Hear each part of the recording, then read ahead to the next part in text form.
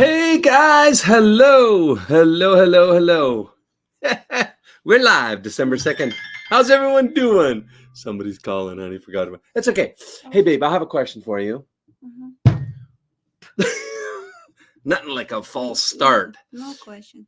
What are you talking about dating in Ukraine during the war? Are you WTF out of your mind? No, Tell me. not actually. While somebody thinks that somebody is out of the mind, we Yeah, had guys. marriages happen to other guys. Guys, this is a big question that most of you guys have, and we've addressed it before, but we're going to do a deeper dive this time. If you haven't seen our dating during wartime playlist series, it's in the description below this video. There's about 5, 6, 7, something like that videos.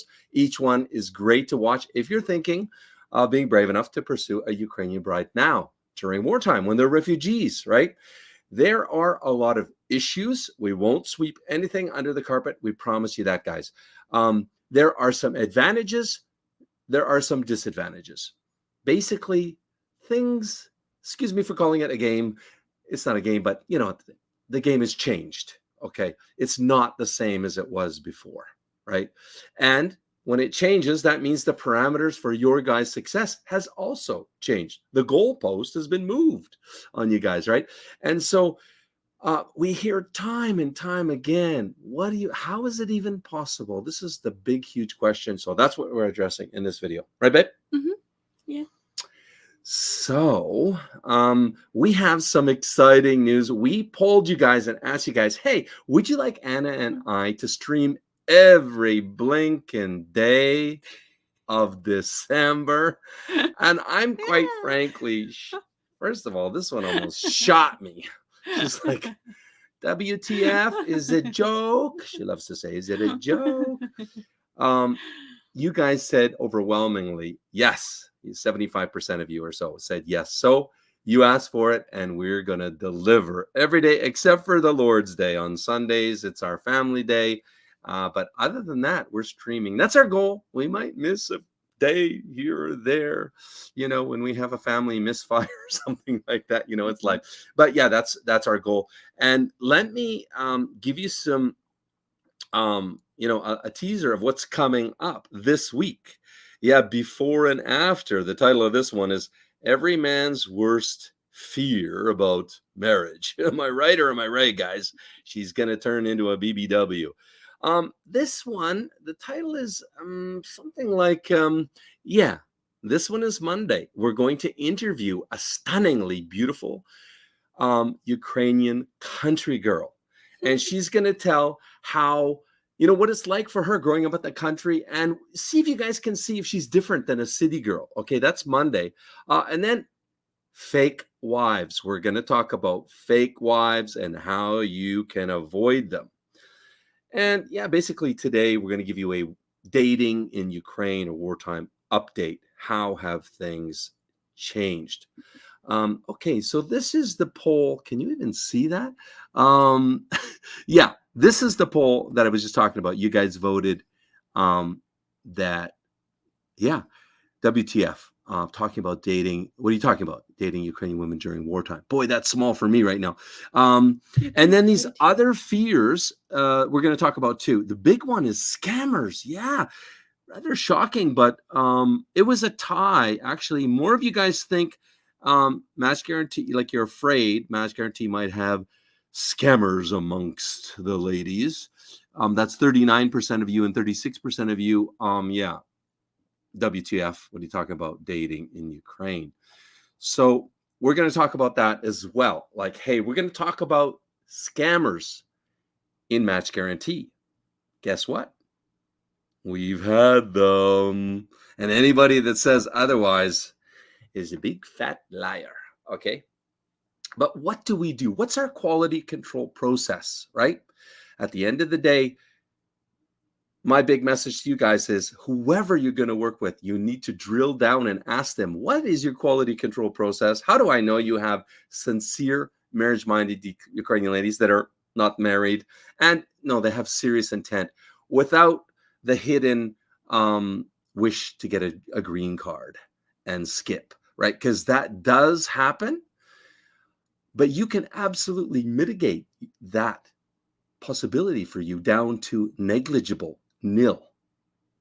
I promise you, you can. It's all up to you. It's about your education, your understanding of Slavic culture, their mindset, mentality, all of that. But you can. And we'll talk about scammers in Match Guaranty, how we find them, how we get rid of them when they do make it in, right? And what's our process? So we're going to talk about that. So that's coming up this first week of December. You guys are in for a heck of a ride. Yeah, we got some great content for you. Now, for some news that I am personally, and I know you are too, stoked about. We were really like heartbroken that we had to let go of UkraineDating.tv because we built it for you guys that you can understand Ukrainian culture, mindset, mentality, and how to be successful courting a Ukrainian woman so that we can demystify, mythify, if that's a word. If we were playing Scramble, I think that's not a word. But how we could demythify some of the bullshit out there about Ukrainian women. They take a bad rap because of a multi-billion-dollar PPL scam industry. So Ukraine dating is all about everything that you guys need. So to shut the channel down, which we did for November, was a real heartbreak for us. And we're happy to see it was for you guys And too. for our ladies too. And for our ladies. Yeah, thanks for adding that in. Yeah.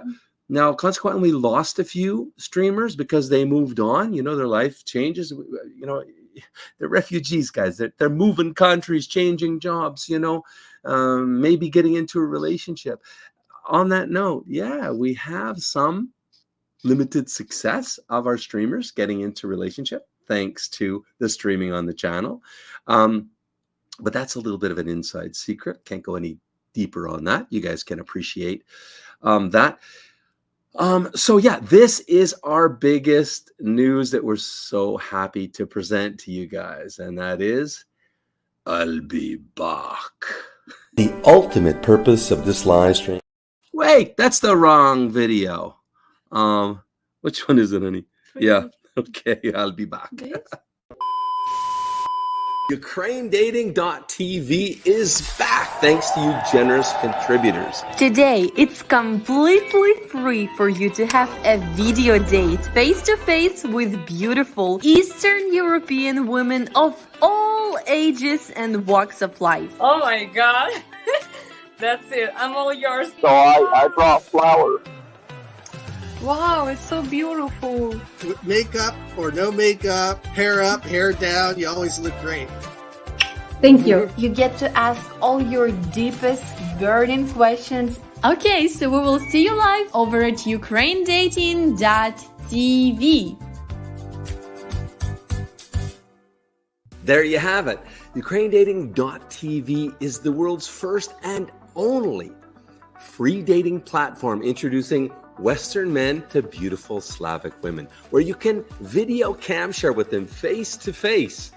And it's free for the first 30 days if you're a newbie. And then after your 30-day free trial is up, we have 4 different memberships from $10 to $100 a month that offer you a ton of perks. And what if there was a way you could get 3 months of our $90 membership for free? If you've been scammed, like about 80% of our viewers, you can share your story by live interview on our other channel called Mail Order Bride Scams. The link is in the description below.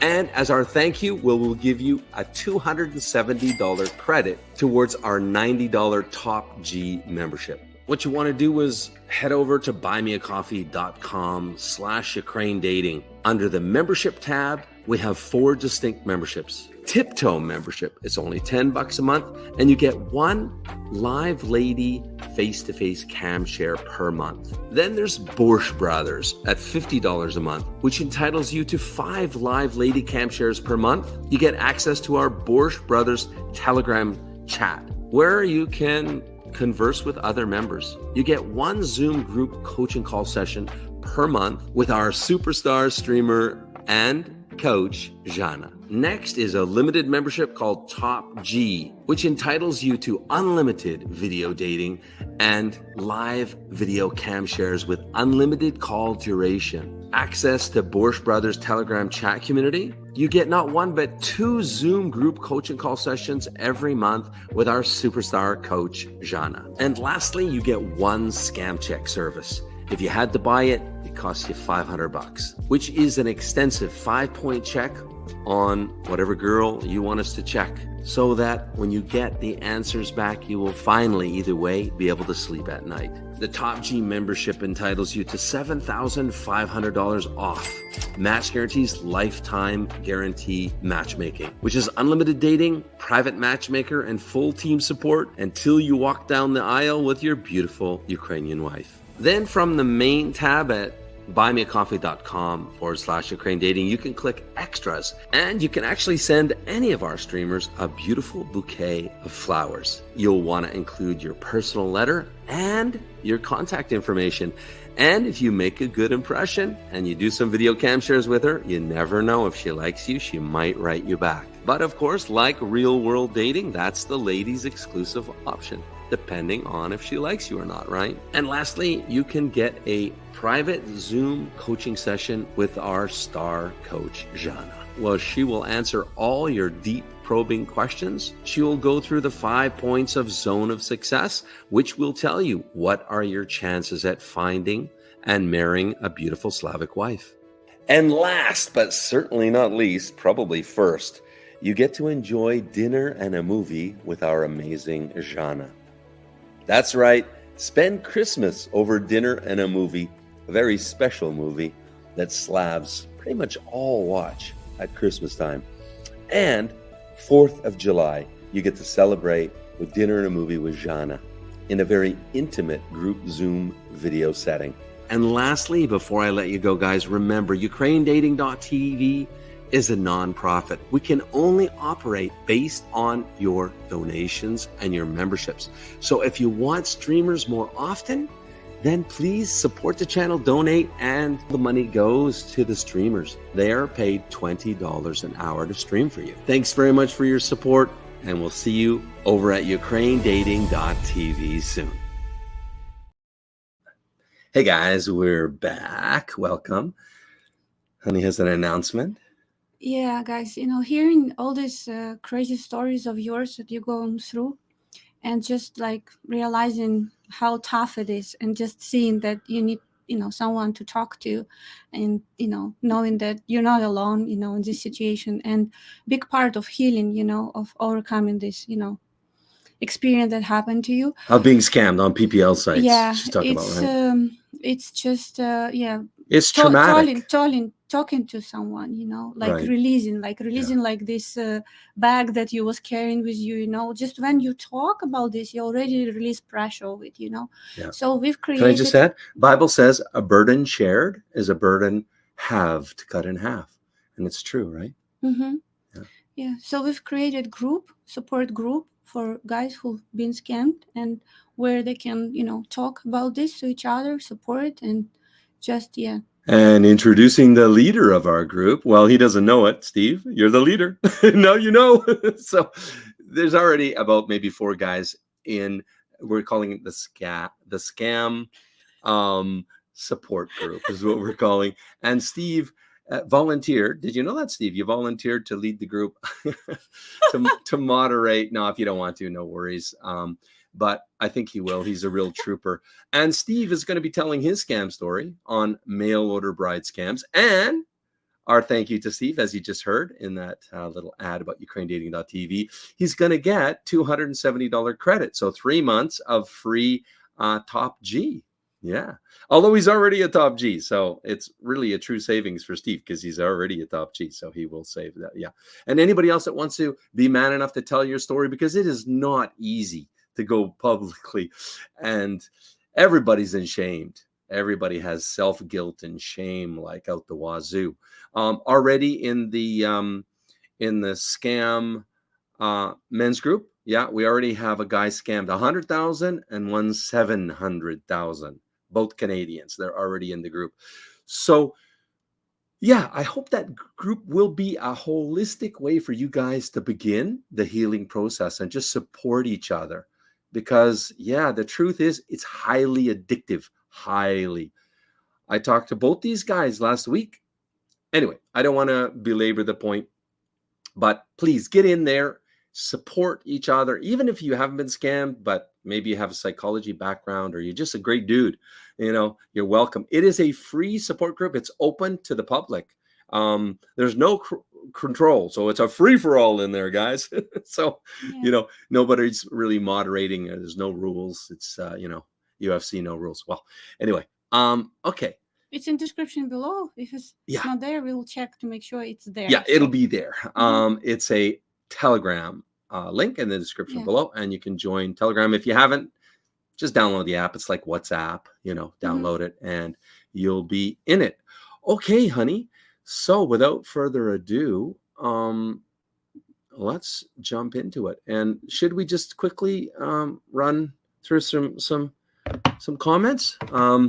There's a bunch of you guys saying, hey, go to Ukraine. It's safe. Well, I mean, hey, Gregory, dude, thank you for becoming a top G. You are a man of your word, and we really do appreciate your support, Gregory. Thank you very much. And all you guys that have stepped forward and said, okay, like it's do or die time. I don't want to lose this thing called UkraineDating.tv. So I'm, maybe budgets are tight. I'm sure they are. It's Christmas time, but you guys are stepping up because you want to support the channel. You don't want to lose it. Kudos to you. We're starting back up because of you guys. And like I said, we will have as many streamers as we have the budget for. So the more members we have, the more streamers. And I just really feel that in not too long, we will have the full 7 days a week streaming back. But it's up to you guys if you guys value that. And so for now, we only have, was it 2 streamers? Three streamers, and we're doing it Friday, Saturday, and Sunday, and it's noon every day. So we've standardized that noon Eastern time every day. Yeah, join us over there. Okay. Yeah, some of you guys saying it's it's safe in Ukraine, relatively safe in Ukraine. I mean, safety is it's relative, right? Everything in life is relative, so it's not as safe as Canada. That's why we're here, not there, right? I mean, when you have children, I think your risk tolerance really is non-existent, right? I'm not putting my children at any kind of risk, right? So yeah, definitely.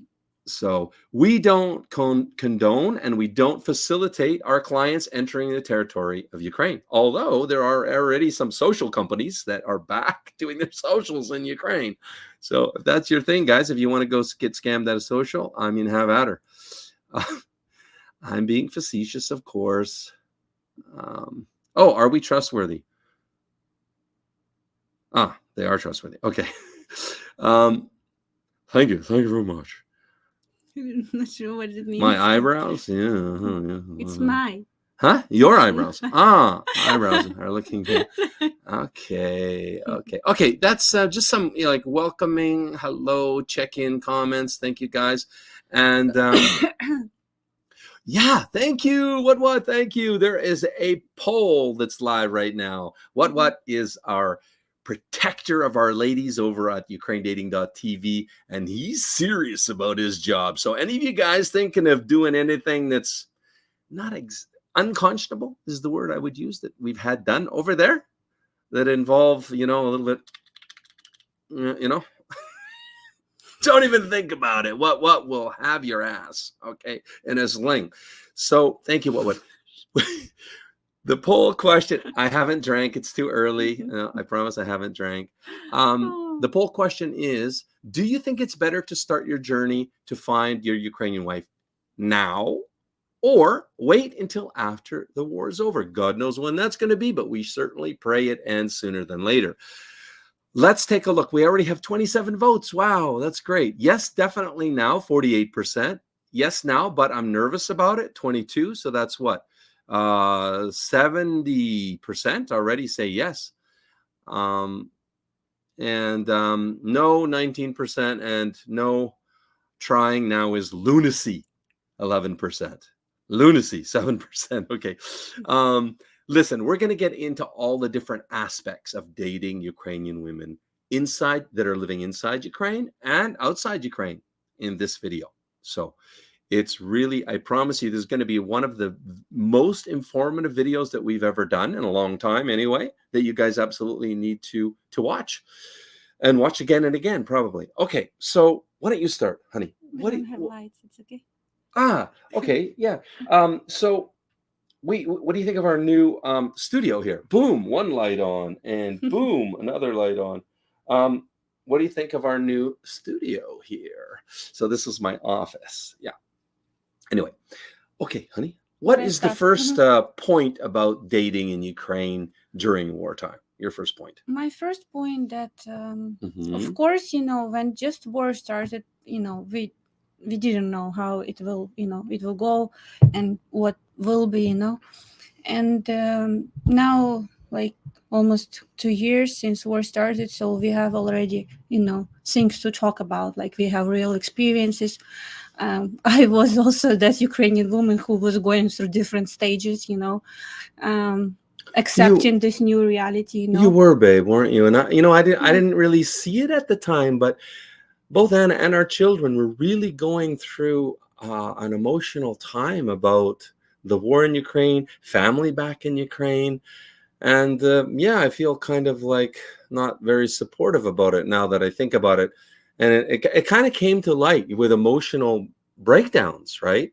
From both Anna and the children. So it's a real thing, even if you're out of Ukraine, even if, we didn't experience the air raid sirens every day, see any bombing. I mean, we got out 6 days before it started, so we got lucky. But I just remember a big part of my healing was that I was talking to this, UK woman, Natalie, in my complex. I remember, understanding that I'm, going through this process because that's everything I'm thinking about. That's what I want to talk. And I remember I was like nonstop talking, and then like, I'm sorry for, releasing all of that. She said, no, I will be here for you, listening to you, and just like, I realize this is just, that's why this group, where people can talk to each other and support, I know it's works great, in the best interest of you guys in your healing process. Yeah.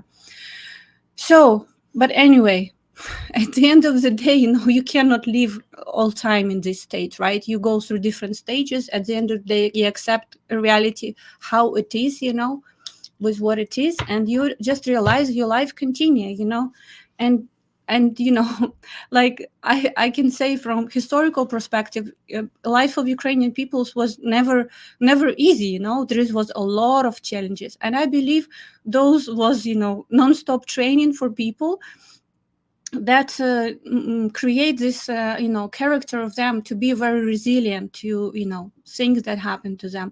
I don't disvalue war and all these things. This is probably the most difficult experience from like nowadays generation people who going through, but still I say like people they can be in this state of denying, of like in a big stress for some time, but then they need to somehow continue their life. So when war started, in touch with our ladies, we was talking, we was helping them to get out from Ukraine, those who wanted, and so talking to them, we just realized now and now so like a lot of time after this, yes, they want, still they're looking for love, and they want still relationship, and just like they like felt all of our ladies, they was even before war, they was looking for husband abroad, so it means they was ready to leave Ukraine at some point if they meet right man. And so war, it just kind of speed up this process. And so a lot of things change in and we will talk about this, what's changed in dynamic of relationship, and how what's different now, right? But they feel like they have to start new life from scratch in Europe somehow, or even in Ukraine, if they relocate to some new areas where they need to find new job and everything, so they open, to start this life from scratch if they meet right man, and they will be doing, this together in his home country. So that's my opening. I can go to basically. I mean, let's have a dialogue here, right? Ukrainian women, people are very resilient. They're very malleable. They're very, and this is the number one quality of success, and this has been studied a lot. Yeah, resilience. Your resilience, I think, is the right word, but it's been studied a lot, and that is the number one quality of successful people, because life is about change, right? It's full of mountains and valleys and mountains and valleys, and Ukrainian people are very adaptive. And just imagine, okay, I always say, put yourself in a Ukrainian person's shoes, woman in this case, right? So you had a family, you had a job, you had friends, a social life, you had hobbies, probably things you did on the weekend, parents. Your life settled. Your life was settled, yeah. And you probably owned your own home. Yeah, most people own their own apartment. It's not luxury, but it's free and clear, which is something Americans, Canadians can't really say. And so all of that has just been stripped away from you in a moment. Imagine that. Put yourself in their shoes. No job, no home. Gotta leave your country in a flash like that. Moment's notice. Forget all the psychological trauma that happens with that, but just the fact that you've lost everything. But remember, you were a Match Guaranty woman, so you were in our database, right? And that means that we already have interviewed, and you've gone through the whole quality control process, which I'll do an entire video on this week. So the only thing left, the only goal you have left that's attainable is to find your man and start your family over, right? From scratch in his country. That's all that's left. So yes, Ukrainian ladies are motivated, but I know what you guys are freaked out about. It's like, hey, she's desperate to get out of Dodge, right? And we're going to talk about that. And we're going to tell you the straight up goods about what's going on, what's their mentality, what's changed, like I say. And listen, do you need to be afraid of that point? Like, she's desperate, she wants to get out of the Dodge. Yes, there are some situations where you need to be afraid and cautious about that. Careful, right? And that is low quality people, women. Low quality people will jump onto any bandwagon to improve their life, right? And then, yes, she will. Too big of an age gap, right? For example, that's red flag. She's okay with big age gaps, 20 plus years, red flag. Okay, warning, boop, boop, boop. So you're at high risk of her going to America, getting a green card and leaving you. Absolutely, if you're looking at a 20 plus year age gap. So if you met her on a PPL site, of course. This is a doll, not relationship. Yeah, let's not talk it's about not it. even a relationship. It's just, you're talking to Igor, right? But I'm just saying, with a Match Guaranty lady or a high quality, any high quality Ukrainian woman, and you guys need to become good at being able to identify high quality, low quality, sorry, but trash. You guys need to get good, like I call OnlyFans and, prostitutes, like, not as a human being, like, I'm not judging them as a human being, and I'm not judging them. I'm just saying our clients don't want to marry that caliber of low quality woman. That's what I'm speaking of. Okay. So yeah, you need to be, but if it's a Match Guaranty woman, or it's a woman that somehow has been vetted for you, or you have the time to vet her yourself over there or something, if she's a high quality Ukrainian woman, you can identify her as such. You don't have any risks. Do you think I'm concerned about bringing my family to Canada at all? Zero. Goose egg, right? Because I know what I married. I know what we have. Okay. Next point, love.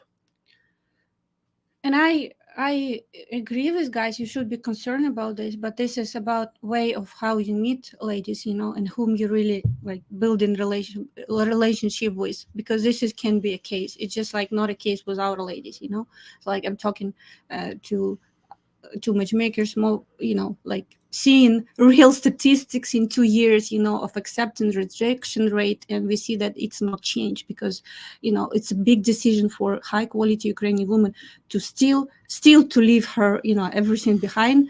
A lot of Ukrainian people come back to Ukraine, so like to leave her relatives, friends, even work that she has, everything, and go for new life. They want to make sure this is a right man for them. So second, dynamics. Sorry, can I just piggyback on that? Yeah.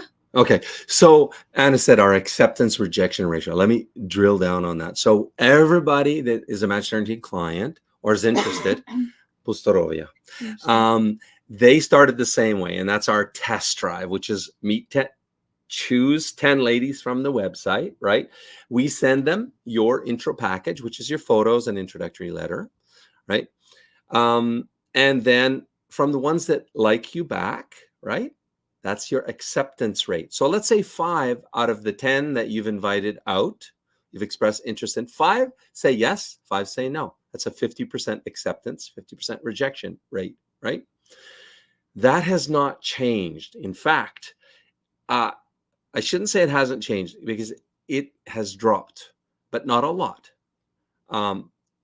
And age gap has changed. Age gap acceptance ratio has changed, has dropped. The acceptance of age of maximum age gap number has dropped for a lot of ladies. We're seeing that trend, but for the rejection acceptance rate on the 10 lady intro package test drive has not changed. Okay, so as a left brain engineer, if Ukrainian women are desperate, right, you're going to have that acceptance ratio from the 10 that you initially invite out. It's going to go up, isn't it?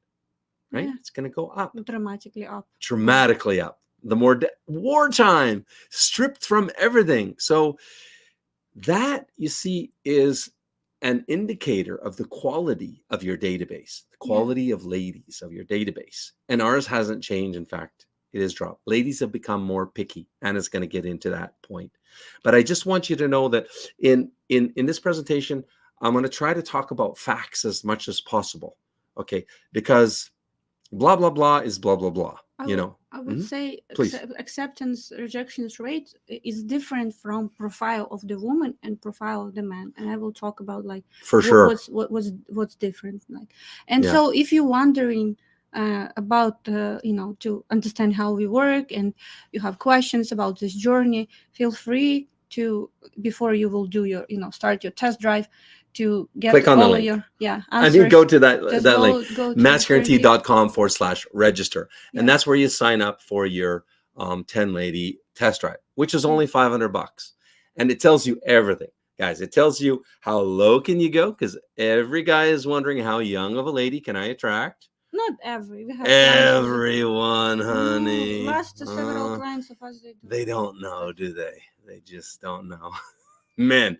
Anyway, and they're also wondering how beautiful can I go? So you will know from $500 investment. You'll know from that. Not every man. Okay, guys, humor me. Please write yes or no. Am I right? Am I right? Yes or no? Okay, yes, I'm looking yes up. or no. And let's see. Okay, give guys time to vote. Please go ahead. You want to say something, and we'll come back in a few minutes. No, I just want to continue. Okay. Okay. How does show? So what's changed, right? What changed now? Okay. Dynamic of relationships changed. First of all, let's start from since war started, how many programs for Ukrainian people worldwide, country opens. And so in this regard, it's become much more easier to build real relationship. When I call real, it's not distance, that's just when like our couples before war, they was like in especially America, if they applied for K1 visa and was waiting for when COVID happened up to like 3 years, 2 years, no, 2 years, yeah. And this was like very challenging for couples, to to go through this time, to wait because of, documents and all procedures. So now in this regard, it's become super easy, So, and because of that, relationship start to become more in organic way, where men do 1, maximum 2 trips to her. If everything goes well, they apply for visa, and so next time she comes to USA, and that's where, or Canada, that's where they they continue to understand if they're interested, they continue with developing more relationship organically, not being under pressure like before, having K1 visa and you have to marry within 3 months, and all this time this man just from distance. So it was tough decision and a lot of pressure, and now you don't need to be in this pressure, so it's much better. Yeah. And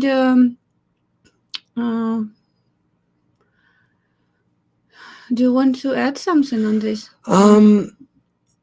Yeah, you were talking about the silver lining, I call it, right? Just to paraphrase what Anna said, that before COVID, it was about a 2-year wait to get the K1 approved. During COVID, it almost hit 3 years. It was 2+. It was a huge list. I mean, guys were stuck. Imagine you're in love. She's in Ukraine. You're working your job in America, and you can only see her when you have the funds to go fly there. That's expensive. You got to, every date, in person, you got to fly there, hotel it, etc. That's where the ka-ching, this journey gets expensive. And the worst part is, like the movie, the series 90 Day Fiance, it's all about this 90 days with the K1 that you have, only that 90 days when she arrives in America to get married, or she's on a boat back to Ukraine, right? Now talk about pressure to get married. You got 90 days. I personally wouldn't want to go through that. Like, I want more than 90 days to decide. Right? This is until death do us part. This is a covenant with the big guy, right? I take it rather seriously. But now the silver lining is there's no pressure. Yeah, you go there, you fly there once or twice maybe. And then if you guys really click, as long as you're financially stable and you're able to take care of her, this is key. She comes and lives in your city. You put her up in an apartment somewhere near you. That's going to last however long, probably not too long if you guys are getting on, right? A few months, whatever, probably depends, right? But anyways, you guys develop the relationship and you get married when you're both ready to get married, the way it should be, right? That is a massive silver lining. Not to mention for Australians, Aussies, it's $10,000 government application fee saved. The fee, the K1 fee and the lawyer to hire and all that's saved. So there's a big cost, but more than cost, it's the risk of making a bad mistake. That's way down. Now, that's the silver lining. That's the biggest silver lining, because what's the cost of divorce? Half, if you're lucky, right? So just saying. Okay, that's my 2 bits, babe. Yeah. Now I will talk about what, like, in relationship changed, so dynamic change, and then women start to look more into men's action like never before. Can I just add, as a PS, the last client that applied to get his lady to him, he was approved in 5 days and she was approved in 2 weeks. So that's how fast it can happen. Okay. And she's to him. Yeah, they're working on their relationship. Sorry, babe. Just wanted to add that. Guys know how fast it is. So women start to look into men's action like never before. So if you guys promise something, please do. There is no, it's like you don't have chance to do a lot of mistakes. Like if you don't know, you're not sure, like. about dynamic as well. It's that women, I know cases with our clients, where women was before in a relationship 1 year before war, when there was living and distance relationship in the hope that they will see man.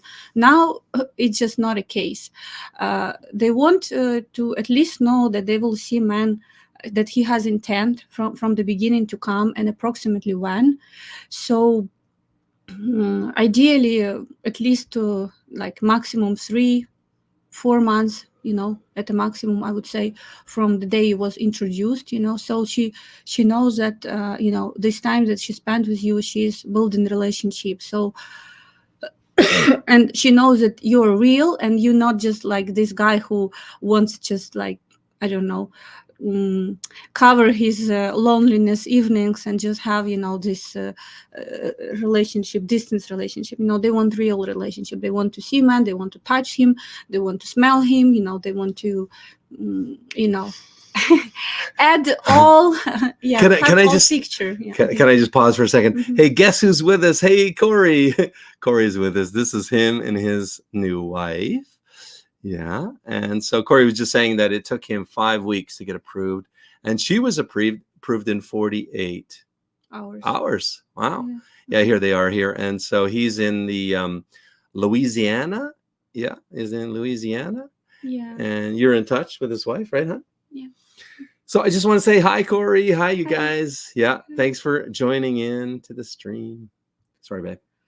So, I mean, you see, and like Corey also, I remember he met pretty quickly with his lady, like with Emilia, right? So super quickly. He was in Europe. So it's a big part of your success now. If you cannot come to meet her within, like, I don't know, half a year, 1 year, you just have to postpone this. I mean, okay, let me put it this way. You can start process now, but you need to have this possibility to meet her within, let's say, maximum half a year. Half a year? No, I say maximum, okay? Ooh, it's a maximum. too long. Ideally 3 months, it's okay. But Joseph, wait. 26 months is too can I long. just I always tell guys finish? 2 to 3 months, you got to get your ass over there to see her. Can I just finish? I Mhm. want to say that, you don't fly to someone, you can start your process. It's not necessarily you like have to go, like you go to the lady that you build relationship, and it can be not your first introduction. It can be like, I don't know, many guys have, first successful introduction, but some guys it takes, a lot of time to find the one. But you need to have this possibility to fly if you meet right woman. And can I chime in, honey? Yeah. More importantly, to start at the very beginning of the relationship, you need to express your intent. That's your intention. Hey, we'll date online for a little bit, but I'll come and see you. When are you available? Like, already start thinking of the dates. Put that seed in her mind, because we have guys dating right now that are failing. I see it. We see it. We see the failure, right? It's not cataclysmic overnight like this, but on this note, can I add? Yes, but wait, we see them failing. Guess what? They've been in a relationship for almost 2 months and no announcement of intention to come, no discussion of dates, even flowers not delivered. Guys, you gotta understand, no flowers.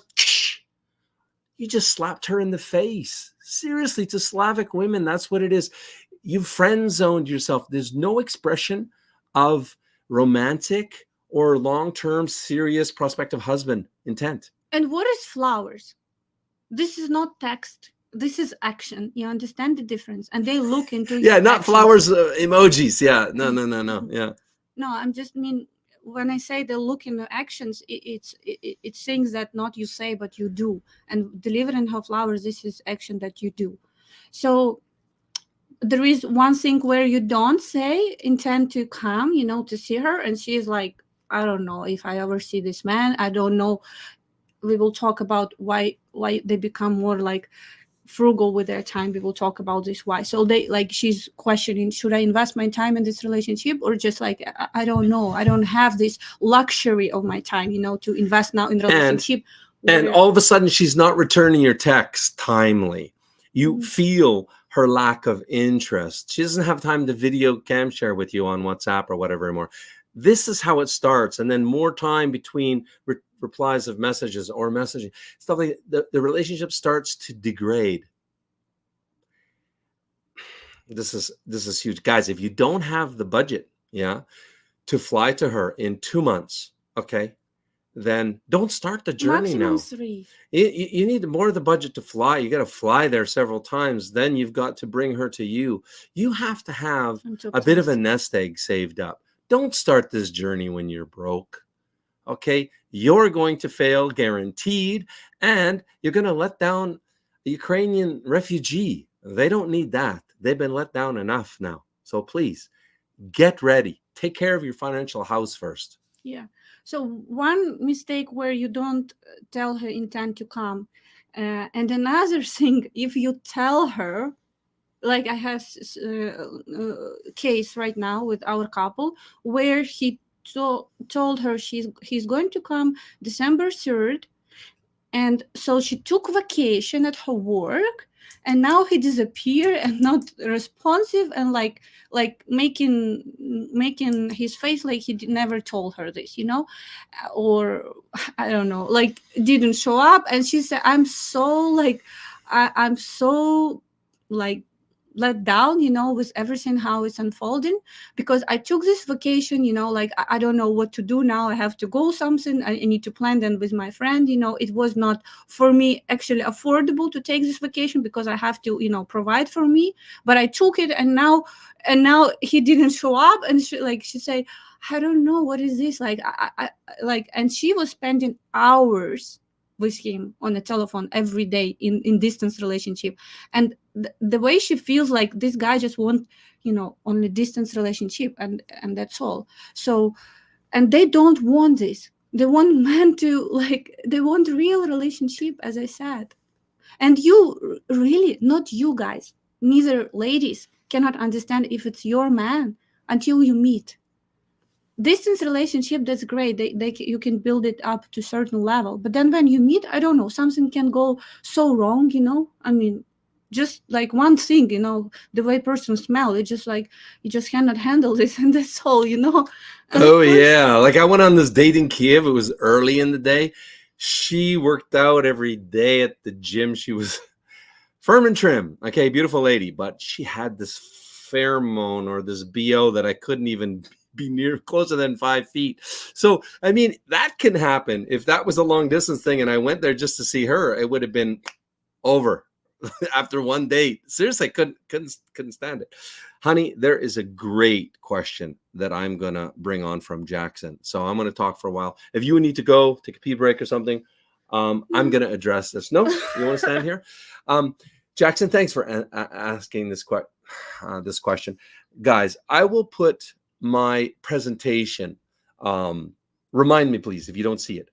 I prepared a very exhaustive presentation of my personal life story that goes multimillionaire in real estate investing, from engineering, retired, got out because it wasn't my thing, right? Hated my job as an engineer, got into real estate investing, which I was already doing part-time, doing very well at it, became multimillionaire. And then there was a very unfortunate mishap in my life. And it's in my presentation, okay? Which takes some time to explain like what exactly happened. But anyway, caused my bankruptcy, which caused my divorce, right? That was a letdown. We were best friends at the time, and I took it extremely fucking hard. And that caused my homelessness. I literally was on the street, but my brother took me in, so I slept on his couch, for months. And then in late July of 2016, I flew to Ukraine, and I was broke. And here's the thing. If you've got to rebuild, Ukraine is about 25% the cost of Canada. So, hey, rent's cheap, food's cheap. If you're going to build something online, doesn't it make sense to be doing it in Ukraine? So I was dating, I was rebuilding. And so the reason I'm getting into this, Jackson, is that, yes, I'm a living proof that it's possible to go from divorced, bankrupt, and homeless to finding my soulmate, starting my family, having children, right? But do you guys think it's easy or tall bar-ish? What do you think? So can everyone do it? Yeah, I believe you can. I believe everybody can do, almost everybody. Yeah, barring some kind of real serious problem in their life. But look at Tony, how do you say his last name? Monapicello. Tony Monapicello. No hands, no feet. Yeah, no hands, no legs. And a multi-millionaire, married to a beautiful woman, has children. No arms, no feet. Can you imagine? Tony Vinipicelli, I think it's his name. Australian, I think he's. Anyway, so yes, everything is possible if you have the drive, the willpower, and just the determination to do it. I don't even really think it takes so much, like, above average intelligence. It doesn't. No, anyone can, literally any Joe can do it. But you have to really want it, and then you have to go after it.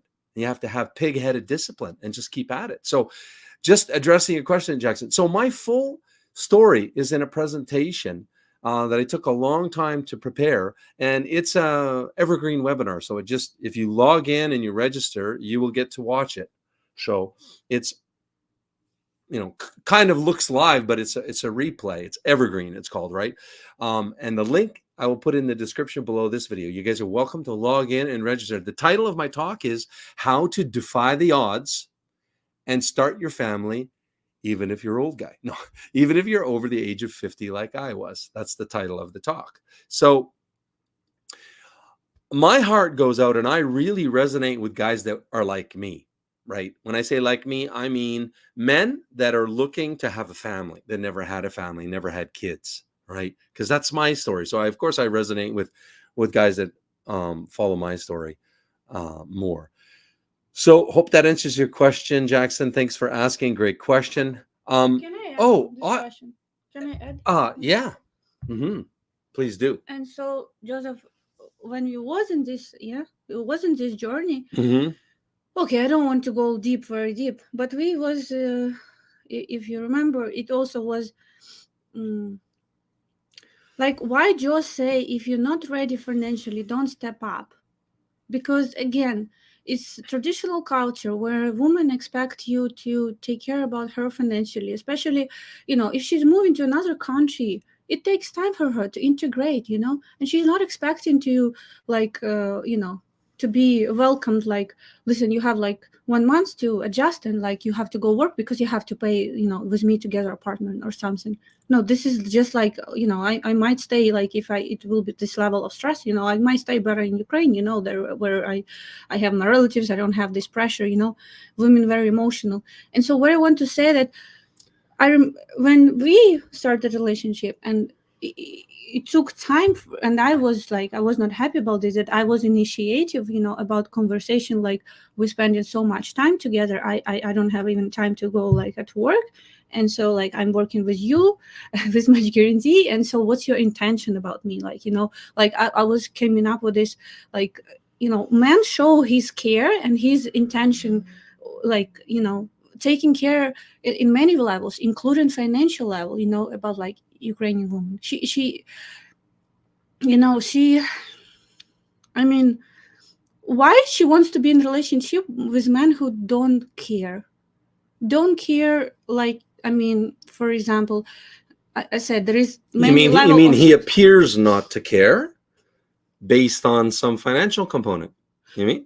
There is many components, like security that she need to feel with him, when he stand up for her if somebody abuse her, like this is one of security that men provide women. When he step up for her, then she knows that she's, like, surviving now, I don't know, financially, she's financial hardship, and he's just like physical, financial, and then just through many actions, like through different situation. Okay, one more example. Right now, our couple, she went in hospital. They actually met, was okay meeting, and then she come back. They both in Europe, and so she come back to her country, and he was like, oh, she's not communicating with me much, and then, like, he find out that she wrote him, I'm in hospital actually with like, this drops water, on like, intravenous, very bad, on IV.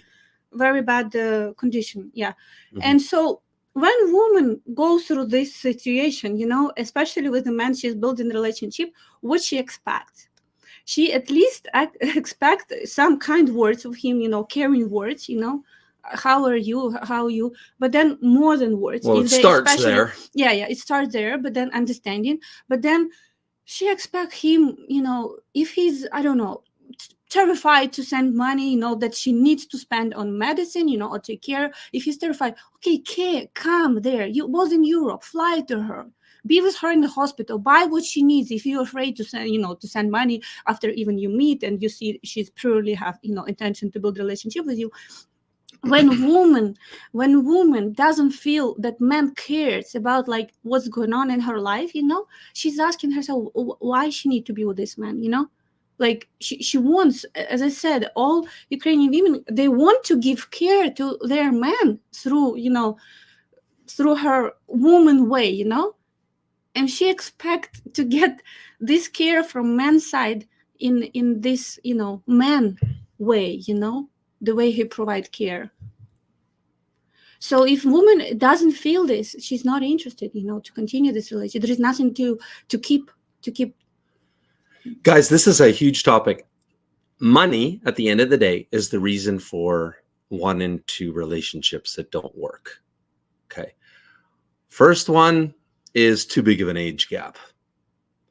Or I should say unrealistic age gap expectations. So the relationship doesn't ever really get off the ground, because just because a woman says, yes, she'll date you with a 20-year age gap or 15-year age gap or more, doesn't mean she'll marry you, right? Often those relations, more often than not, they start and then she decides, listen, this doesn't work. For whatever age factor she sees, or maybe parents or friends, family, but she changes her mind about the large age gap. And it fizzles out.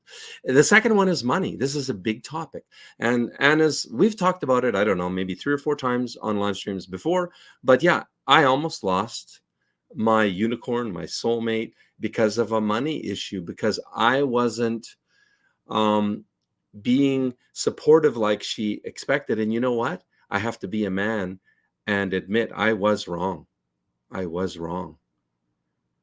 And I feel regret about it to this day. Well, thankfully, I didn't lose her, but it got rocky there. We had some conversations and it could have gone the other way.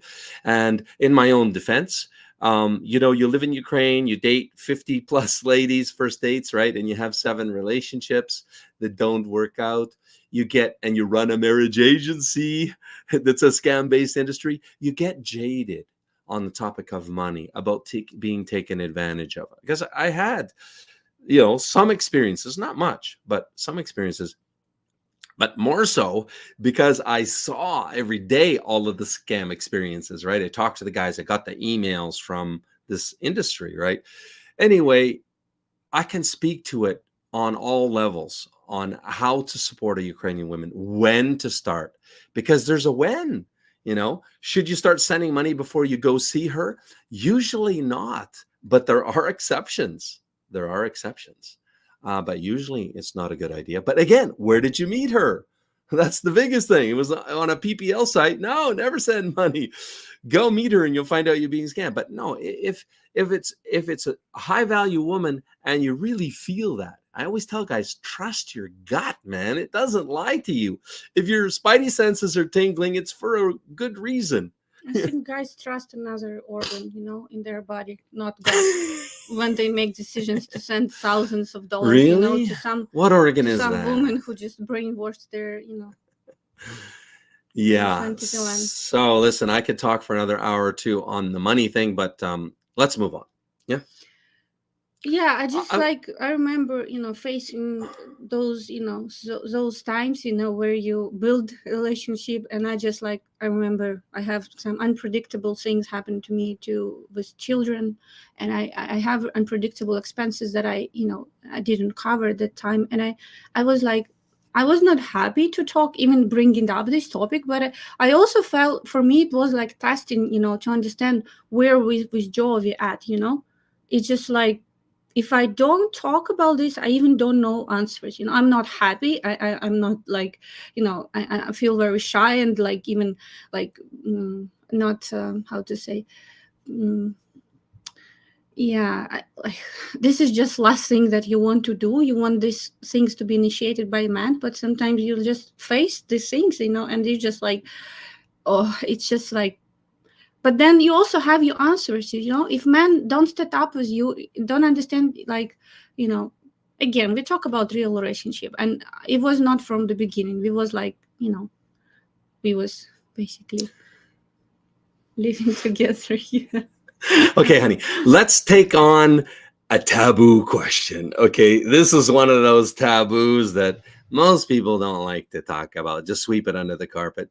I'm gonna let my Anichka take this one on. I will chime in out. So Broadcast Dave says, I feel like if you want a big age gap, you need to hit the gym, go do sport, yeah, and have your finances in order. So have good finances, yeah. So let's talk about for two components. Mm-hmm. Hit the gym.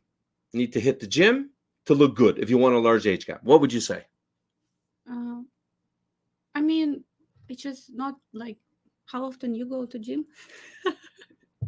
I was joking the other day to a guy. Said, yeah, I work out regularly. Last time I hit the gym was 20 years ago. No, it's not good. I'm not condoning it, right? Yeah. But I'm just saying. But because we're on this point. Yeah, it's a big thing to. I mean, wherever you look. Okay. Start again, honey. Breathe. It's a component. If it make you feel better, healthier, it gives you energy.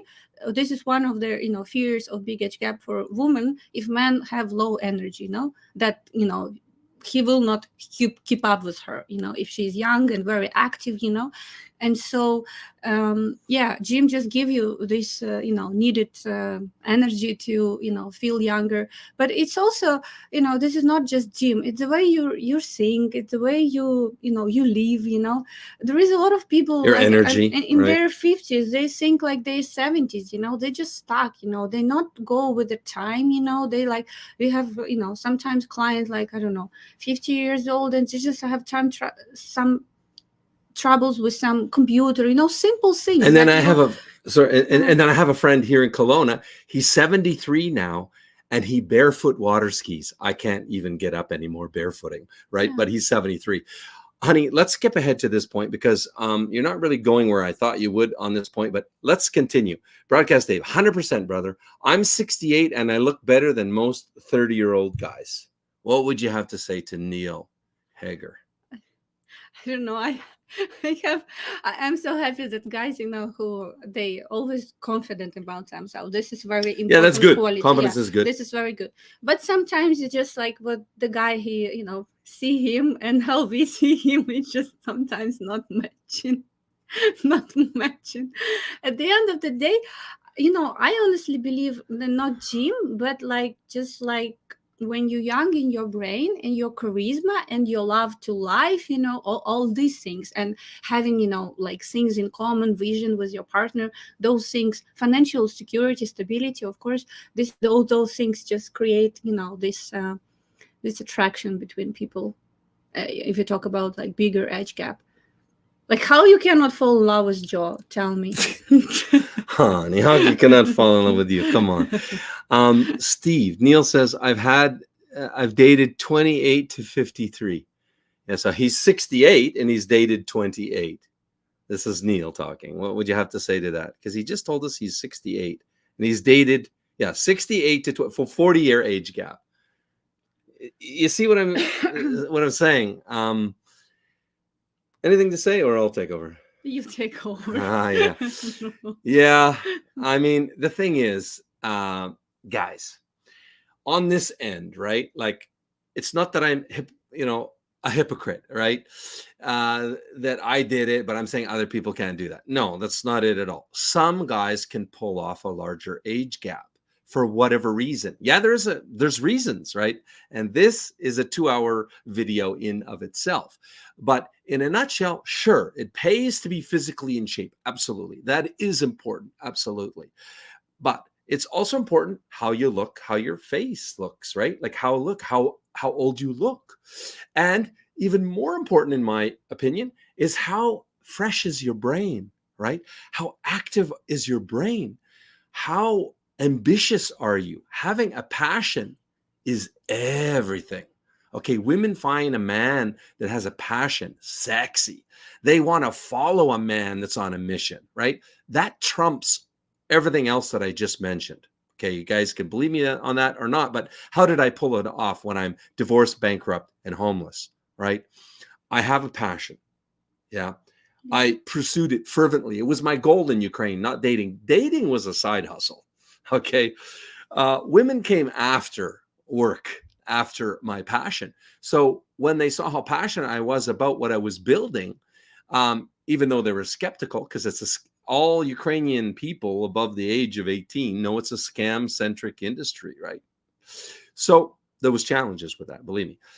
So I'm just saying, what I want to add, though, is just what Anna probably would have said in another live stream, but for some now, she's a little bit shy right now.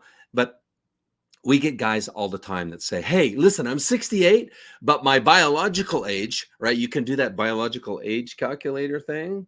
It asks you questions. And I'm 68 chronologically or whatever, but biological by the calculator, I'm only 32. No, they don't. It's usually like 68, but I'm biologically like 45, maybe something like that.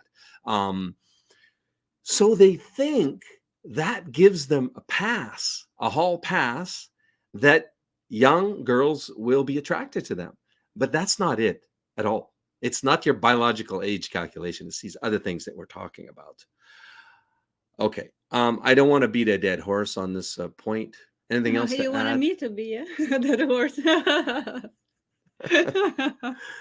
Ladies go first.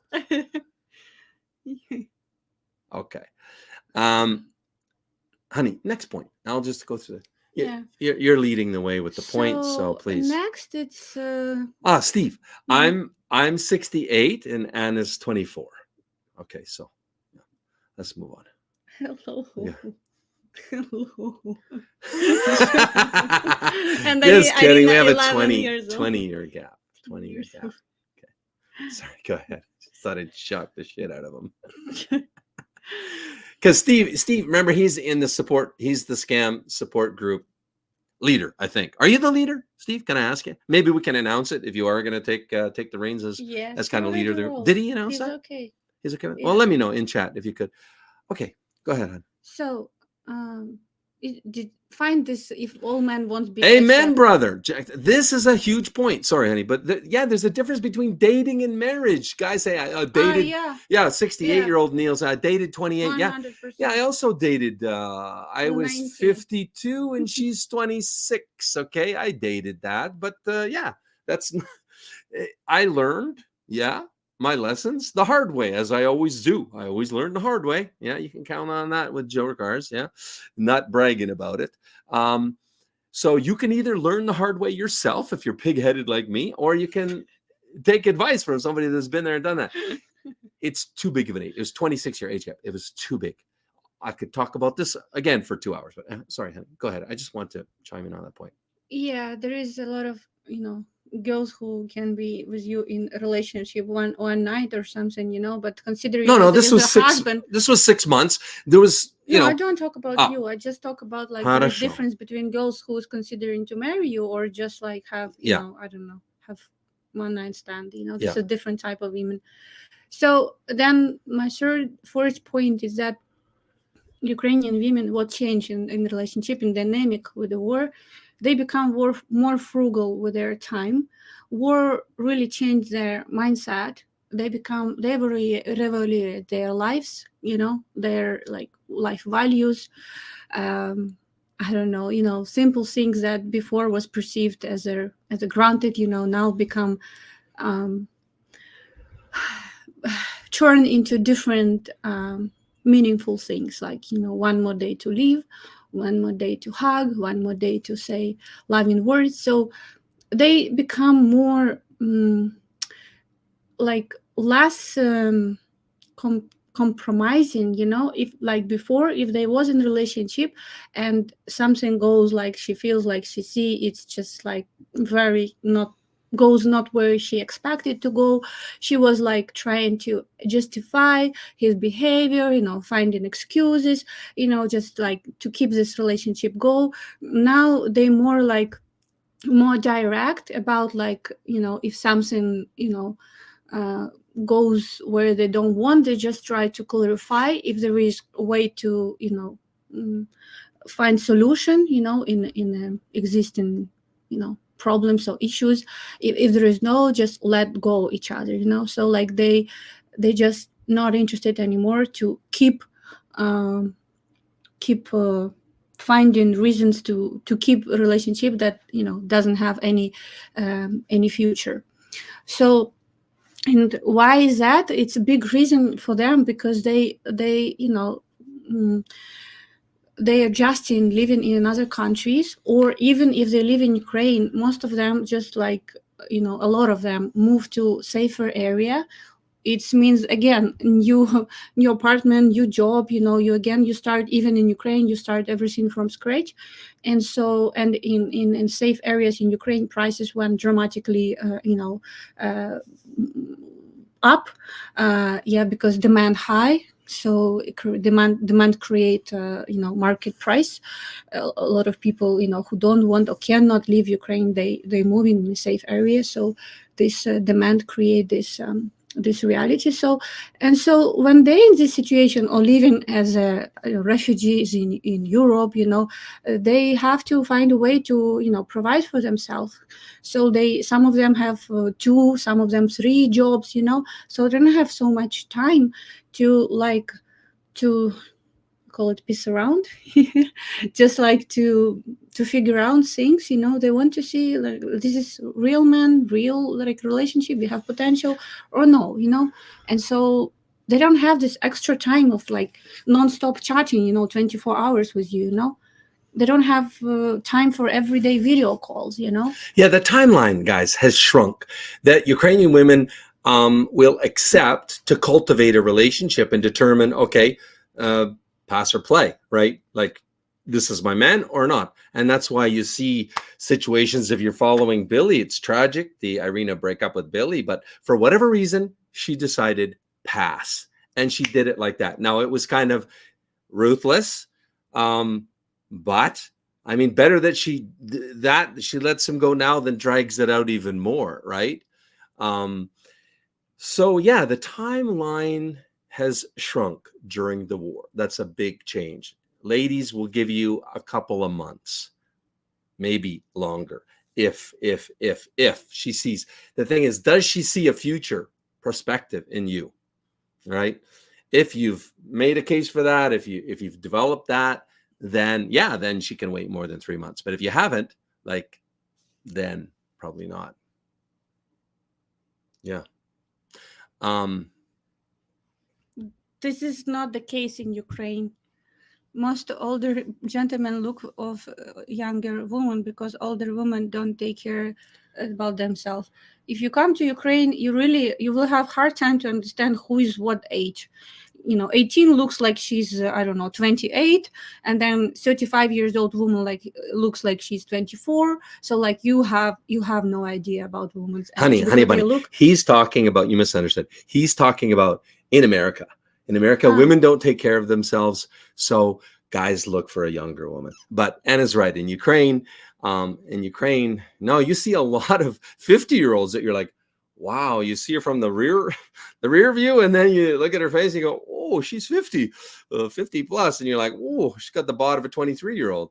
So yeah, but he's right, honey. You know that, right? I mean, no, but I said this BBWs is everywhere in America, Ukraine. Canada. Yeah. I said this is not a case in Ukraine. So yeah. Just when you put your filters about age, be more open-minded about age. And then I tell you, they're like dating lady, like, 22 years old is very different from 35 years old. And like, different level of maturity, different level of, life experience, and just understanding about herself and what she's looking, and different level of commitment to relationship. And just like the older we go, this age group, they're more enjoyable to work with them, much easier to match people. It's like Yeah. more grateful couple who knows, what's really important in life, who knows how to give care to each other, where I'm not in relationship to get this. I'm in relationship to actually give love, and give my care, Guys, I'm going to do one more time because seriously, this is the best investment you're ever going to make. If you're looking at considering a Ukrainian wife, go here, matchguaranty.com/register. Why? Again, you're going to understand how young can you go. This is a real database of Ukrainian women that are looking for marriage, that are traditional, and we'll talk about that in a little bit. We'll be doing a video on traditionality, that for the right reasons, okay? Not the wrong reasons. So the feedback you get from the 10 ladies that you choose, it is your best barometer of your potential success or not. If you're down here, no. If you get 1 or 2 from 10 that say yes, guess what? You're out of your league. Yeah. If you're up here, 5 out of 10, that's good. Any more, that's great. You're going to see how young they say yes, they're interested in you, and the beauty level for $500. And you get a video date with her. We call it a Zoom first date with one lady. And guess what? If you don't click with that first lady, we give you a second Zoom first date. You got a translator on to make sure you guys understand each other clearly. It is the best thing since sliced bread in this business. If you guys haven't done it, you should do it. I just have one caveat, okay? If you're not prepared to move ahead, don't do it. It's not fair to our ladies. They are refugees and they are, did you talk about that yet? They are really, really wanting relationships. Talk about the one lady. This is a good point, guys. You see, Anna thought, if we tell them that, they're going to think our ladies are scammers. I don't give a fuck what they think. We are straight up with you about everything that happens. You guys see, nothing do I sweep under the carpet. You see, I fucked up part 1 and I fucked up part 2 on this channel from about 2 years ago. When I really fucked up. I didn't try to hide it. In fact, I made it an example. I screwed up. So guys, be careful out there in the Ukraine matchmaking world. Okay. If you haven't watched those 2 videos, you need to go watch them. No, I didn't say people think we're scammers. It's just like yes, you did. No. I just say like maybe it will scare you guys, but this is not like our lady scammers, But as I said, this acceptance rejection rates, what we talk about when you do intro package, we send your profile to ladies. It's different with a different profile of the man and different profile of the woman. So like if you choose lady in her like 30s and she is without children, she's in a high demand. So because she has high, and she's very beautiful, beauty queen. So like she has, man to choose from. She's been chosen a lot. So like she has also her standards, her expectations about the relationship, But then if you take like single mom, whether, I don't know, 1 kid or even 2 kids, she's almost never been chosen. And those women, as for me, this is salt of the earth, Ukrainian single moms. I agree. And so not the same as an American single mom. You guys, you think that, but you're dead wrong. Yeah.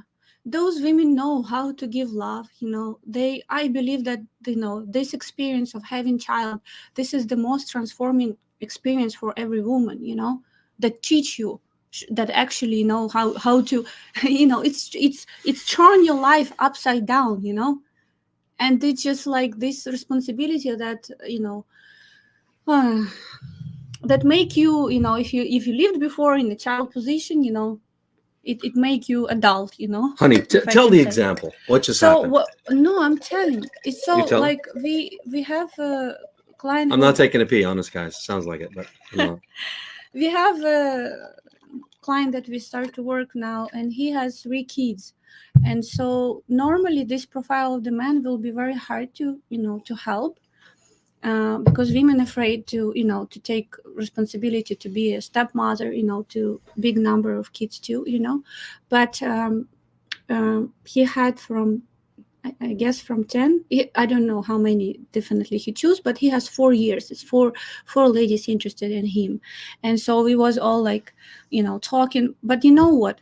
We were surprised. That's a big turnout. That's a lot of thumbs up for a guy that has 3 kids. Yeah. Right. But he chose single moms. Single moms. You know? And they have one time in a year or at all, nobody choose them at all, Maybe so, like, never they were chosen. They never be chosen. Yeah, that's the thing.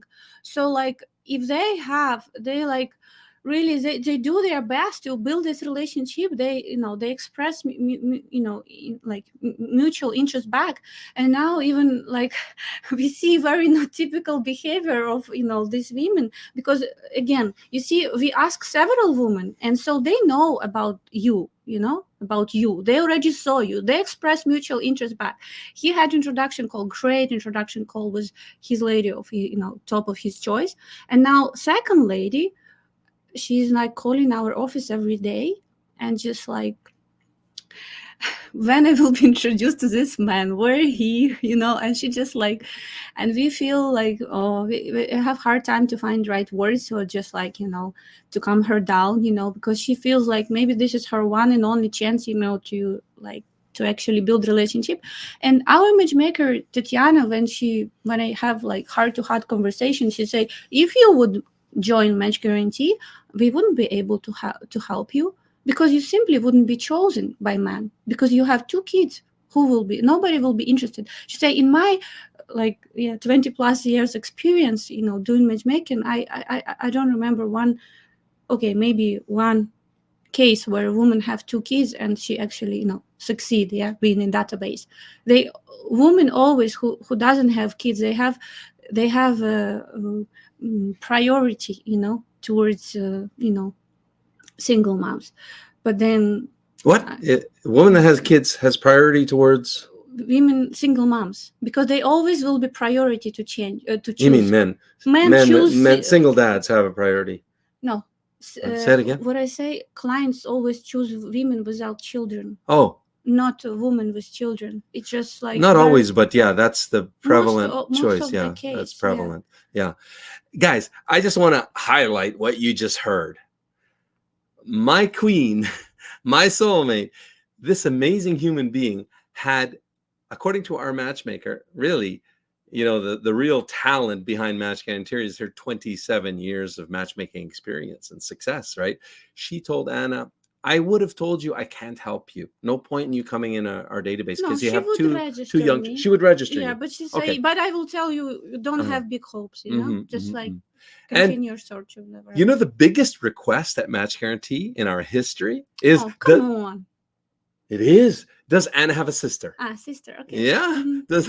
And so, guys, this is a huge point. And I put Steve's comment up because, Steve, I know your story. Steve's going to tell his story on Mail Order Bride Scams, how he was scammed, and is a big amount. Go over there, subscribe if you're not over there, and hear Steve's story. And of course, it doesn't leave you in a very attractive financial position, usually. Okay, when you've been scammed 100 grand. But to Steve, he hasn't given up. You see, he's here. He's attending all the time. He's learning Slavic culture.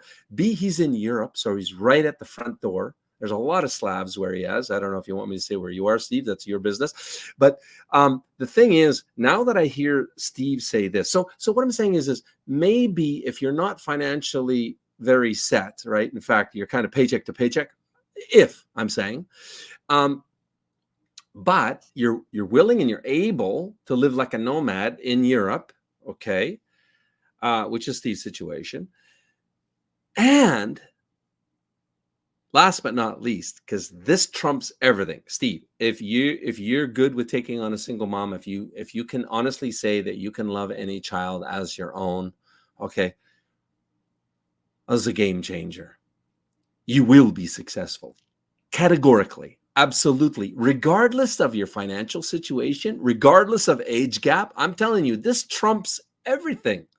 Guys, to paint the picture, when I was dating, right, and I was working with a handful of agencies that I figured. I did my best to sniff them out that they're an honest agency. Boy, was I wrong in some cases. But anyway, I remember one lady, she was like, okay, every guy drool over her, how she looks, right? Tall, beautiful, long blonde hair, just stunning, right? 3 children. And I'm working with this matchmaker. And he says, yeah, every guy wants her without her children. And I'm like, well, what's that? And he said, do you want to date her? And I went out with her. Okay. But anyway, it's just fate that I didn't end up with her, but she liked me and blah, blah, blah. I went to the hospital. Her daughter got sick. I went to the hospital, hung out for a day in the hospital with her and her daughter and stuff like this. But just fate didn't bring me back to Poltava, I think it was, yeah, Poltava. My point is this, guys, that if she's a single mom, it's just the dynamics of the gender of the gender difference. It's just the dynamics of the gender difference in Ukraine. And it's not the statistical, guys. Connor Klein, oh my God. I'll play you a clip. I'm going to do a reaction video again coming up this week to Connor Klein. It's not about the stats. He's like, oh, the stats are, because the stats is 0.86 men to women in Ukraine, 0.86, which if you do the math, it makes a lot more women than men. Anyway, the point is that's not actually the point, because you got to look at the age of the population you're talking about. But then more importantly, you've got to look at what is the caliber of this man? Okay. Does he drink too much? Is he faithful? Because these are both big problems with Ukrainian men. So there is just no men in Ukraine that want to take on a woman with 2 or 3 kids. 1, yeah, can be, but 2 or 3, it's the kiss of dating and marital death in Ukraine. I interviewed Galina. It's on this channel back in 2016 as a 2016 upload. Galina, check it out. Beautiful lady. I dated her with her twin 5-year-old daughters a couple of times, but she didn't find me, it was a no for her.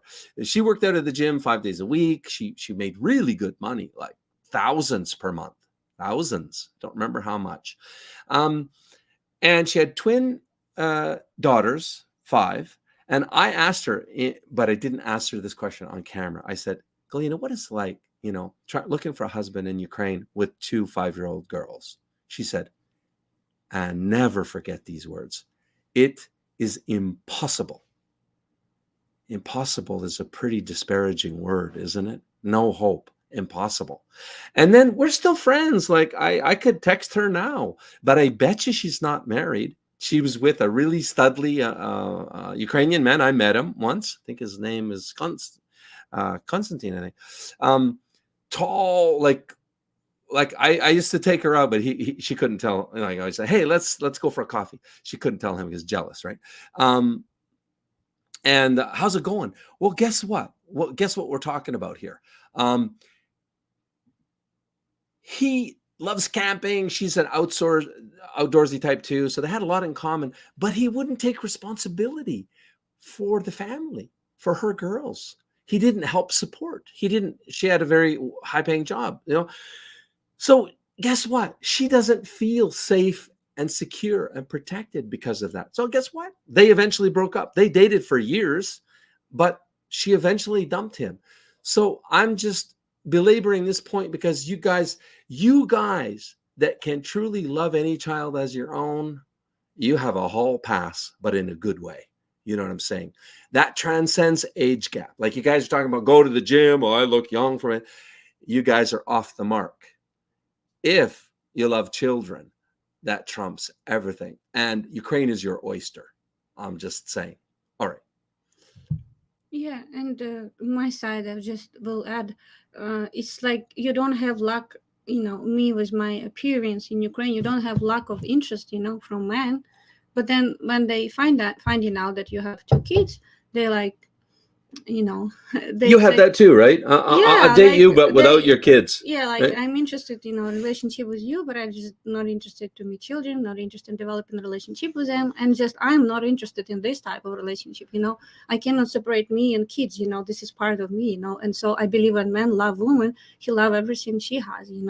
And he's trying to do his best to build great relationship with her parents, family. So it's always the case. To accept completely. So like I said, I have a lot of interest, but it was just not something that matched me. But also, if being a single mom, why they want also to have complete family, right? Where Joseph, where you want to have men, especially if you have boys. As a mother, you cannot give this father role. For girls it's the same. They need this father role. They need to know who is man. This is how they will be in future choosing their life partner, experiences father. And I'm just like, my heart jumping, and like, seeing how Joe, how he enjoying being a father, how great father he is. And so like our daughter, they they recently have, I don't know how this goes, daughter father date night, or I don't know how to call it. Yeah, she say, listen, you will pick up me from school, and you will dress black shoes, and you will dress black skirt and jacket. Sorry, a jacket. And then that's another channel. You will take me to this certain place, because they give like food very nice decorated for children. It's like sheep from pepper. And so she's enjoying. First time when she saw this will become immediate favorite place. Yeah. And then we will go to this movie, and we will be eating popcorn and drinking Coca-Cola, and you will not tell this mama. Yeah, because Anna doesn't allow any colas, no carbonated drinks for the children at all. Like, we'll do this quietly. Daddy's the bad boy. So they have like she come back so happy, and then you will take me for shopping. Okay, shopping was just like, yeah, mermaid toy. And so she come back, and like she felt like, and she was looking forward to this experience, going with with father. And I understand this is all experience that she's living now with you, as being a father. She will be looking at her man, this kind of treatment, not to like I don't know, abusive father who just like I don't know. Okay, just like this is her role model. And Ukrainian woman, when she's looking for a man, she's looking for, if she's single woman, she's looking for also father to to have this love in his heart that he wants to share with child, that he wants to be in this parent. And let me just say, broadcast, this is natural for him. Broadcast Dave says, I couldn't do it. But props to those who can. I think he's talking about, I couldn't take on children of another woman. And hey, it's that's normal. Yeah, that's for everyone. We're not beating on guys that don't want to do this for whatever reason, right? I'm just pointing out the huge trumping advantage that you have if you can love child of another woman, right? Another woman. Yeah. Other than child of another man. Sorry. Okay, Hen. Next point, or are you on a point? No, I think I'm done my presentation. So a change, you can add something. Guys, please, if you haven't voted, and then what? If you could put the poll results up, that would be awesome. We've got 59 votes already. You guys are great in there. Please like the video. If you're watching the video, please give us a like. Appreciate that very much. So we have 59 votes. The question is, do you think it's better to start your journey to find your Ukrainian wife now or after, when the war is over? Okay, so we have basically yes. So yes, definitely now, 47%. Yes, now, but I'm nervous about it. So that comes to what, 72% yes. And then no, 14%. I like this. No, trying now is lunacy, 14%. 14% thinks it's lunacy to try during the war. Hopefully watching this stream, you've changed your vote. By the way, you can change your vote. before we end the stream. It's live, so you can go in there and change it if we've convinced you otherwise, which I certainly hope that's the case. But okay, so yeah, thanks what for putting up the poll results. Anything else to talk about? What's changed about it? Guys, any questions about dating Ukrainian women during the war? What's changed during the war? Any specific questions? I think it's important to know that you guys know that our relationship success is up, marriage is up, and during the war, and who's winning, who's succeeding and who's failing, because success leaves clues, as my buddy Rob Riopel always says, and as does failure, right? Failure and success, they're very clear-cut paths, right? You can see somebody that's on the path to failure and success financially, romantically, parental, like in any different walk of life, you can see it. So what we're seeing now, the guys that are succeeding are the guys that have their shit together. Okay, they're truly ready for this journey. Financially, that's top. Guys, if you don't have the financial war chest for this, unless you can be a nomad and go like Steve and live in Poland, unless you can make money online and reinvent yourself that way, which I believe Steve is doing. It's what I did, right? Coming up with Match Guaranty, starting that. Excuse me there. Unless you can do that, if you're a guy that's got to keep your 9-to-5 job or your American job, and you got to fly there and see her, it takes capital, right? You got to budget on. You should budget on 3 trips, even during the war. Like you got to come outside Ukraine, right? Don't be stupid and go into the territory of Ukraine during a war. Sorry for the judgment there, but hey, if you guys want to take that chance, more power to you. And his mom is coming to be with us for 3 months, by the way, as an announcement. Woo! On Wednesday, we're very excited about that. And the girls are over the top. Can't wait for Babushka to come. Okay, so just saying, what am I saying? That you need to be financially ready. So all the guys that are succeeding, they're not paycheck to paycheck. They have a financial nest egg, right? They are financially solid. Okay, I can say that. And I got to say, that's probably tie with the biggest 2 contributing reasons. The second biggest contributing reason is they're either coachable, highly coachable, and they follow our lead, okay, follow our advice, follow their coach's advice, or they have experience already with Slavic mentality, culture, etc., and or they're continuing their journey. They're watching UkraineDating.tv. They're asking the streamers questions. They're sharing their dating woes and question marks and stuff like that with them, right? So they're learning. They're continuing their educational journey. They don't have to be rich. You don't have to be rich. But if I had to drop an income level, it's not just income level. It's like, because you can be making $100,000 a year. I have friends making $250,000 a year that are paycheck to paycheck. Yeah, so that's not, they're not savers, they're spenders, right? But if you're making north of, I'm going to say demarcation line $60,000, I think that's what I would be comfortable saying. Above that, as long as you have some savings, it's possible for you. Some savings, okay, but not $60,000 a year and paycheck to paycheck. That doesn't cut it. Don't start. You will fail, and we don't want failures. We want marriages, right? Okay, honey, do you want to put the questions up while I'm yakking away? And the guys that are failing, yeah, they are. Anna, did you talk about cheap? No. You didn't talk about cheap. They're cheap. They don't have money. They don't have resources. And worse, they're cheap. And it's going to talk about cheap because we had a recent case. We had a relationship that just ended. Reason is the guy is cheap. They don't feel safe and secure and protected. You can have a good job and this and that, but if you're cheap, yeah, You need to tell what Olga Petrovna in the office said about cheap guys and about you asked her, how many guys in the past 27 years you've been doing this as a matchmaker have you seen cheap guys be successful with Ukrainian women? What'd she say, love? Goose egg, 0, you cheap guys.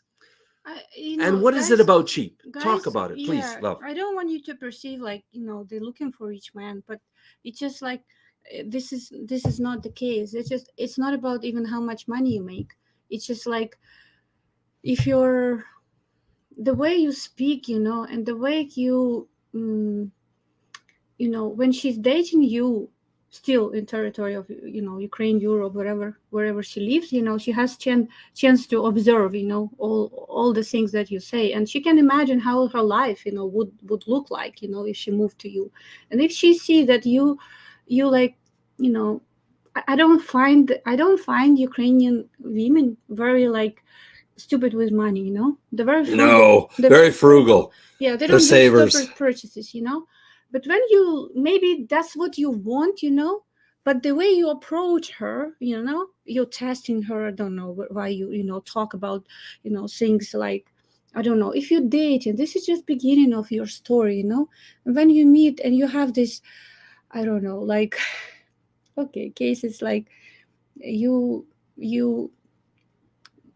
tell her, you bring water with you everywhere, not to save money, not to spend on water, okay, you can do this, but don't tell her about this. Why you bring your water with you, 1.5 liter carrying everywhere. Don't tell her that you want to save, and like telling her stories, how you live, how economically you live. And so it set her up with the mindset that when she moved to you, she will be, I don't know, bragging for, like, she will be obviously relying on you financially until she got, will get her job, and to like take care about her basic things. I don't know, he hygienic, stuff that woman needs to buy. And it's just like, it set her up with her mindset, like picturing the things that she will be asking you for money for, like, that she don't want to ask for, that she can provide for herself, no problem, without you in Ukraine, living in Ukraine, having everything settled. And so it's really, it's not about how much money man makes. And I should What should you do, honey? Beat cheap men? Point that Ukrainian men, they really, that's what you can learn from them. When they win in heart of Ukrainian women, they do this very beautifully, they bring in flowers, they doing some surprise. It's not expensive, but like they create this romance. They know how to do, and there's something that you can like pick up from them. And then they like okay, I don't want to talk about my ex relationship, but I almost forgot. Wait, we're gonna come back. Guess what we are doing for you guys? Talking about cheap. All you cheap guys, or I should say cheap, frugal, budget-oriented, all of you guys. This is for you. The ultimate purpose of this live stream is to hold another no-holds-barred auction. And some lucky bachelor is gonna win our ultimate matchmaking package that past clients have paid 10 grand for. But now you can practically steal it for pennies on the dollar. So here's what the high bidder's gonna win. 2 years of unlimited dating to meet as many of our 1,147 high-quality Ukrainian beauties as you want. Over, as I say, a 2-year period. Your own personal matchmaker to help you find the best lady for you. Unlimited success coaching with one of our superstar coaches. Okay, let's let the bidding begin. Hey, buddy, $5. Anybody can have $5? No. We are opening the bidding this time. We have a stop loss bid at 5 grand on this auction. The reason being, guys, that is our cost base. We do have overhead, and we have a cost base of 5 grand per client. So what is that? You calculate all of our annual expenses divided by the number of clients per year, and 5 grand is the number. So we're beginning bidding at $5,000. That's a 50% discount on the 10K to your package. Can I have $5,000? $5,001. Can I have $5,000? $5,001. Can I see $5,001? Okay, guys, the auction is on, and it's going to go to the highest bidder above 5,000. So that's me, 5,001 or up. So how do you bid? You bid by, well, there's a lot of directions and instructions and details. So just check it out. It's in the description below this video. If you want to bid, follow the bidding rules and guidelines and procedures, which are detailed in the description below this video. Now, on the topic of cheap, I cut you off. Sorry, honey. Please finish on that. And it's a very important topic. Yeah, this is why. And it's taboo. It's another taboo. We piss off a lot of guys when we talk about it. But hey, you know what? We are coaches. We have your best interest at heart. So who would we be if we don't give you the tough love? If we don't tell you straight up what it takes to be successful? Yeah. Yeah. And so I don't agree with Joe that, this auction just for cheap men, we just adjust I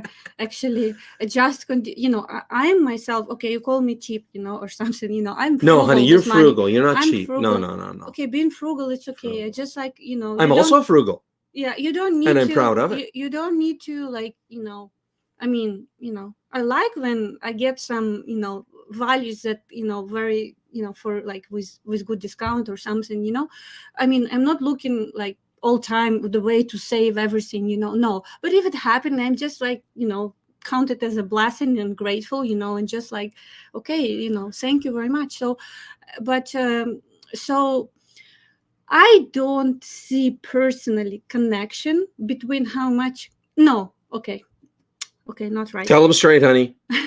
Don't hold back any punches now. Come on. Okay. In majority cases, the risk you can see commitment from man and his to the journey and his possibility to be successful in relation to how much money he invests, buying our package. So thanks God, this time we've learned our mistakes in past, when we have, previous auction and then, or some discounts, whatever it was, some crazy deals that we got. I saw that, in past, it never was the case where, if man, buy it and he cannot really afford this journey, it's he's failing, and that's not what we want. And then we have frustrated ladies. And so, and another situation, if man can easily afford and he buy it with a, great discount, he just like don't do any steps towards it, even cannot complete introduction package. That's how bad it is. His great catch can be great, in like for relationship, good looking, everything, but then he don't, because this is level of his commitment. Let's talk straight. We value what we pay for, and the more we pay, the more we're serious about this. We do things. Like if I buy, I don't know, course for $10, it happened to me that I don't even open it, because like I didn't invest. It was not exchange of energy here. But then what I want to say, I see there is not always direct correlation between how much money, like what package, man buy with us, right? What he invest and the way he treat lady. I don't see this always, the case. Like I see that man can be very generous, but towards lady, but and I see when men even buying our main package, and then with lady he was very, very, very, it's not even frugal, it's just like very cheap and economical, disgustingly cheap. And and so I don't say it's always like there is a correlation, Sorry, but you don't say there's a correlation? Not always. There is not always, but there's a correlation. There's absolutely, guys, there's a clear correlation. The guys, our clients that pay full price, right? They come in, they pay for the package full price, no discounts, and they just make it happen. They come in and they have the financial capabilities and they're not cheap about it, right? They're not cheap with the lady. They don't discuss money as the comment just was. They don't discuss money topics with her, and they just take care of stuff in an appropriate way, not as a simp. Okay, these guys are fat, quick, successful. David comes to mind. I mean, his fiance even had cancer, and he took care of her. He made sure, like, he was with her. He stayed with her. He made sure she was getting the proper treatment, even though maybe there was coverage. I'm not sure exactly, but anyway, he was with her, was by her side. And she was telling, this was, crying to matchmaker that, thank you very much that, you just sent this angel to my life, like this. Yeah. I wouldn't be able to. And yet when guys that are winners of auctions, for example, or some crazy deals, or some crazy deals that I've done in the past, because I've done a lot of crazy shit, right? Mm-hmm. We see like clockwork, they fail. Perceived value is one. We pay for what we value. If we don't value it, we don't pay, right? That's part of it. But the other part of it, they're just cheap. They're just cheap, and or they don't have the financial resources. They're cheap out of necessity. They don't have the financial. There's a big correlation between success and failure as it relates to money and cheapness or generosity. Listen, honey, I want to put up. Wait, I'm not done talking. We fighting for conversation. Listen, you're going to want to talk about this because this is brilliant. Cheapness is a mindset of scarcity. Yeah. One must develop a mindset of abundance instead. Absolutely. Frugality and responsibility should be present. Don't discuss income issues with women. Brilliantly said. Brilliant. Even if you have money problems, Slavs, men, don't tell their wives. That's a real man. He just takes care of shit. She doesn't even know. Why should she have to be stressed about it? So you're stressed. And she said, guess what? I learned this in Ukraine. Okay. I used to blah, blah, blah. All my financial problems. Did it do me any good? Fuck no. Happy wife, happy life. Now I got a stressed wife. Not happy life. This is genius advice. International health coach. Don't become a target. Not sure what that last bit is, but anyway, that is some fantastic advice, and that's exactly why cheap men are not successful, because it's a symptom of their mindset of scarcity. They have a scarcity mindset. It didn't say an auction is 2 years. It does, yeah. It says 2 years. Yes, it does.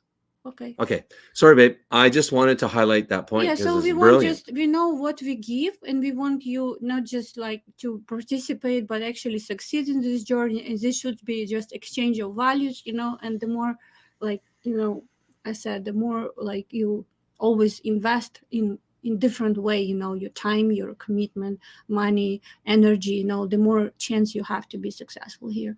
So what I want to tell story about, I believe this is the most difficult case for man if he's cheap to be actually successful in relationship. And I agree. I agree. Yeah. I was broke, but I was not cheap with my dates. I brought 3 pink roses to every date. Okay. I paid for dinner. I went to not a super nice place, but not a cheap place, a middle of the road place. I always put my best foot forward. And they appreciated and they felt it. And you need to do that. Whether you have the means or not, you need to do that. Sorry. Mm-hmm. So I had experience when I was like, I don't know, like 18 years old or something. My classmate tried to date me from school. And so we met in Kyiv. And we went on a date. Be back in. Okay, it's my time talking about my dating, yeah? So you disappear. And so we went on a date, and he, I didn't know this date. He's my friend. He's my classmate. So, and then, we just talk, have friendly, nice conversation, and then end of the evening, and I see he's expecting me to pay my part, so, and I like, no problem, so I thought, okay, maybe I just like imagine something, you know. I see the way he looks at me, the way like he talks, you know, he obviously wants relationship, but then he offered me to, like, I see that he's expecting me to pay my 50% bill. So I understand that you know, I got him wrong. That's what I thought, like, because Ukrainian women always, when men do this, it's just like she feels like, or he's not interested in her, you know, like in a woman, you know, she's just friends. So like friends pay for themselves in you know, in restaurants. Although I have friends, Ukrainian, my family friends, you know, like who has family too. When I go out with them, they never let me pay, like not a hryvnia. So it's also very, very different. Or my brother, for example, the way he like was treated and born, he also, if he, I don't know, with colleague or somewhere, discuss some project and they somewhere, he will never let her pay. So this is the way also a lot of. So this man, this classmate, I was like, you know, confused with I was confused with generally all this situation. And then I was like, okay, you know, meet you some other time, you know, like we both just moved to, you know, another city. We both from small cities, so we had a lot of things to, you know, discuss. And so then he said, listen, but I actually want to date you. But I say, like, you know, I said, like, you know, like what you talk about, like, you know. So like, you know, as I say, like these things, it's not, especially at that time, this is so many years ago, to have this experience of man who wants to date you, make you pay for yourself in the restaurant. This is just like something wrong here. So I said, I just like, I was hard time to define what I feel, what's wrong with this, you know, what's the problem. Like I can pay for myself, no problem, but I just like, at that time, you know, I was young, not as mature, trying to understand what's wrong with this.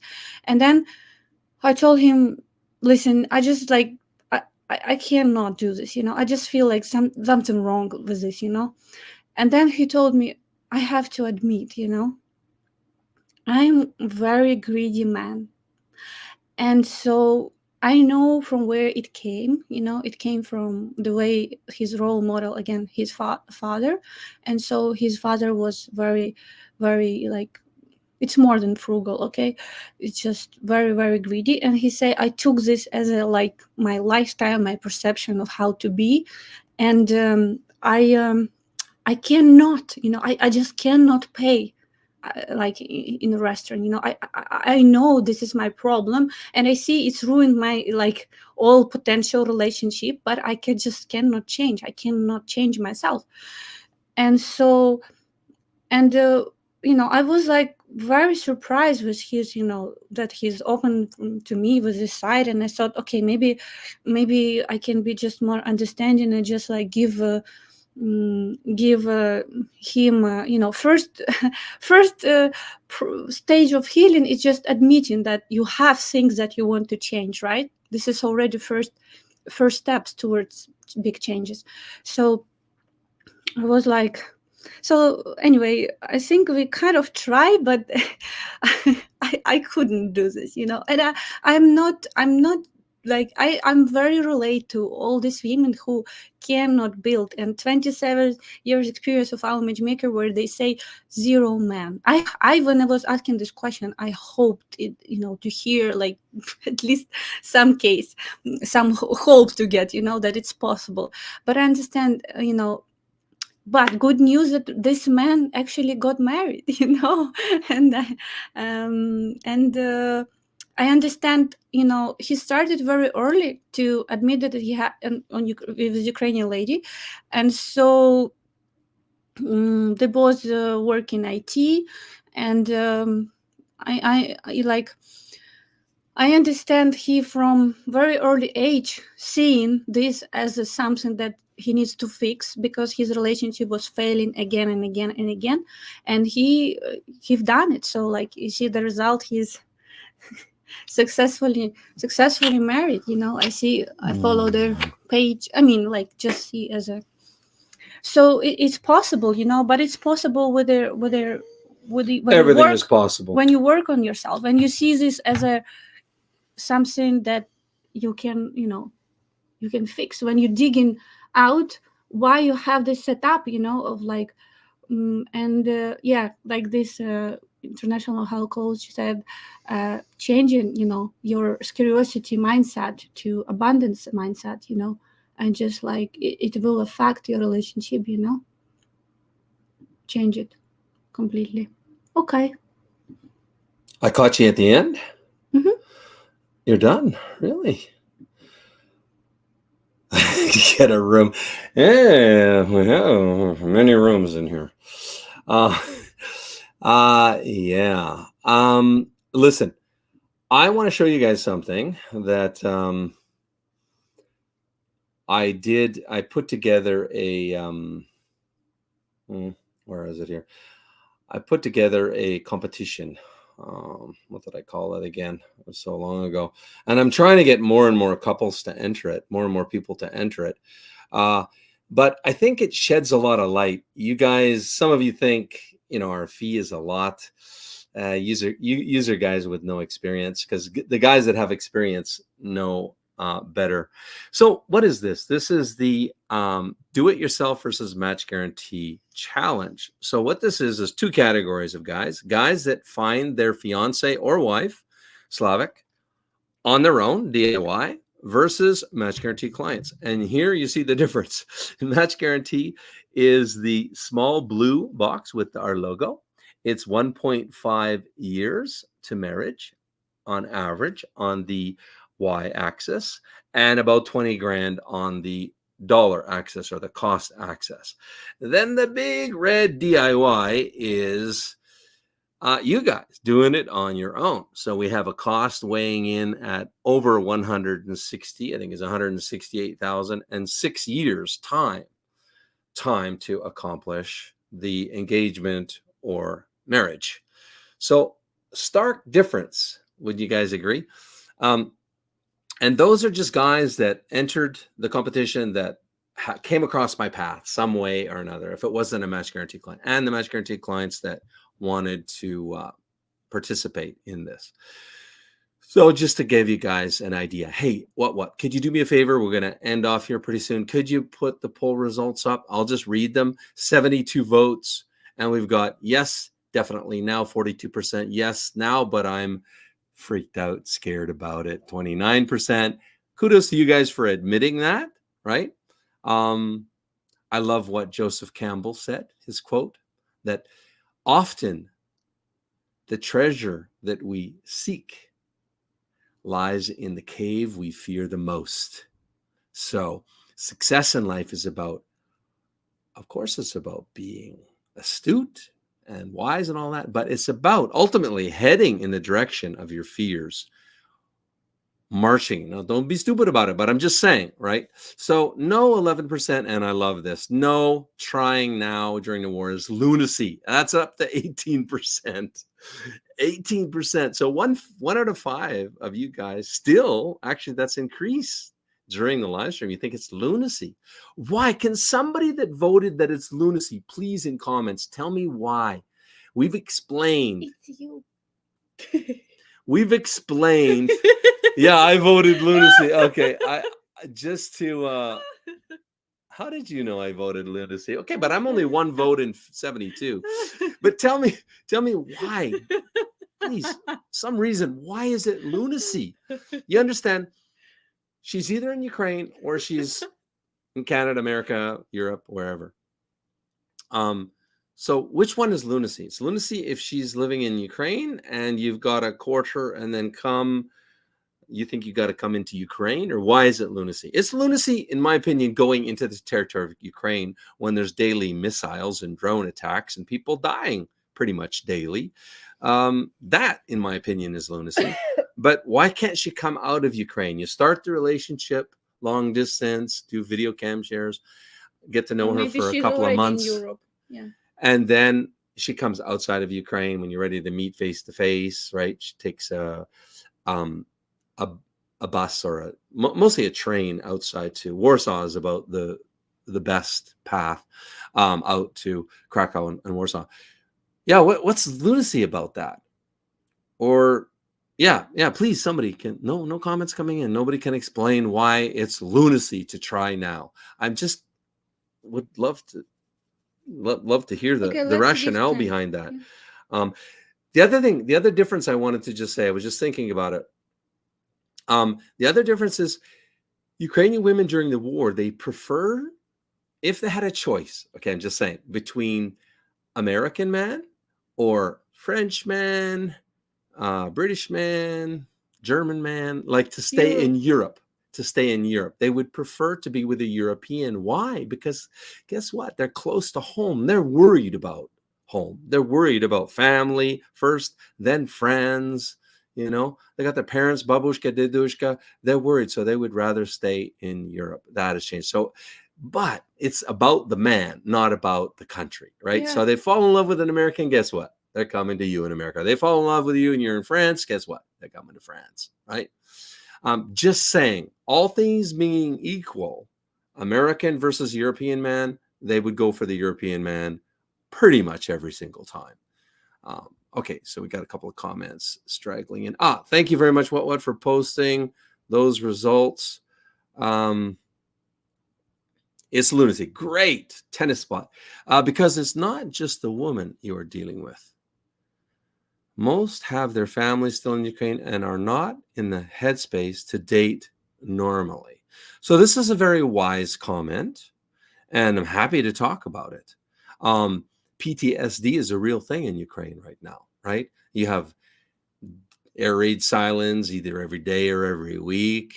You know, they're getting less and less and less now, but still, those people have been through traumatic experiences, and so there is PTSD, and that's a real thing. So you've got to be able to be big enough to deal with that. You know, you have to be very supportive. If you can't be, then okay, deal breaker for you. Not in the headspace. I mean, you know, life in Ukraine is getting more and more normal every day, like normal. I mean, we adjust to our environment, right? It's the human equation. Yeah, you can actually adjust to being tortured every day. Yeah, there's research on it, right? Don't want to sign up for that, but just saying. But, you know, this is the thing, you know, what the was guy, it? I start my live stream from this, Mhm. that you cannot, like I say, guys just don't get Ukrainian culture, Ukrainian people. They're highly resilient. You know, they can't be. It's already 2 years. You cannot constantly live in this all time. You know, you at some point you just choose life. You know, you cannot, and you choose to follow. You know, things that matter. You know, for you, and like never before. As I said, they. You know, they have more reasons to actually start family, and so like everybody goes through in different stages. There is, you know, like through any extreme, you know, experience that we have different stages that we go through, whatever it's divorce, wherever it's, you know, war. It's big, it's huge, it's probably one of the biggest one, the strongest one, but I tell you, it's like 2 years thing happen. And so a lot of people, like it takes different time for, but everybody was looking for, you know, for solution to come out from this, you know, emotional state of mind, you know. But also yet it's not completely, you know, left. Like women now, they want men to understand, you know, where they're at. They want them to when they come on introduction call, they want them to at least ask how she is, you know, how's her family, how's everything, you know, like those things, just like natural level of understanding and compassion this world. Compassion. Yeah. Compassion to her situation. Yeah. And if man, like, I don't know, cold like a wood, cold like a stone, and just like, you know, don't have any interest in this, like she just feel maybe he, you know, I don't know, she just feel like he don't know what's going on, he don't understand her, they don't want to again, this is one of the way of how she feel protected and safe by a man. Yeah, understanding where she is. This is level, like, Yeah. again, of engagement in the relationship. Yeah, she don't want to feel that she's from Mars and you're from Veneer. Yeah, right. That you somewhere, you across in some planet on the Earth. Between those two, she wants to engage you in many different levels, and the emotional go in the deepness with you. This is one of the her need, to be heard, to be spoken to be understanding. Try to do your best to put yourself in her shoes. I mean, I would say, to this comment, if it's not for everybody, I guess I see from the votes here, for it's Yeah. not for 1 in 5 guys, and that's okay, right? If it's not for Yeah. you, it's not for you. It's a free country, as we say, right? But just imagine how grateful she's going to be. You guys always bitch to me about Western women's entitlement mindset now. Feel entitled. You owe me this. You don't do enough, and then. Ukrainian women, high quality ones, super grateful. No entitlement. Okay. Again, high quality Ukrainian women. I'm not talking about everybody because they're not all high quality, right? But imagine how much gratitude and appreciation when you take her out of Ukraine and you rescue her, and bring her to your country, start a family with her, get married. She has a better life. I mean, I just wish you guys could appreciate the difference between Ukrainian women and Western women in all of these aspects. If you really got it, you wouldn't say this is lunacy rescuing her out of Ukraine, And remember, there's 2.5 million Ukrainian, mostly women, still around the world out of Ukraine, right? 2.5 million is the stat now. It was a high of 9 million when the war first started, a few months into it. Now it's down to 2.5, right? They're going back in droves. Yeah. I don't want to wording this as a rescuing. She's also making her, this is big step for her, even like even during war, to to go and to change country, and to go to right man. You look unusually radiant today, honey. Thank you. Thanks, Tracy. What I want to say that I wouldn't put this word in like rescuing, but yes, you can be this light at the end of the tunnel, like just this hope that all people need, to maybe will be, I mean,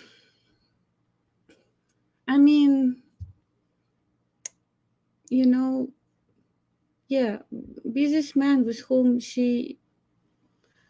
it's naturally for a woman to want her to have this strong shoulder in her life. And if not in this period, like now in this period, it's even more, they're looking up for that. Ukrainian women, they can be strong, they can stand up for them, they can be like adult responsible women.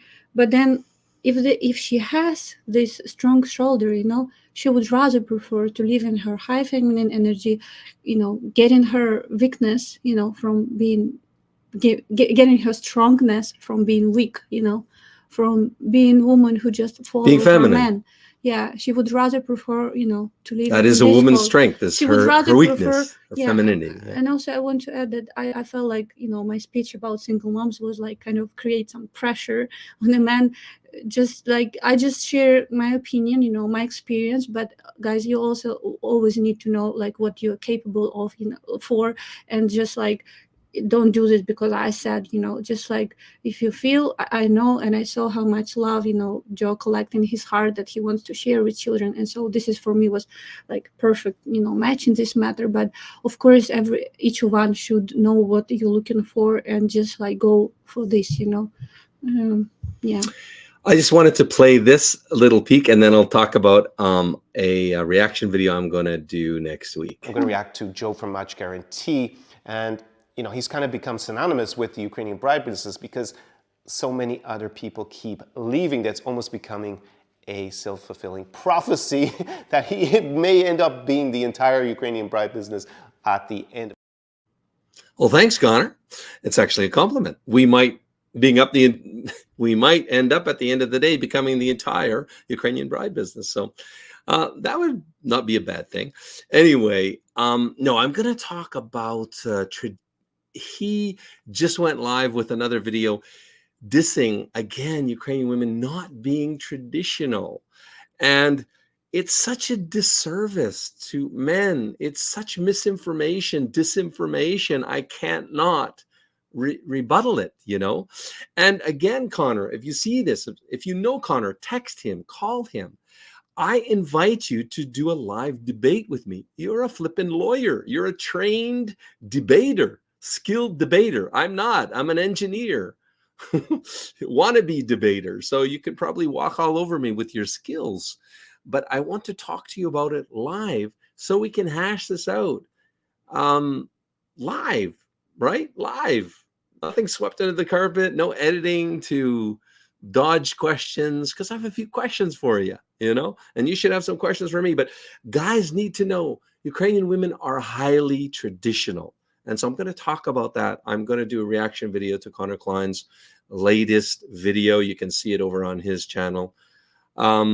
Yeah, so that's coming up next week. And I just wanted to do an announcement of, you know, kind of what's coming up, because we are streaming every day except for the Lord's Day in December. Just a reminder, you guys, that's a lot of commitment, but we're going to endeavor to do that. So, yeah, we're going to talk about, a reminder, next week, we're going to talk about every man's worst fear, his wife turning into a BBW, right? And it is spot on true.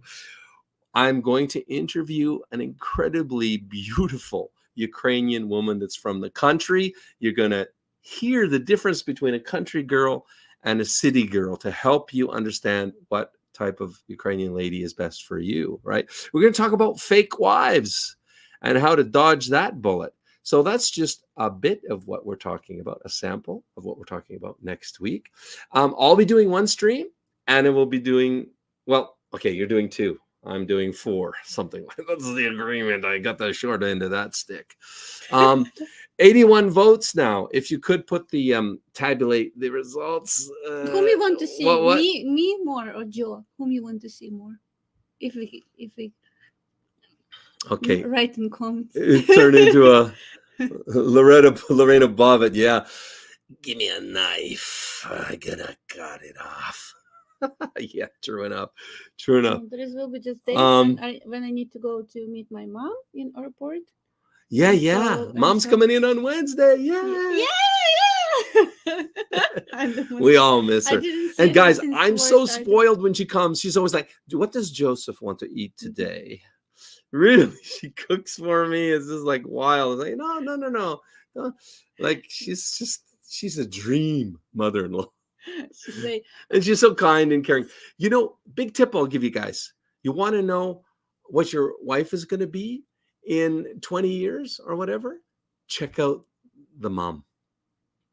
And also the dad is a good idea because she's heavily influenced by dad too, but check out the mom mostly. And that's what she's going to look like. And that's going to be her attitude. It is so remarkably accurate. My papa taught me that when I was a lad. Damn, is it true? And Anna's mom, golden, just like her daughter. Golden, amazing. Okay. I haven't told you this, but I have the idea to ask her to go live with you, and you'll translate just about things. What do you want to hear from Anna's mom? Guys, vote, please. If it's in chat, vote live now, or vote if it's on the replay. Please vote. Do you want to hear from Anna's mom? And if you do, what questions would you ask her? Or you just want a live stream where you could ask her questions? Because remember, she's been living in Kyiv. She was in Germany for a time. She got out when the war started. And then she came back to her hubby because she missed him, right? And yes, Anna's mom. Joseph says, yes, Anna's mom. Okay, it's interesting. Can you imagine?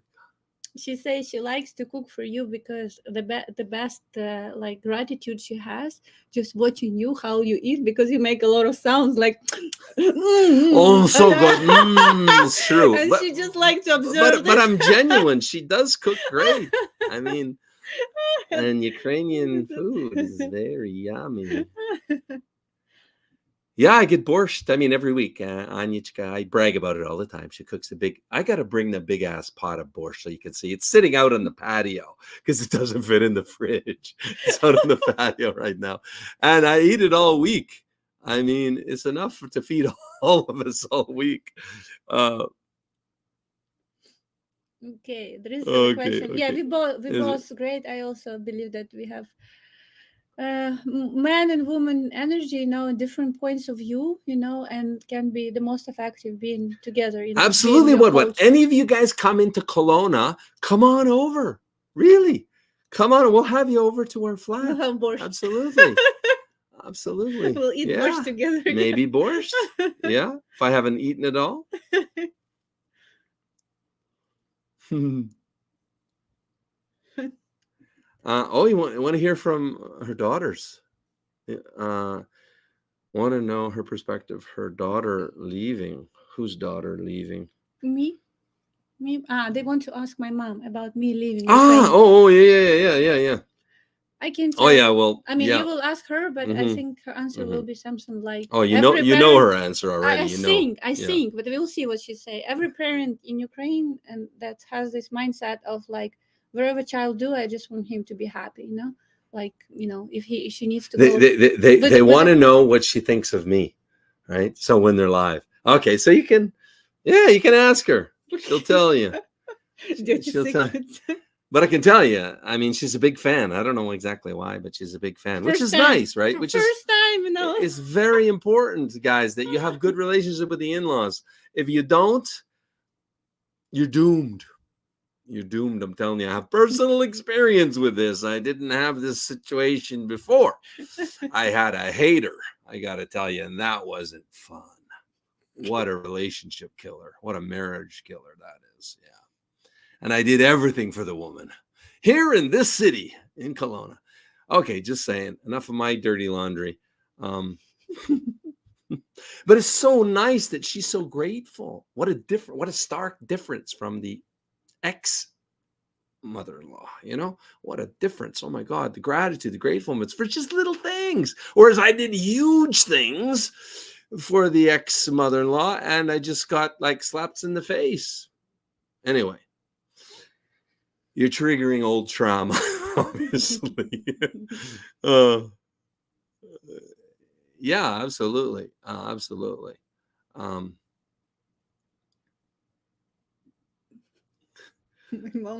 I'm just wondering. Oh, we got a full house. We still got a full house here, so that's great. Any more questions? I mean, I think we'll keep streaming while you guys are here and you have questions. Yeah.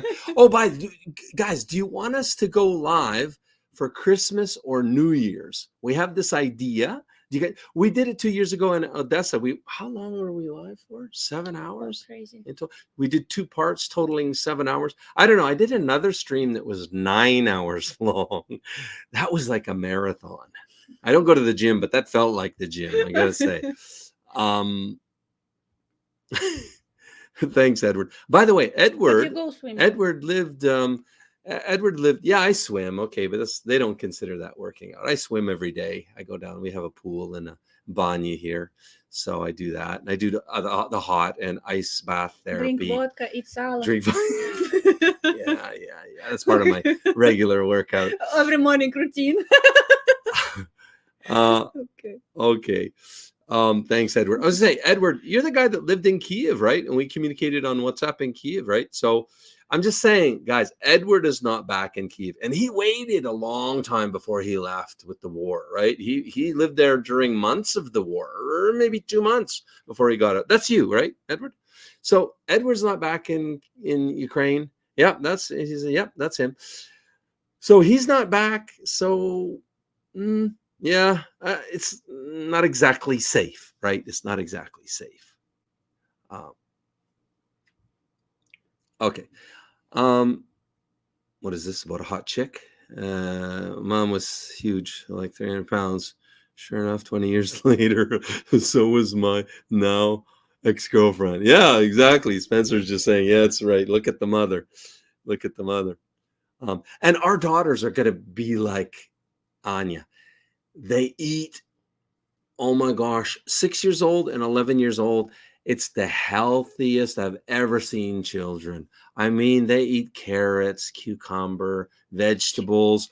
They no carbonated drinks. Anna doesn't allow. I mean, if it's not healthy, they don't even like it. Hamburger, don't even like it. It's crazy. Even we're in Canada, they still eat as healthy as they did in Ukraine. So you can see they're going to be slim and trim and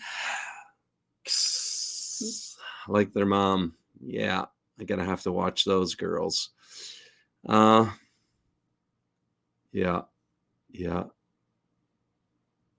Thanks, Marcus. Plov. Plov is better than borscht. Plov. What's plov? Plov, it's actually Eastern. It's rice with a meat. With carrot. Okay. With carrot. It's we cook it in Ukraine, but it came from East. You see Ukraine in the middle of like in Asia, between Asia and Europe. So like we have mixed things and then our own things, right? Yeah.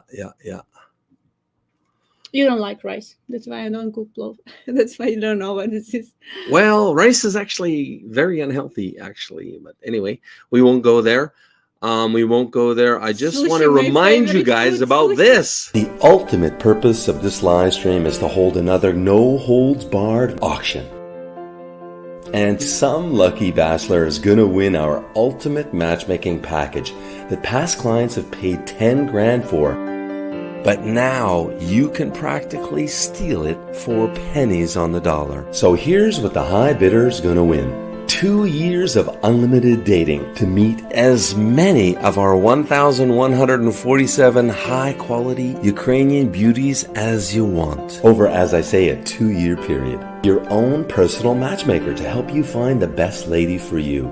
Unlimited success coaching with one of our superstar coaches. Okay, let's let the bidding begin. It's okay. We gotta go. Oh yeah, it's Saturday. I was gonna go pick up Arena. Okay. Anyway, so we're having an auction. Why, guys? Because it's Christmas time. It's the time where there's a lot of lonely hearts out there. And I know some of you just are tight right now. And so we want to try to help one lucky guy that can get it for between 5,000 and 10,000, so they can get a discount on it. Again, you do have to have enough resources to be able to follow through, right? It can't be your last, 6 grand or 7 grand or whatever it's going to go for. So we want to create this opportunity. So to bid, you want to look at the details, the instructions, because there's a lot of them. Qualifiers and stuff like that. And then you want to send your bid to info@Match Guaranty, info@matchguaranty, spelled with a y.com, by email with your phone number, mostly because we will call you. Yeah. So if you're one of those guys that can't make it to the description somehow, because we get those emails somehow, how do you get the description of a video? Then just email us, info@matchguaranty, spelled with a y.com. Put your bid on it, your name, and your phone number, and we'll call you and walk you through, answer all your questions, etc., etc. Thank you guys for 81 votes. Could you throw one last tab up? What? Since we got it up to 81. So we have basically 70% say yes, 40% say no on the question, should you begin your journey to find a Ukrainian wife now, or wait until the war is after? 70% yes, now.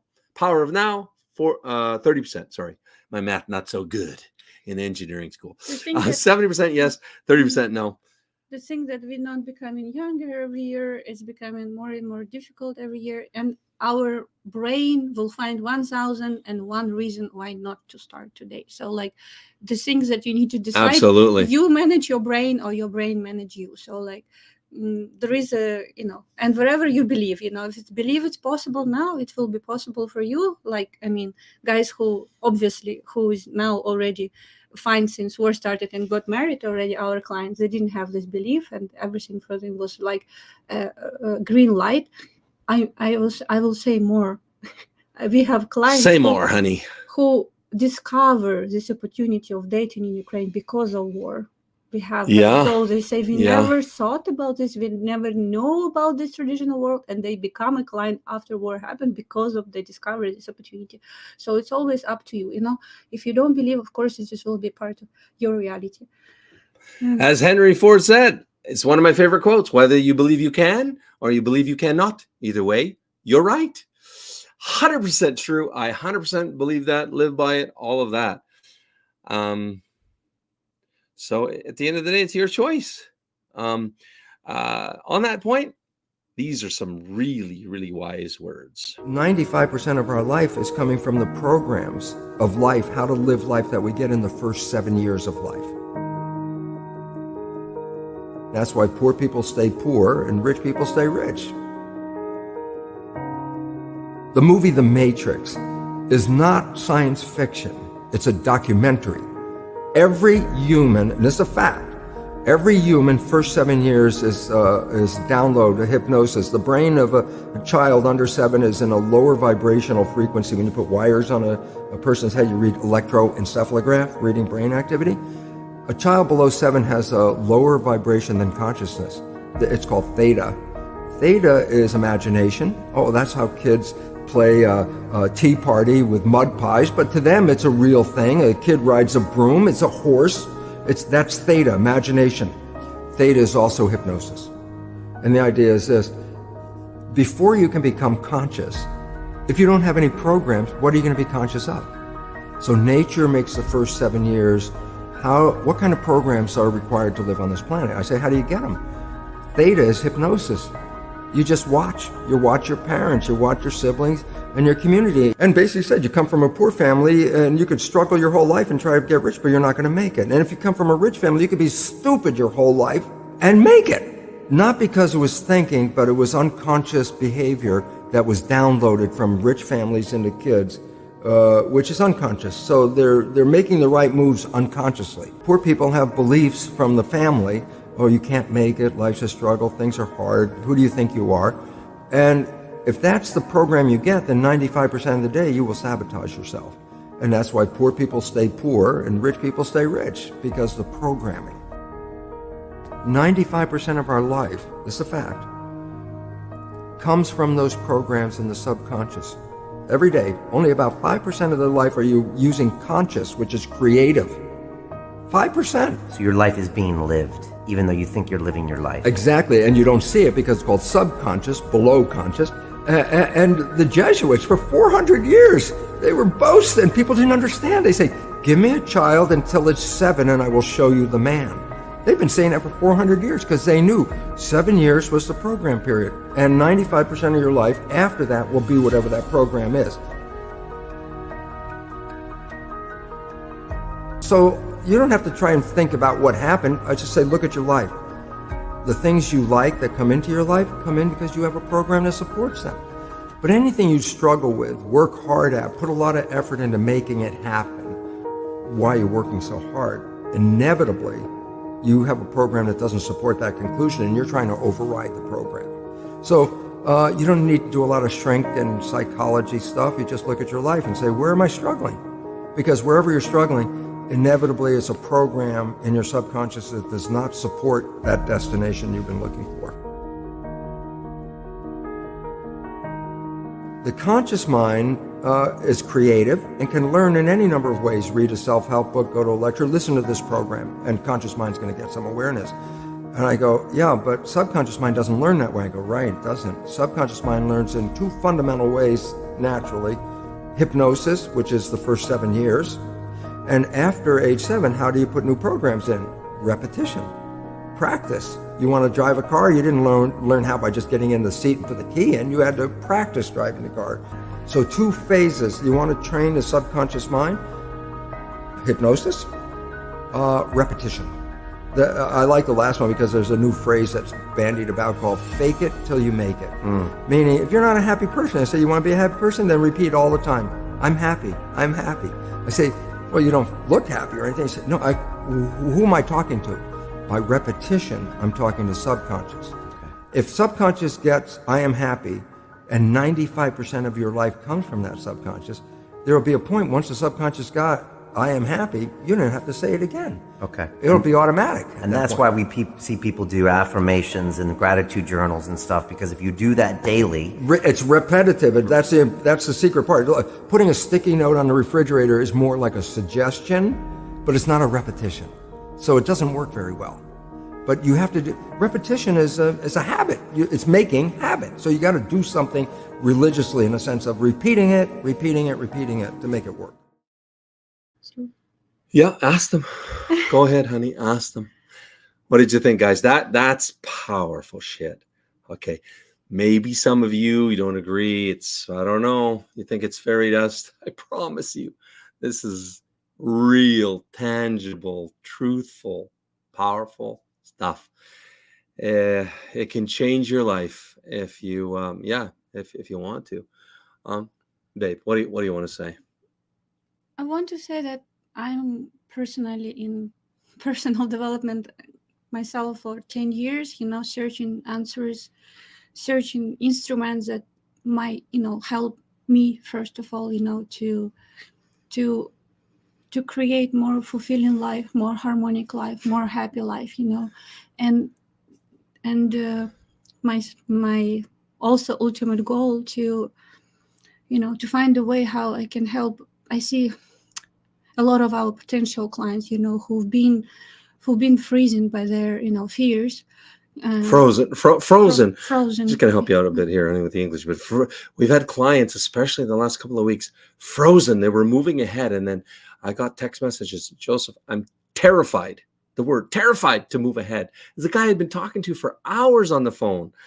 Maybe he was scammed before, or this problem or that problem, or not enough money. All of these fears lock us down. They put us in a small little world. They make our life small. And to expand our life and make our life better and greater, we have to move in the direction of our fears, overcome our fears. What are fears? False evidence appearing real.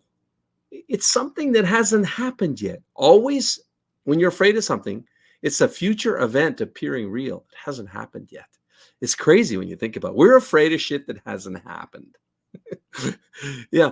So, okay, sorry to steal your thunder there, babe. Say that I'm by my nature a very empathic person, and so in my case, I have a choice between just like to leave this pain with people around, like to just like dissolve myself in their pain, or just to use it as my source, my power to actually help them, to bringing them solution how they can, go out from the state where they're at,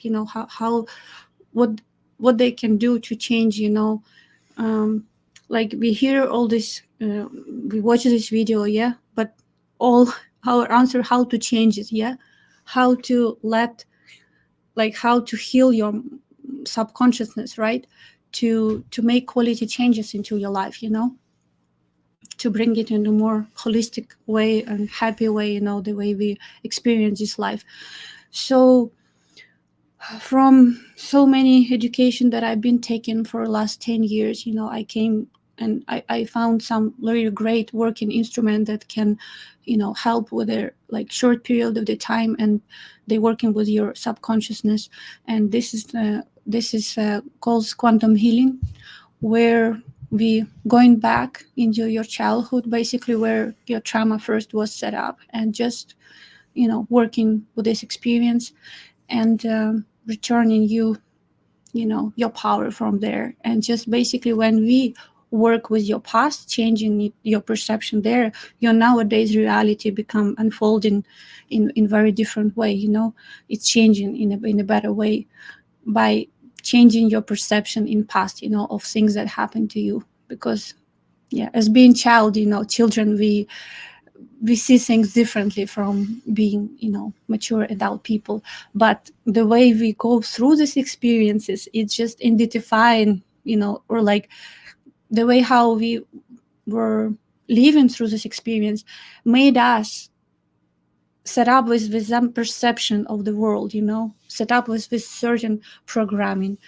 So, and so if you're interested, I was thinking about this, I was not sure like how I put her on the spot. I just said, do you want to talk about quantum healing? And because she's been wanting to offer you guys, but you see how timid she is about it, Oh, I'm sorry, honey. But I put her on the spot like I did to our streamer when I went live with Yulia there, poor girl. I'm good at it. Okay. I just feel like I have, this is not magic pill, I have working instrument that can help, but this is like your work, also like needed, and I was not sure how it will land on Western men, because like everything I know. Comment. Yes, offer. And I know how Western men, how Ukrainian men, they're very close, they're very like, Look, very, step into your power. But woo! The judge will not kick table. Believe me, she likes it. So, yeah, and now, like, being in this group that we just create, for guys, who've been scammed, like I'm reading these messages and I just like, I feel for them, and I was thinking already in the morning, okay, I will offer them, healing for just like to, to support them. And, but, look, we are starving for this. Feed us. Okay. And Joseph is, he looks like, I mean, he's not a young man. Yeah. Okay, guys, there's more affirmation for you. Oh my God. We have an announcement about Anna coming up. I will be announcing this week. You're not going to believe it. Another passion. Another passion. It's her number one passion. Can you believe it? She's okay. You guys will hear this week from us because we'll be streaming for you every day, but I'm just clickbaiting you. Okay, babe. So continue. So step into your power. How specifically it's not group sessions. It's just not working group. This is only individual work. I will probably, because of my, so many things that I'm doing, I will probably, go with some like certain amount of people that I can take. And it will be just individual sessions. And we will probably make an update, right? When I will set up and just. I don't know. This is your deal. Don't look at me. I didn't plan on that, talking about this. So. Yeah, we're good cop, bad cop. I'm the bad cop, right? I'm just happy to see that you wanted it, and just like I will create, because like I feel like I'm this this woman who has solution, and can help, but just like holding it to myself. And so it's time, and I'm ready, and I understand. I'm just like doing this live stream talking about fears. I have my own things that I have to face, like my worries about like being effective speaking in English, but I understand. I have.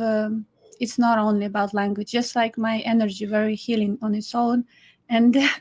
Okay, on this point, she met my brother for the first time, and my brother's going through a really hard time. His wife left him after 29 years, just walked out. Okay, this is recent. So I mean. Relatively recent, and he met Anna for the first time, and he just went,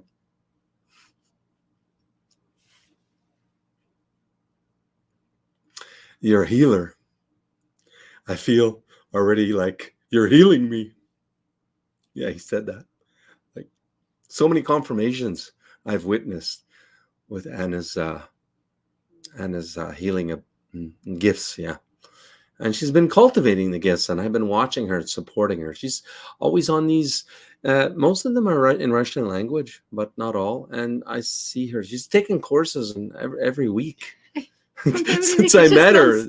I don't know how many courses you've taken. I have 3 at one time. You can go. It's got to be more than 20 courses of mastermind or master classes since I met you, and I see the beauty. I see your gifts. Culminate, like growing and getting stronger. And it's really, Anna and I talked about, she said, should I offer something to the guys? And I see clients, guys, prospective clients, they want to move ahead with us. We are the best of the best, highest reviews, highest marriage ratings, under lie detector test to prove it to you guys. Over 100 client testimonial videos. The only one in the world with a lifetime guarantee. We're unquestionably the best. So why are they still afraid? Why do we get votes that you guys are afraid that we have scammer women with us? Well, the why, it's not us. It's you. It's your damage. It's your past showing up to scare you away, to fill you with fears, to keep you from your future, from your happiness. A lot of you guys need help, And she said, should I offer to the guys? I said, hell yeah. So what's your offer? I don't even know. This will be individual sessions. I will create, we will do official announcement maybe when we will figure out all technical solutions of it, right? But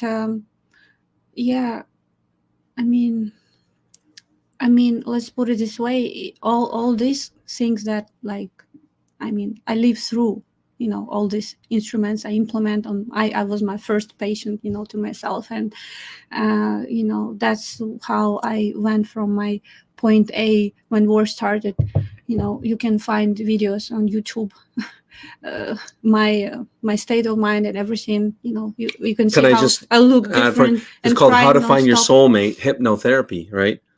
And she has a hypnotherapy channel. Is that what you're talking about? No. Okay. I talk about me 1 year ago streaming on YouTube. You can find the way I was looking, the way, how big stress I was going through. And I tell those instruments help me to overcome as well, make it much easier and smoother to accept, And so it can be helpful with any request, wherever you're facing the same things, the same things in relationship happen. You meet every time woman you fall in love, she cheats on you, for example, or you just cannot overcome your previous relationship.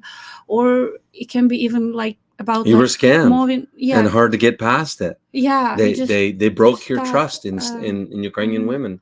Slavic women, or you just very non-confident man, this is also thing. So any request that you have, you see you want different, but then something holding you, those things. When we look, there is always a reason, whatever, how big of fear of success actually men have, Yeah, so do this is one of the biggest fears? Fear of financial success, relationship, marital success. Because now what? Okay, now let's say you met an Anna.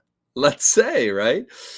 Now what? You're afraid that, she's going to break your heart. You're going to lose her, et cetera, et cetera. Yeah, that's a big one. It's one of the biggest fear of success. Yeah. Yeah, fear of sex, because our brain is working it wants us to have stable love, This is a poll. Sorry, honey. That's settled.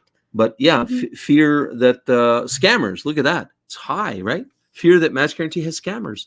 That just blows my mind. I do more anti-scam work to help guys get out of the scams than anybody in the whole industry, bar none. And then, the first one, which we're talking about now, what the fuck, dating in Ukraine? Well, during the war, what is that? That's the second highest one. So these polls really help us understand what you guys need. Yeah, because what you want and what you need sometimes is a little bit different. Sometimes a lot different. Also, if you have, some passion or dream that you want to go, and you feel you don't something all the time holding you, feel you don't do any small steps towards it. There is a reason for this, and this is all reasons in your subconsciousness. So when you go there on this level, you heal it there. Then your reality. You start to make different decisions in life. It's just complete change your life. So I'm going to ask you on behalf of Anna, because we're not ready for that. I just sprung it on her. We do most things spontaneous here at Match Guaranty, and our marriage and our life is very spontaneous. What do you mean marriage is spontaneous? Yeah, our family, we do all kinds of things spontaneous. So our marriage happens spontaneously. No, I didn't mean it like that, but it could be interpreted like that. So listen, if you would like to know more about what Anna's going to offer when she does offer it, please email us, at info@matchguaranty, spelled with y.com, and just write in the subject line, I want to know more about what Anna has to offer, or I want to know more about Anna and quantum healing, something like that. And then we will know to reach out to you in the near future. You'll do this in the near future? When will you do this? Offer this. Yeah. When will you do it? Yeah, in near future. Near future. Also, you can write in comments if. Would you like to commit to a date by chance? No. No. Also, you can write in comments, and I will answer when I will have, maybe I will do even more deeper, like video specifically dedicated to this, where I will announce all details. But anyway, I will start to create lists probably, and just working with guys who really need and feel they want to get help. Wonderful. Okay. Comfort zones. Oh, absolutely. Yeah. Everything that, all new experiences, that's what. Yeah. That's where our mind don't want us to go. And guys, because we have such a large viewership here now, if you were scammed by this paper letter industry and you would like to belong to a support group that's free, we just started a Telegram support group called Scam Men's Support Group. The link is in the description below. It's free. It's unregulated, uncontrolled. So you're welcome to join. And I just encourage you to be a group of men that supports each other. Be a friend to a fellow victim that didn't deserve this, right? The only thing any guy that was scammed is guilty of is being lonely. And haven't we all been lonely in this life at one point or another? There's not a person alive that hasn't been lonely at some time in their life. So yeah, feel free to join that Telegram group. Guys, write in chat here, but this chat will disappear. So if you want to, the best is to email to us. Yeah, email. info@Match Guaranty. Because we can't reach out to Joseph. YouTube, in YouTube it's a little bit more complicated. So better to email. Yeah, it's not possible. But so in email comments us, we can just reply if I will have some update. But the most full version we can send by email. Okay. I will put it after we finish the live stream. I'll put the Telegram chat, or maybe what maybe you could put it, or you probably don't have it. Yeah, you have it. What can you put it? If you're still here, can you put it in chat now? The Telegram support group link. The scam group one, exactly. Telegram link that I sent you yesterday. Thank you, what for being, for such a huge help. You're such a huge help to Ukraine Dating Match Guarantee. Like, we just can never repay your kindness. All your effort. It's just amazing. Okay, so here we go. You have the scam group support link right there. So jot it down. And anyone's welcome to join and just support each other. Cool stream. Thanks, babe. Thank you. You were awesome as always. And we wish you guys a great December as we get ready for this season of giving. Next time you will wear Santa Claus hat. I can't be Santa. No, Anna's dad is always Santa, and he looks like Santa, and his voice was like, no, you're Santa because you started auction. Okay. This is your gift. Okay. You Santa. You don't know. You might know. You don't know, but you Santa. Thanks for the support and the kind words, guys. You guys are amazing too. Yeah. We just want you to make your dreams come true. Really, and we're there to help if that's you. And now Anna's here to encourage you, to help you get over the humps of life that weigh us down, that stop you from making your dreams come true. It really is. When I learned that acronym for fear, the 2 acronyms for fear, it really helped me break out of the fears that I did have, which is future, event appearing real. It's something in the future. Whenever you're afraid of something, it hasn't happened yet. We're never afraid of something that hasn't happened. We're afraid of something that already happened. I'm sorry, did I say that wrong? I mean, we're afraid of something that hasn't happened yet. Sorry, this is what I meant to say. And then, false evidence appearing real. Yeah, the other acronym for fear. Okay, guys. My cousin told me I do the things that. Allow my subconscious feed negativity. It's quickest. we all need to improve in this arena. Yeah, in personal development, none of us have arrived. And life's a journey. And I just that's my personal commitment to always be moving forward in this direction. How do we move direction? We have mentors. We have great books to read, which is, again, another form of a mentor, right? We have active coaches. That's the best form to change, is an active coach, right? Accountability is the most powerful tool to ensure your success, that you change. All right, guys, I think we've been live for almost 3 hours. Wow. What a way to start our marathon December. Again, we will be live every day except for the Lord's Day, the month of December. You can see us here at Match Guaranty YouTube channel. And don't forget, again, that we are back over at Ukraine Dating. It is up and running. Jana will be streaming tomorrow on, I forget which topic, but it's a good one. It's a good one. And I just want to leave you with this announcement. Yeah, and we'll see you guys next time. See you. Bye-bye. Bye-bye. Bye-bye. UkraineDating.tv is back thanks to you generous contributors. Today, it's completely free for you to have a video date face-to-face with beautiful Eastern European women of all ages and walks of life. Oh my god. That's it. I'm all yours. So I brought flowers. Wow, it's so beautiful. With makeup or no makeup, hair up, hair down, you always look great. Thank you. You get to ask all your deepest, burning questions. Okay, so we will see you live over at UkraineDating.tv.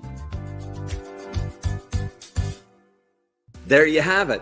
UkraineDating.tv is the world's first and only free dating platform introducing Western men to beautiful Slavic women, where you can video cam share with them face to face. And it's free for the first 30 days if you're a newbie. And then after your 30-day free trial is up, we have 4 different memberships from $10 to $100 a month that offer you a ton of perks. And what if there was a way you could get 3 months of our $90 membership for free? If you've been scammed, like about 80% of our viewers, you can share your story by live interview on our other channel called Mail Order Bride Scams. The link is in the description below. And as our thank you, we will give you a $270 credit towards our $90 Top G membership. What you want to do is head over to buymeacoffee.com/Ukraine Dating. Under the membership tab, we have 4 distinct memberships. Tiptoe membership, it's only $10 a month, and you get 1 live lady face-to-face cam share per month. Then there's Borscht Brothers at $50 a month, which entitles you to 5 live lady cam shares per month. You get access to our Borscht Brothers Telegram chat, where you can converse with other members. You get 1 Zoom group coaching call session per month with our superstar streamer and coach, Jana. Next is a limited membership called Top G, which entitles you to unlimited video dating and live video cam shares with unlimited call duration. Access to Borscht Brothers Telegram chat community. You get not 1, but 2 Zoom group coaching call sessions every month with our superstar coach, Jana. And lastly, you get 1 scam check service. If you had to buy it, it costs you $500, which is an extensive 5-point check on whatever girl you want us to check, so that when you get the answers back, you will finally, either way, be able to sleep at night. The Top G membership entitles you to $7,500 off Match Guaranty's lifetime guarantee matchmaking, which is unlimited dating, private matchmaker, and full team support until you walk down the aisle with your beautiful Ukrainian wife. Then from the main tab at buymeacoffee.com/Ukraine Dating, you can click extras, and you can actually send any of our streamers a beautiful bouquet of flowers. You'll want to include your personal letter and your contact information. And if you make a good impression and you do some video cam shares with her, you never know, if she likes you, she might write you back. But of course, like real world dating, that's the lady's exclusive option, depending on if she likes you or not, right? And lastly, you can get a private Zoom coaching session with our star coach, Jana. Well, she will answer all your deep probing questions. She will go through the 5 points of zone of success, which will tell you what are your chances at finding and marrying a beautiful Slavic wife. And last, but certainly not least, probably first, you get to enjoy dinner and a movie with our amazing Jana. That's right, spend Christmas over dinner and a movie, a very special movie that Slavs pretty much all watch at Christmas time. And 4th of July, you get to celebrate with dinner and a movie with Jana in a very intimate group Zoom video setting. And lastly, before I let you go, guys, remember, UkraineDating.tv is a nonprofit. We can only operate based on your donations and your memberships. So if you want streamers more often, then please support the channel, donate, and the money goes to the streamers. They are paid $20 an hour to stream for you. Thanks very much for your support, and we'll see you over at UkraineDating.tv soon. Hey guys, what are you still doing here? Listen, I thought since you're hanging on, I would hang back and maybe talk more personally with you. What, if you haven't left yet, if you could put the StreamYard link so guys can share and join me, maybe you want to have a chat. Just you and I and a few other guys, you know. I always see if there's guys hanging on, you probably have something on your mind, in your heart. It's been a pretty deep live stream, you know. So that's the link. If you put that link in your browser, you'll be in the studio, and I just put you on, you know, like you do at UkraineDating.tv, and we can bullshit. We can have a chat. So, I mean, until we do, what will I say? Yeah.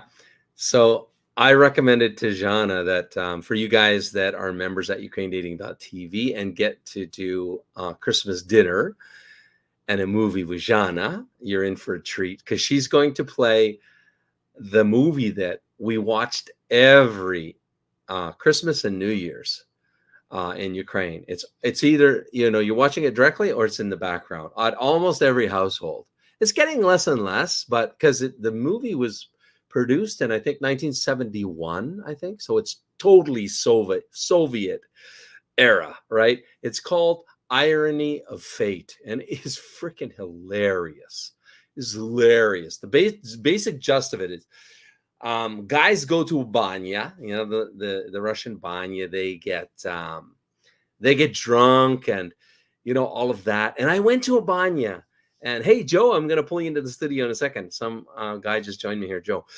So yeah, they get drunk in the banya. And I went to a banya almost every Saturday for a year in Sumy. So I really got to experience how Ukrainian men are amongst each other, right?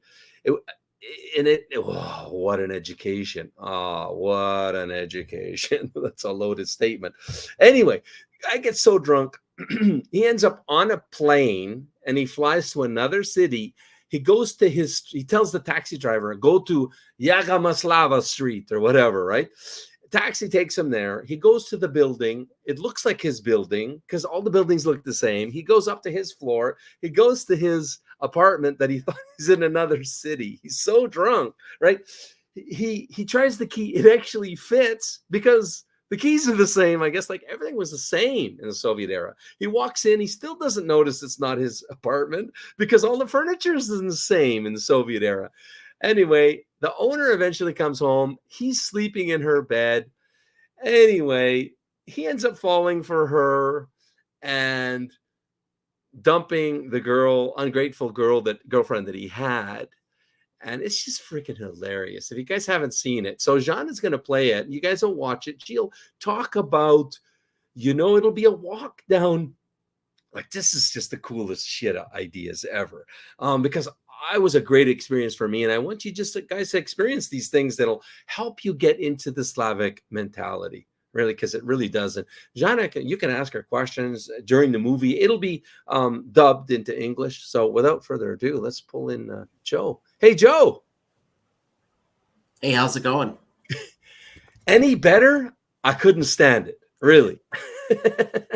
How you doing? Good. There was a similar movie to that made in the US probably about 15 years ago with Nicolas Cage. Oh, which one? Where he sort of shifts like dimensions, and he's living a different life in a different house. I saw that one. Kind of funny. Yeah. What did you find was your biggest cultural difference with your wife? Because you're American, correct? Canadian. Close.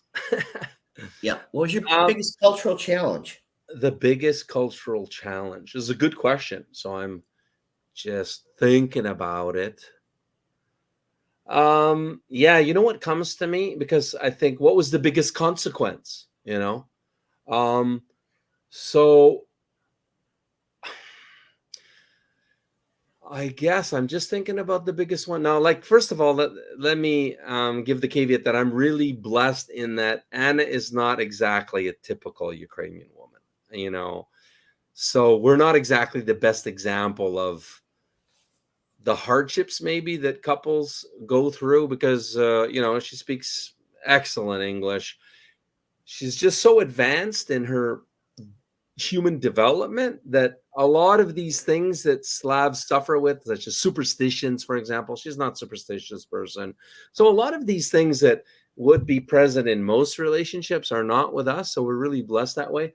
But I think I got to say, you remember if you were with us in the stream here, I was saying, and I've said in other streams, that I almost fucked up our relationship because I didn't step up and support her, even though we hadn't been together a long time, like it was 2 months, but we were spending most days together. She didn't have a job, and she was helping me with Match Guaranty. You know, she was helping me with streaming stuff, and and I didn't think of her financial needs. And that's a big no-no in Slav culture. Like, I mean, when you're in a relationship that you already see them as like you're serious about it. It's a full-on relationship, you know what I'm saying? Wink, wink. And you're both looking to your future together and trying to build that, right? At this point, you better be financially stepping up to whatever degree, at whatever level.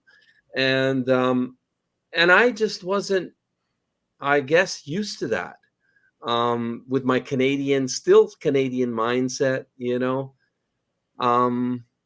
Plus I had the negative influence of being a marriage agency owner and seeing all the scams, hearing about them, you know, from my clients. Again, 80% of my clients have been scammed. So I hear all those stories every day.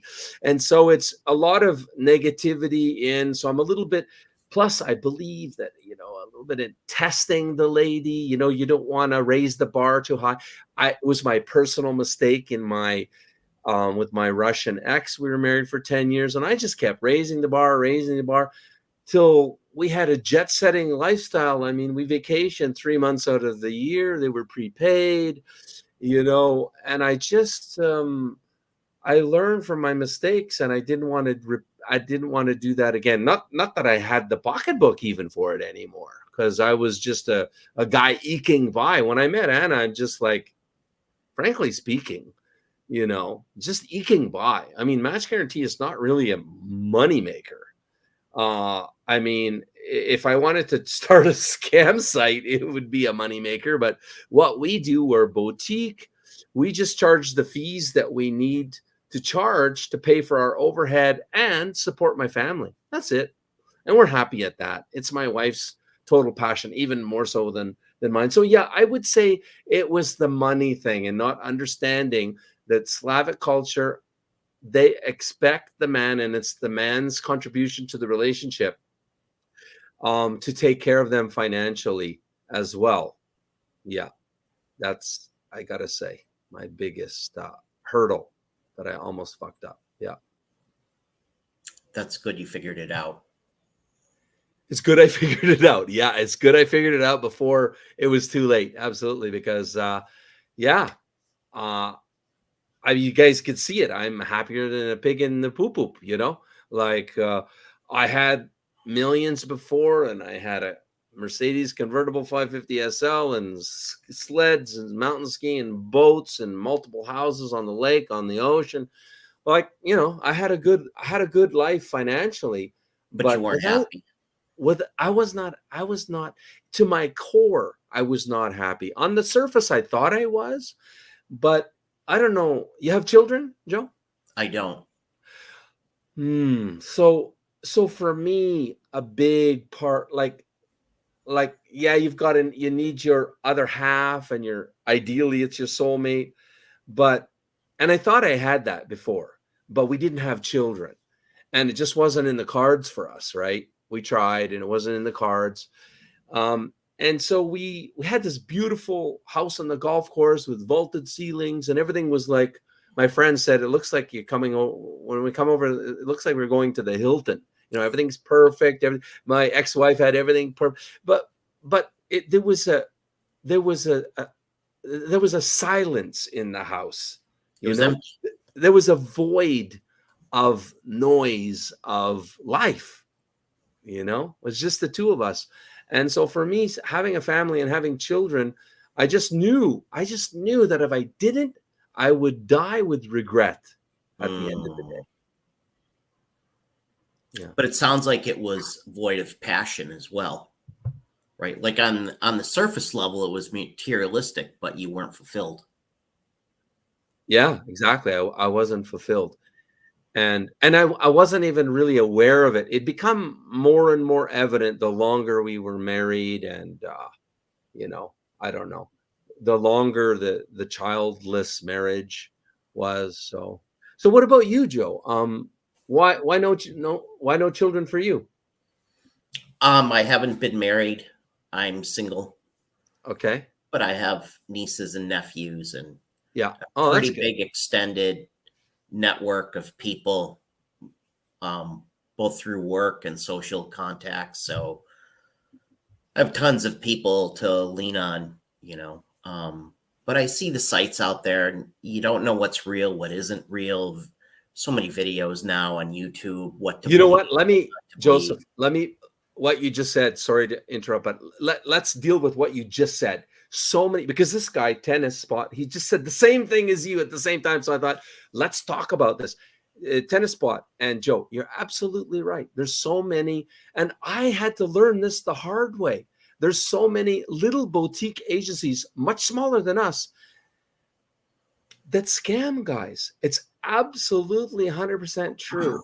And if you haven't watched my videos, I fucked up part 1 and I fucked up part 2. I tell you how I got scammed, how Match Guaranty got scammed by these little agencies, because I took 6 small agencies into my database of ladies. It increased our database by about 600, give or take, I believe. It lasted for a matter of months until my first client was scammed by my lady that I had brought into my agency. And I have a video from him here. I could play a little, just so you know who this is, because you've seen some videos from him. But I'm very grateful that it was my friend that got scammed, okay? He met with one of our ladies from the sub-agency. Maybe I deleted it. But yeah, he came to me and said, Joe, you're not going to believe this. Like, this woman, I went out, you know, and I went out with her, and yeah, she admitted she's married. She admitted she was paid to meet with and this guy's 35, American, and rich. He makes $500K a year online as a nomad, right? Smart, speaks fluent Russian, pretty much fluent. I'm looking to see if I have a short clip of him. In other words, you bought out people's businesses and the businesses weren't legit. No, I didn't buy out. You see how this industry works. Okay. In fact, I will make this statement. I don't know of any other agencies that don't use sub agencies, that have all their own ladies. Okay. I thought I knew of some, and then a little bit over time, I find out, no, they also have ladies from other agencies. So it's I call it the mothership. So they have a mothership, so a brand website, and they plug in with these portals to other small agency databases that have 100 ladies, 150 ladies is a pretty typical number, sometimes even less than 100. And that's how they operate, by online chatting, right? Online pay per letter, open a picture, pay, chat, pay, video chat, pay. And so it's not buying them out. It's called affiliate partnership or sub agency. Right. Yeah. And you've got like the big boys, which I don't like to name names on this channel, but on mail order bride scams, oh, we let it all hang out. I don't protect any names over there, just because I wouldn't want this channel ever to get shut down, right? So I have to mind my P's and Q's here. But these big agencies have hundreds of sub agencies underneath them. And then the smaller agencies can have like 30.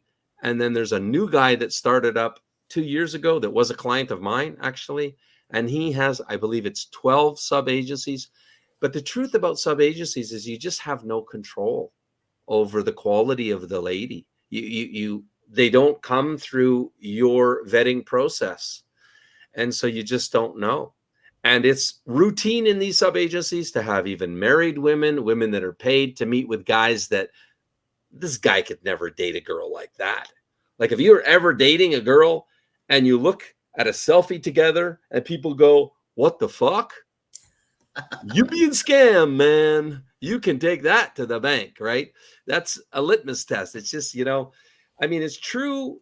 You can do a lot better in Ukraine, age-wise, beauty-wise, than you can in America, Canada, any Western country. That's absolutely true. But not, crazy over the top. Not like a model with,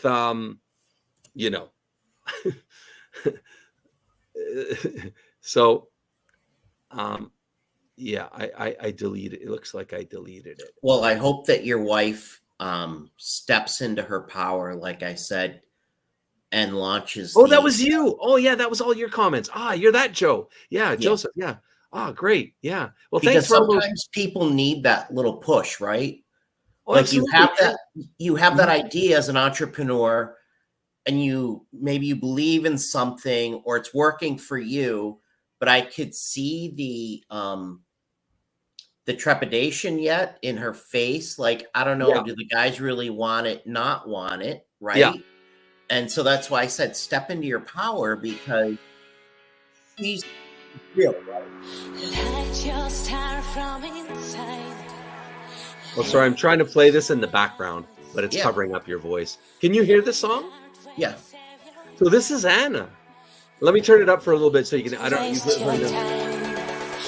world is talking to you. The world is talking to you. The world is talking to you. Oh, you have to hear. I got high on my way. Yeah. So that's just to give you an idea. Yeah, she's a singer-songwriter, and she, we all struggle with our own demons, right? And hers is, it's a lack. You see it, right? It's a lack of self-confidence, and I'm her biggest fan and supporter and stuff like that. And I'm just so happy amazing. Stepping into her power. It's brilliant. It's like her voice is incredible, and the lyrics she writes. The world is talking to you, And if you read the lyrics, they're crazy powerful. So thank you for the support. It's really. She was worried about her English. I was laughing because I'm like, she speaks as good as English as many people here in the United States. Yeah, she's fine. Thank you. Yeah. So back to this question, Tennis Spot. I'm gonna do a whole video talking about how, like, let's say you don't go with Match Guarantee for whatever reason. I want to equip you with the tools in your tool pouch to try to find somebody else that's a good agency to work with. I'm going to go through all the points, no holds barred. I'm going to share with you. This is what you're looking for. These things. And if you go through, I think it's like a 5-point check. If you go through, and if any other agency can make it through that 5-point checklist, they're good. They're good. And this industry is 50 shades of gray. Okay, so there are toxic scam sites that are what I call scam by design. They're designed to fuck you over in every way they can. Okay, and they do a great job to the tunes of tens of millions. One of them, the biggest one, they disclose to Forbes over $240 million a year. That's their self-disclosure when interviewed by Forbes in 2000 and I think 16, 17. But I'm going to equip you guys with that because I see from the poll, I see the fear of being scammed is so high. It's obviously holding you guys back. And if you go through the 5-point checklist, like you put whatever agency through these 5 points, shit tests, right? 5 points of shit tests, and you put them through that. If they can survive that, if they come out of that, then you should be able to put your mind at ease and say, hey, I'm working with somebody good. You know, I can trust this agency. And then on top of that, you need to, sorry for the French, but you need to shit test the ladies. Dating is shit testing. And that's not a popular thing to say, but I believe it. I did it. I coach guys to do it. You are your last means of defense. You should have an agency you trust that vets the ladies, but you're your last defense, right? I shit tested everybody I dated. I shit tested Anna. I did. I just, it's my belief that wise men do that. Some people don't agree with that philosophy, but it's my philosophy. It's what I coach. It's what I believe in. Well, it's part of business and it's part of life, right? Finding someone's sincerity. You have to be careful who you trust. Yeah. All right, I enjoyed your stream, and I just wanted to jump on and say hello and encourage Anna to launch the programming because I think guys will enjoy it. They'll get a lot out of it. Thank you. I appreciate that, Joe. Really, and Anna appreciates a lot. I saw it landing on her that she had somebody saying, "Oh, step into your power." It was like she had a pep talk as she was, because I totally put her on the spot. I just we had no plans of it. She's just been talking about it, but she's been, a little bit fear and trepidation in moving forward with it, right? Because she's just developing these skills, right? But she used it on herself. I watched her heal herself over parents, for example, parental traumas, other things. I watched her and she's just very talented. Tennis spot. Thanks, Joe. I'm going to jump off. You can jump off? Okay. Yeah, thanks for coming on. Yeah. Tennis spot on this point. I don't know. I think I might have heard of this agency, but yeah, they're boutique, like you say. So they're not big. They're not probably popular. I'm not sure if I've heard of them. Rings a little bit of a, inkling of a memory bell in there. But there's so many. There's thousands. I don't know if you know. There's thousands of little agencies, across Ukraine. In every town, city has them. Only Anna's hometown, Belgrade Nostrovsky in the south, doesn't have an agency. I looked. 50,000 people. But it's about the only town I came across that doesn't have. They were recommended by a seasoned Ukraine dater. Yeah, because people don't know. It's not that he was trying to do anything to deserve you, right? He just didn't know. People don't know. People do not know. I'm pretty astute. My dad was a cop. I have family in law enforcement and law, heavy background. I'm very cautious. When I was in real estate investing, my big strength was diligence. I have lawyer testimonial videos that actually went on video saying, hey, yeah, Joe is really astute. My battery level is critical. Oh, that's not good. Why don't I play a little video for you guys? And I will be back, but I will give you a preview. How about that? Of something a video that's coming up. Yeah. Why don't we do, because just to give you an idea of the content that's coming up here,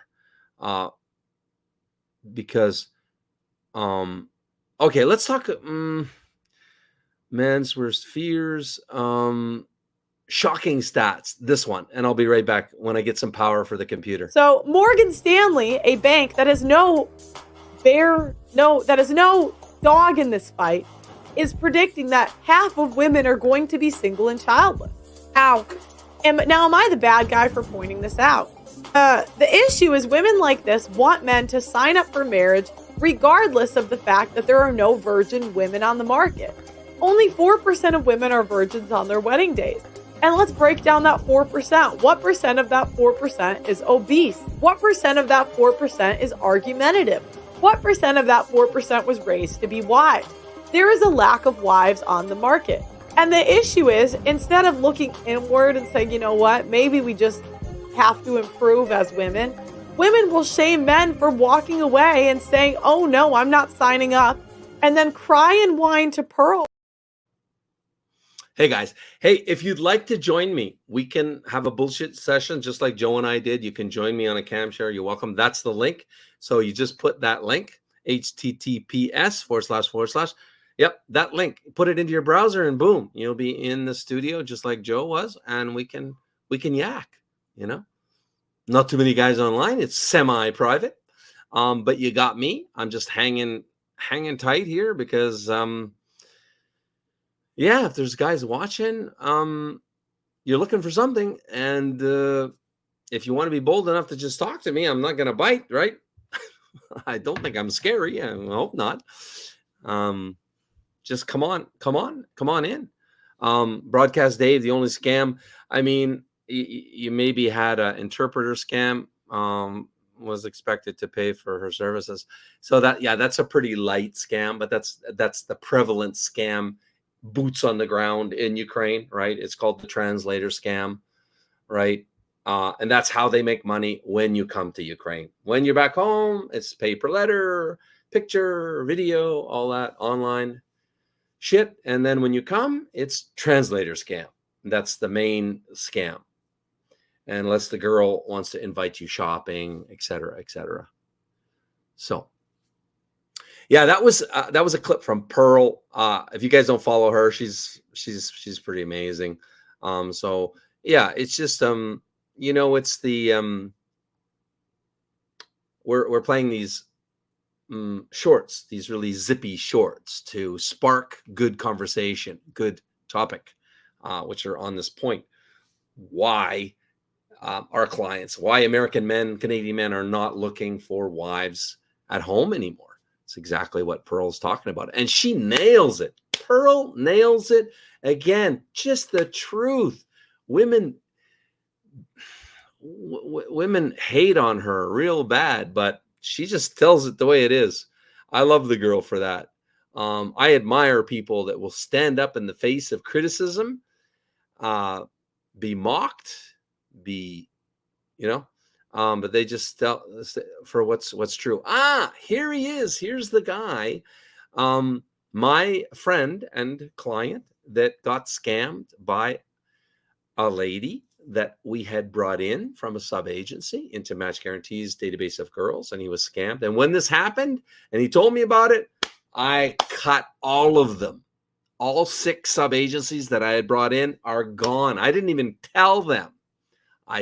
Just gone. And that cost me about $7,000. You know, that was a $7,000 lesson, but it's not even the money. It's that my client was scammed. Anyway, this is him here. What percentage of these social media girls are on free sites, social media, and apps do you think are prostitutes looking for Johns?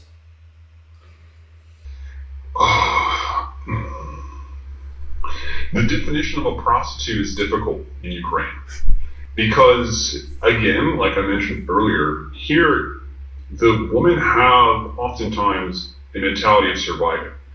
And if you described the mentality of an average Ukrainian girl to an average American, who has a more empowered view of women, or you could call it a more feminism and empowered type of lady. She would look at a lot of these girls as either gold diggers or even prostitutes. Coming from somebody like myself who spent time in Ukraine, obviously I see it differently. I see some of these girls as they are looking for a guy who has decent financial means, who's able to provide for them, who's able to give them a decent lifestyle. And every girl has a different mentality towards money. Some of them have incredibly high standards of living.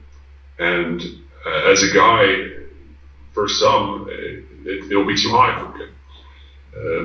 For example, some of them on the first date will want to go to a 5-star restaurant. And yeah, she might sleep with you. Would I call her a prostitute? Probably not. But this, especially in Kyiv, Odessa, and some of the cities, this is a very common style of dating. And women here like to be spoiled. And this happens commonly. Now, if we were to talk about strictly exchanges of money for sex, I would say it's much lower. I think that the average girl here does not want to be thought of as a prostitute. I think that's still in Ukraine a negative word. However, I think it still happens. I think it's just without something that's so evident and that's so direct. Yeah, interesting point you make. Difficult to distinguish between a girl's intention. I was speaking mostly of like a lady that's clearly a prostitute and is seeking and advertising for a John using these apps. Any idea how prevalent? Sure. So the word here is sponsor. This is the word that's typically used in Ukraine because, again, like I said, most ladies in Ukraine do not want to be considered a prostitute, and they're not going to be asking for money directly. But the terminology here is sponsor, and that is the same word, I believe, in Russian. They will use sponsor. And that is somebody who's going to sponsor their life in exchange for sex. In America, we might call that an arrangement. Here, they would call that, some of them who are more educated or more westernized would also call that arrangement. However, in the apps, if someone comes across the word looking for a sponsor or sponsorship, this is what that means.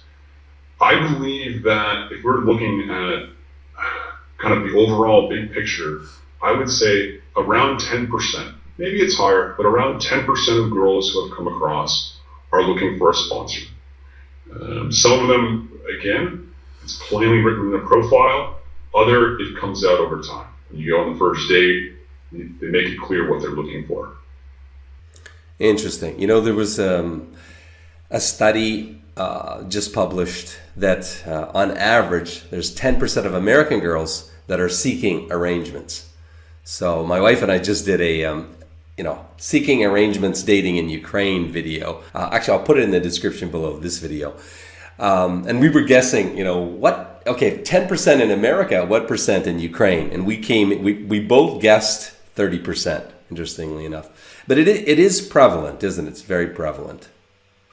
It is prevalent. It is, perhaps it's not as legalistic in terms of, hey, give me 5,000, I'm going to do this for you. But there's almost like this unspoken agreement here that does happen often. I see it quite a bit as someone who spends a lot of time in Ukraine.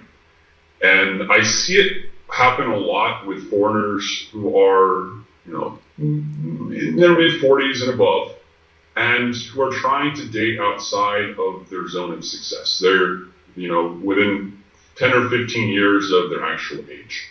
So when men come here, they're in their 50s or in their 60s, and they're trying to date a woman between, you could call her a girl actually at this point, between 18 and 28 years old, they have to compensate somehow, some way.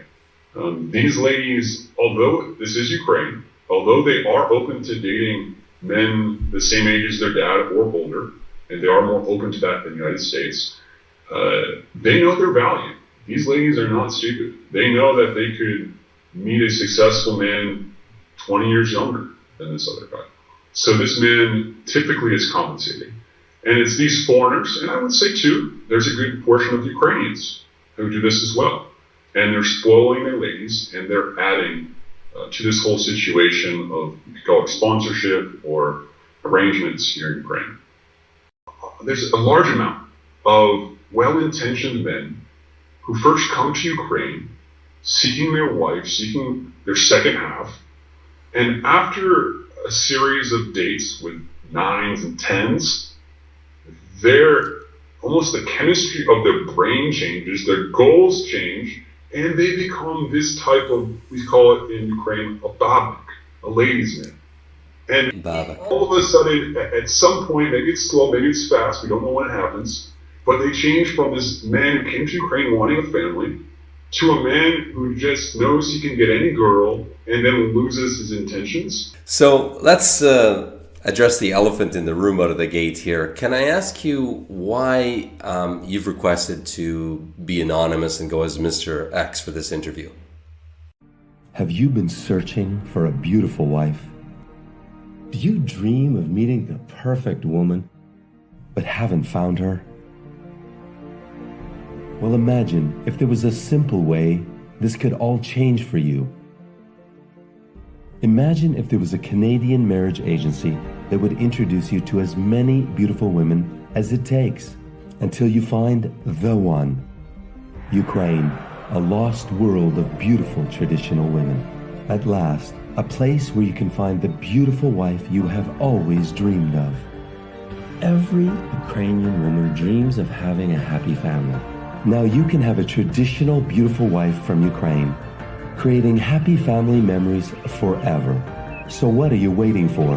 Register right now and Skype our beautiful ladies completely free. So what makes us different, you might ask? Why not ask Google simply by searching Match Guaranty reviews?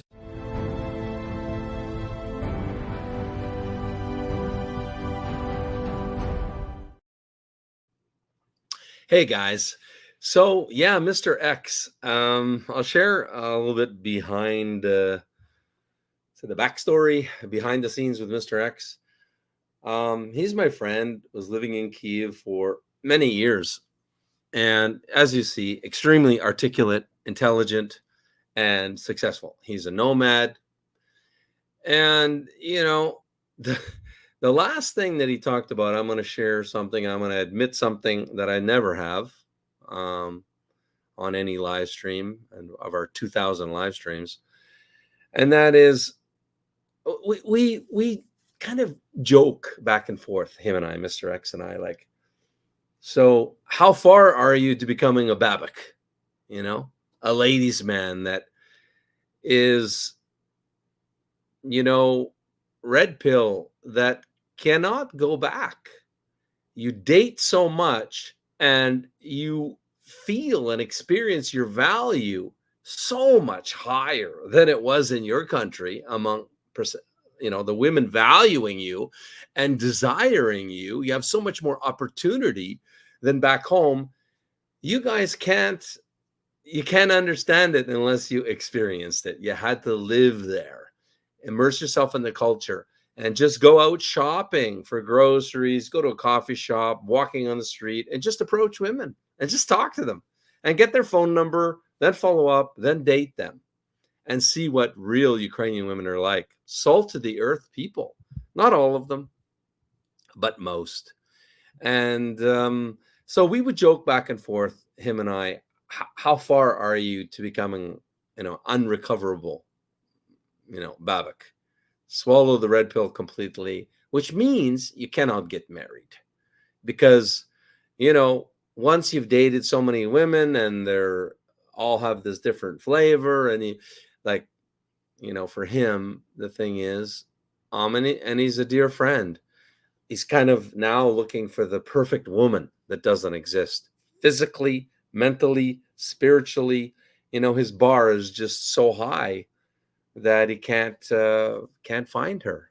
No, I'm talking 6 years of dating, over 200 women, you know, and I tell him honestly, because I want him to settle down. He wants to get married. He wants to have children. He's never married, no children.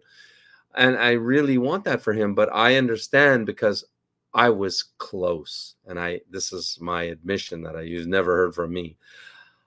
I was close to being unrecoverable. You know, it's that dopamine that dopamine response you get to having a new date, a new relationship, and they put you on this pedestal. You can just feel that they desire you, you know. And I'm talking 20 years younger, of course. I mean, almost all my dating was 20 years younger. Let's say 16 to 26. Yeah, that was my range pretty much. And yeah, it's very addicting, you know. And so, but my goal was marriage and family. But I had to start being honest with myself and say, geez, you know, I'm on this slippery slope. And if I keep doing this, if I keep getting, because I could get dates like this. And in Canada, you kidding me? No, I was not popular. I was not a ladies' man. I didn't have much dating experience. You know, I was a long-term relationship guy in Canada. You know, I get attracted to a woman, we'd have a long-term relationship. I'm talking 3 years, 4 years, 2 years, you know, and not a lot of women, right? Low body count, you name it. And then you go to Ukraine and you go, holy shit. Holy shit. It's too much to comprehend. And it's such an ego booster. It's such a confidence booster. And yeah, the bad part is it's addicting because it produces the first date and first like butterfly love, right? Produces a massive amount of dopamine. It's equivalent to cocaine, heroin. You can study it. There's lots of studies on it. This feeling you get in a new relationship, this quasi love feeling, because it's not real love, it's not true love, right? But I call it butterfly love. Yeah. The dopamine response in the body is similar to cocaine, heroin, etc. Very addictive. So I'm thankful to my Lord and Savior. Yeah, that he got me out of it. Like I met Anna. It wasn't. Anyway, I met Anna. We were both kind of in our thing when we met. So we didn't, I didn't pursue her until about a month and a half in. To be frank, I was head over heels for somebody that I couldn't ditch this, you know, like we would break up and then back together, break up and back together. She had children that had feelings for me. You know, I had feelings for her children as well. So that's harder too, right? Because you're not in just a relationship with a woman. You're in a relationship with, it was 3 people. It was 2 children as well. And so I was back and forth with her, and I had met Anna, and I couldn't, she was not good for me. I became more and more clear. You know, she did things like, I paid for her daughter's birthday party, but I'm not invited to the birthday party. And I did that shit. That's fucking simping. But, you know, I was emotionally invested in her. I had seen a future in her. And by the way, guys, please join me. I'm just filling the airspace here. I say you guys are watching me, and I'm kind of doing a semi-personal thing. But if anyone wants to join me live in the studio here, please do, and we can have a personal convo like Joe and I did. Meantime, I'll just yak here, telling you my dirty laundry, so to speak. I felt that was kind of one of the last, straw on the camel that broke the camel's back. Is when I paid $300 for her child's birthday, because I want to make sure she had a good birthday, right? So I sprung for balloons, hot air balloons, and all this, and 15 people at a restaurant, shashlik, kind of, you know, and I was not invited, but I paid for it anyway. I didn't know I wasn't going to be invited until I had already paid for it, right? But it kind of happened, and then I went, oh, this is disrespect. This is fucked up, right? But the thing is, I still tried with her, and I had met Anna, and I was like, she kind of fucked me up, you know, and I'm very grateful I met Anna, and I got out of that relationship. And that's the other thing. No, I shit you not. I was not single in Ukraine very long at all. I mean, 2 weeks was about my maximum. I would exit one relationship and then I would get into another relationship. And it was usually by street pickup. So I never went out for the purpose of street pickup. I was usually walking between Passage, where I lived, and Maidan, where our office was, right above McDonald's at Maidan, around the corner, right around the street from the AFA office. It was our office. I would just see a girl that I was physically attracted to. I would go up to her and talk to her, just talk to her. Somebody commented later, I was going to put up the comment and say, you need to have game. They put up a comment. That person doesn't know shit. I was going to say that, but I forgot. There's no game needed with Ukrainian women. In fact, if you have game, and I know what I'm talking about, I met game pickup artists there that did game in Ukraine. And if you do game in Ukraine, it actually is to your detriment, not to your benefit. Maybe dating in the West, you need game now. I'm not an expert. I don't know shit about dating in the West. I won't talk about something I don't know shit about. Why would I? I mean, that's just idiots that do that. If you don't know something and you're going to pretend you do, you're just going to make a fool of yourself. I'm not into making a fool of myself.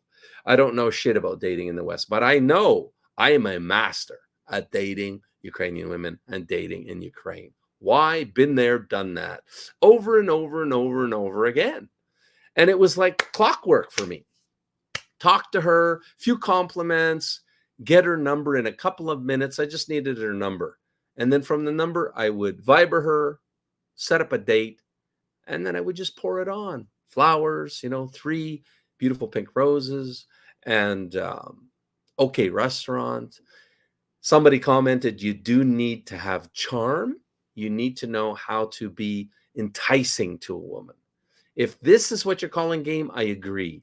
I don't call this game. I call this dating skills. You do need to have some dating skills. Yeah, conversation skills. You need to know how to flirt. And then it's just a cakewalk like you've never experienced before, really. And guys, it's this experience which is extensive. It's very extensive, my dating experience in Ukraine. It's this experience that allows me to be a great coach for you now. It allows me to help you see what's real and what's not, to dodge a bullet when a gun has been fired at you, right? The money thing. When should you support her? When should you absolutely not support her? It depends. It totally depends. You can't paint every situation with any kind of broad brush on this, because sometimes you support her and you're being a simp. Other times you don't support her and you're going to lose a good thing, a great thing. And you need to know the difference. And this experience, teaches you the difference. This is also, yeah. So just saying, we got some comments here. So let me put them up here. No, not really. Not really any kind of comments.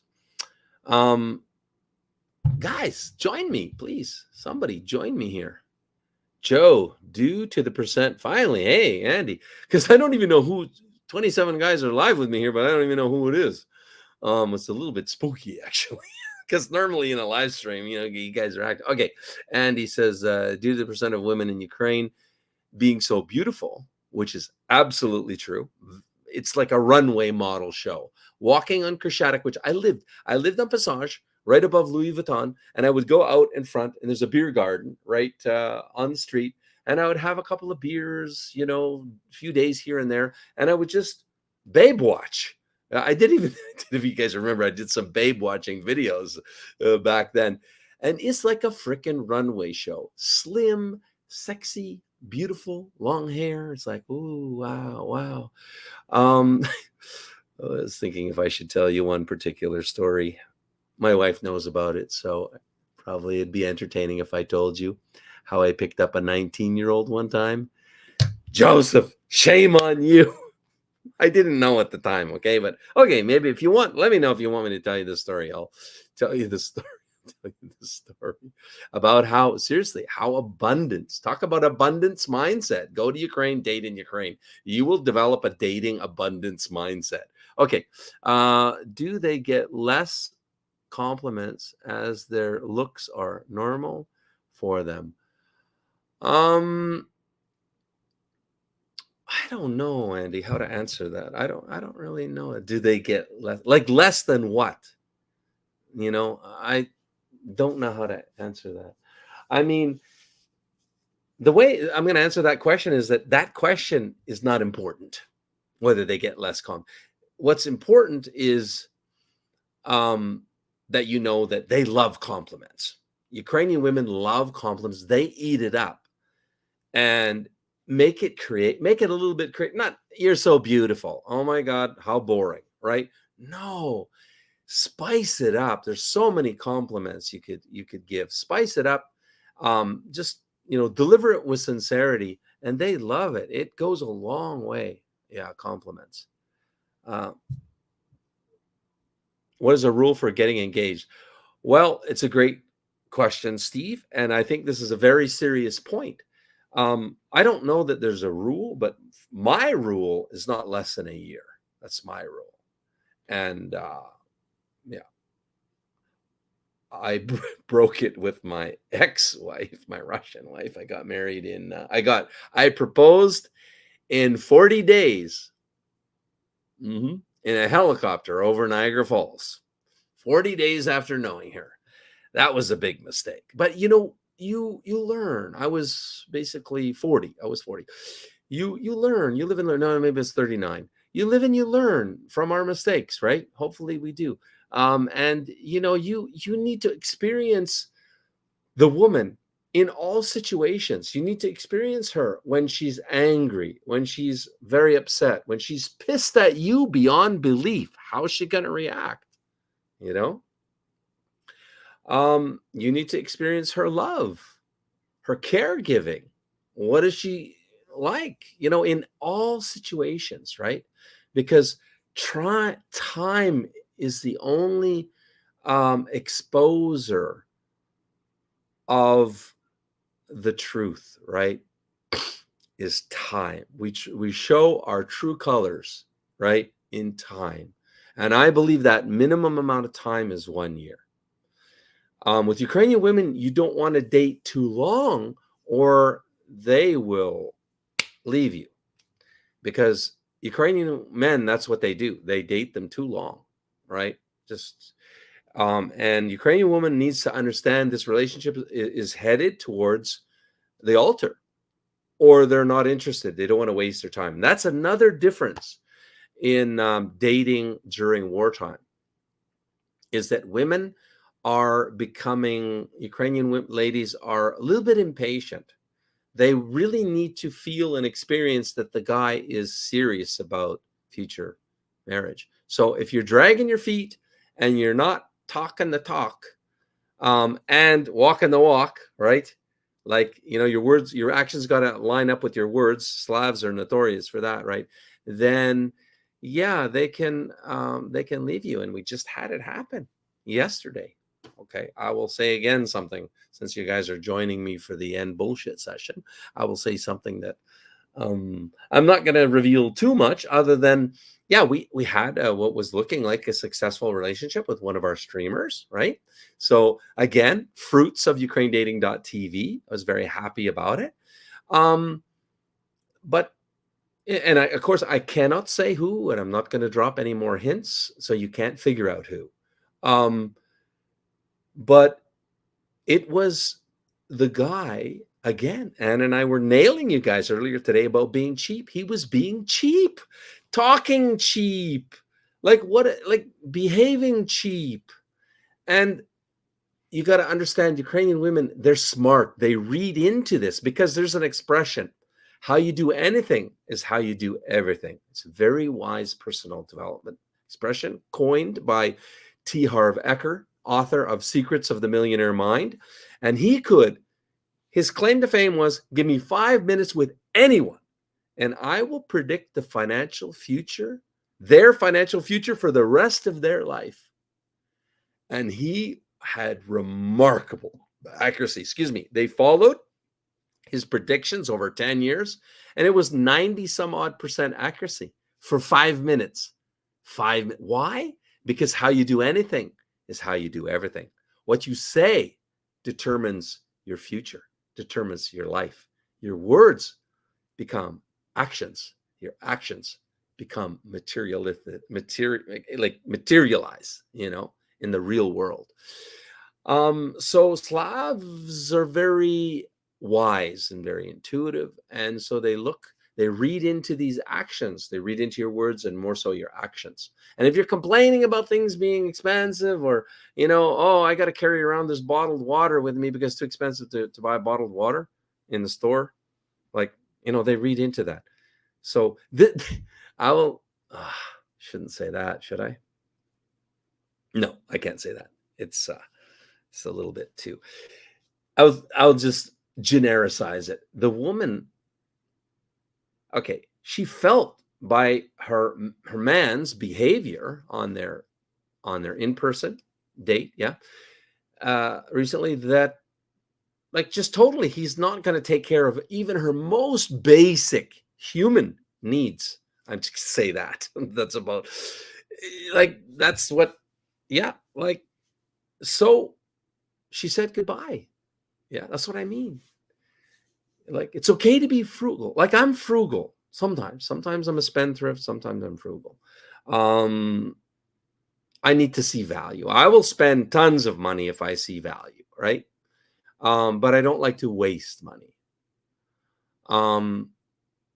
So that's why I say, if you're exhibiting cheapness behavior, if you're in a relationship for 6 weeks, somebody, I'm talking about, you haven't sent flowers yet, what the fuck is that? Give your head a shake. Why are you on this journey if you're going to set yourself up for failure? Okay. What else we got going on here? What's your rule? Okay. Unrelated. Okay, we got some questions coming in. Somebody join me, please. Click the this link here. Just put it in your browser and join me in the studio. Come on, guys, 25 of you. I'm getting kind of lonely. I'm sitting here by myself. The sun is going down. Anna's going to be coming back with Arena, because Arena had a sleepover with a Mexican family, a Mexican friend at school. She doesn't speak English, and so Arena's getting to practice her Spanish and dust off get the rust off of her Spanish, which is really great. She's such a social butterfly. Okay. Back to it. Okay. Unrelated to dating. When I was in Kiev years ago, I got a haircut from a guy with no thumbs. This sounds like the beginning of a bad joke. I was so nervous. This sounds like a joke, Dave. Okay. I'm up for jokes. If somebody wants to tell a joke, I'm down for that. Just asking because they take compliments like they never got one. In Asia, they are so thankful about just small compliments.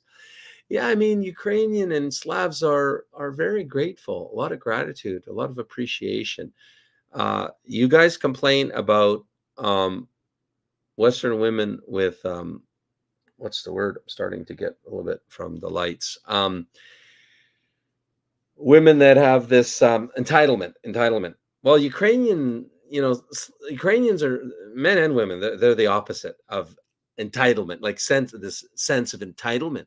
No, they have a sense of gratitude for everything that they get. A lot more God-fearing than in our world. But I know what you mean. A lot of them seem like you compliment, they're like, wow, thank you. It's like the gratitude for the compliment. I know what you mean. I would agree with you, Andy, generically. I would agree with that statement. Yeah. He had thumbs at one point. They were removed. Okay. Back to okay, Steve. We are coming up to 1 year, and I have experienced all of it, including her pissed at me, and it went well. Okay, good, Steve. Plus, when I hop across the pond, I stay with her, or we vacation. Steve, can we engage in a conversation like you and I? I mean, we got a semi-intimate group here, because it seems like you're telling me this because you would like to glean something from this, right? Am I correct in assuming that? So if you are wanting to tap into some of my experiences and wisdom gained from, a lot of experience, then I would ask you the first question. It's always, can I ask you how you met her? Like how? It starts there. And then just we can have a chat about it. But so far sounds good. You've been with her a year. You've seen her pissed at you. That's check, box checked, right?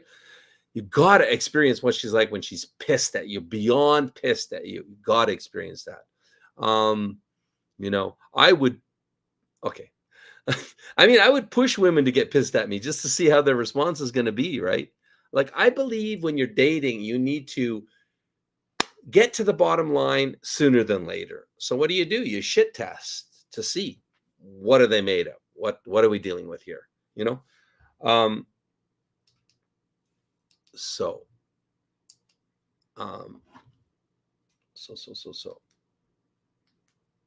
yeah.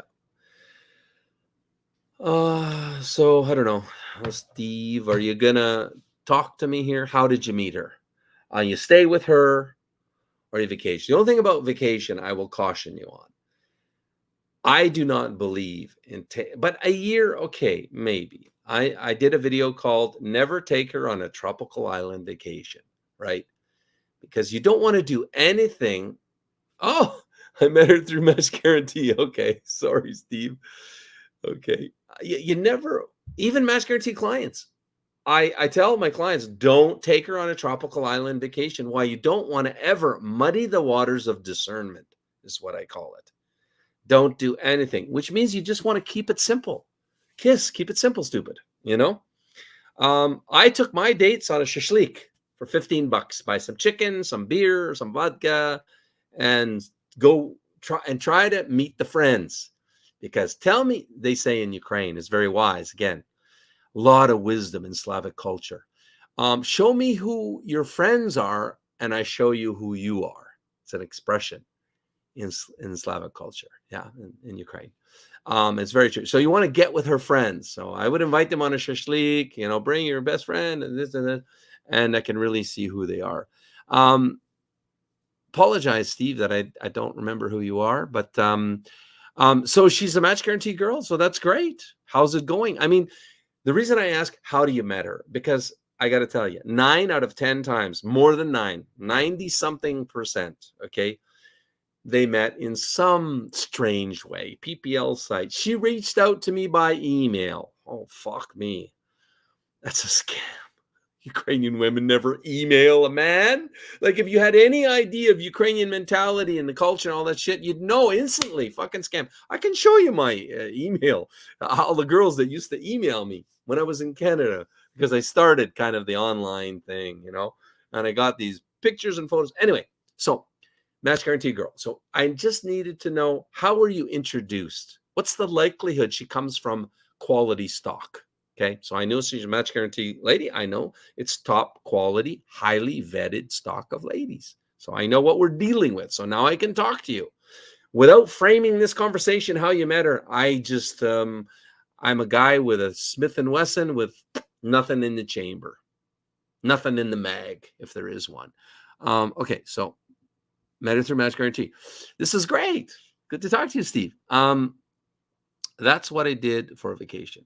Keep it simple. Great. Met her, one of her friends on a vacation. Where in a vacation? A vacation close to Ukraine, I guess, in Eastern Europe. Yeah, sounds like it. And that's smart. That's very smart. Get out of Ukraine. Like, you're not going in Ukraine now, so bring her out. The only thing is, if you've been with her for a year, and she's a Match Guaranty girl, is she still living in Ukraine? Where is she living? Can you answer me that? Where is she living? It's good. We clicked like we knew each other for years and haven't talked in 20 years, but we picked up like we're never missed a beat. Poland. Okay. She's living in Poland. She's living in Krakow. Oh, I love Krakow. I love the old town. Oh, yep, in Poland. Ah, you vacationed in Krakow. Jeez, this isn't Billy, is he? On another name? Okay, she's living in UK. Oh, my goodness. I hope this is not Yulia's boyfriend living in the UK.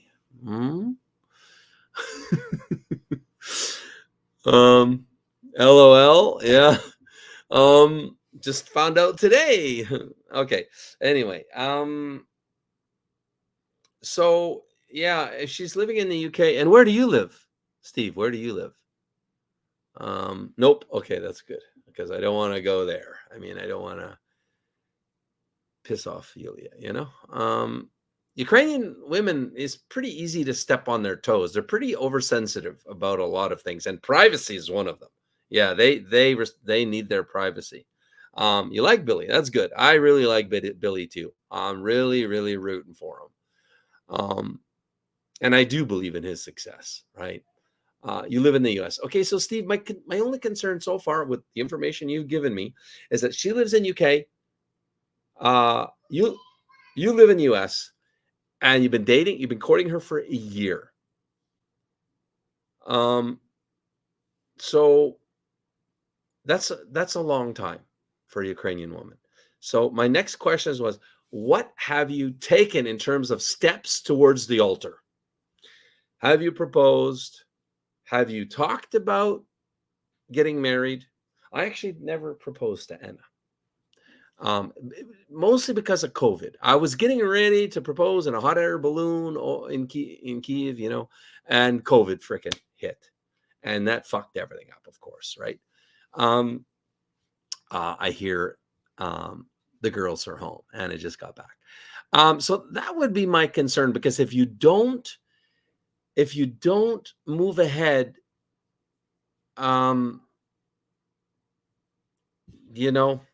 like eventually it's different for every woman, but a year is a long time. I'm telling you. I'm a little bit surprised she didn't dump you already. I'm going to say, okay, just saying, right? I'm here to give you it straight up, right? It's a long time. We're working on getting her a travel visa to the US. She has an interview in a few weeks. Okay. Oh. Why a travel visa? Why don't you bring her in on United for Ukraine? That program can end at any day. I mean, they can just pull it. US immigration can pull it, and then you're fucked. K1, and that's a terrible program, because when she comes to you, got 90 days. So my question is, why? Why not go for the United for Ukraine? And and travel visa is quick and easy, by the way, right? It's quick and easy. We have talked about getting married. That's good. And what life will look like many times. Okay, that's good. You're talking about it, but you need to follow through with action. Have you proposed? Have you given her a ring? And don't spend a boatload on the ring. Guys, do you guys know how much Anna and I paid? We did this. We did a spreadsheet. You can see it's online. On one of the videos, it's on a Google Sheets. All in $2,900. All in. That's 15 people at a restaurant. My ring, her ring. I lost my ring a long time ago. Her ring, her wedding gown, my tux, alcohol, everything. I'm trying to think what else. Oh yeah, videographer, $2,900. Okay. Don't go into debt getting married. Be thrifty on the wedding. Okay, we're getting some kinds of 100% Elias. She doesn't want the United for Ukraine because of being able to go home if something happens. Yeah, well, okay, that I understand, because on that United for Ukraine, you cannot leave America, or you curtail the program, right? So I understand that. So, okay, well, I'm just saying, be mindful that you need to keep planting seeds of the future, how the future is going to be with you and her, and try to take some actions. I don't know. Do you own your own home? Can I ask you, Steve? in the States? Do you own your, with a mortgage is fine. Of course, that's the way we do it. Don't talk about the amount of your mortgage. Don't even talk about the fact that you have a mortgage. Shut the fuck up.com. Don't talk about it. That kills safety and security for a Slav because they all own their own homes and the banks are fucking crooked. 18% interest on a mortgage. What's that? You know, a credit card rate mortgages in Ukraine. And plus the banks are crooked. No, they are crooked. Trust me. I know details. I could speak of details of their crookedness. I bought a really nice promise ring. Okay, great. For her when I am there for a few weeks. Yeah. Okay, promise ring is good. It's a good step of intent. At what point did you buy her the promise ring? Steve, why don't you just join me on cam? We can talk much faster. But anyway, I do own my own home. Okay, that's good. That's good. It's all looking good. Promise ring is good.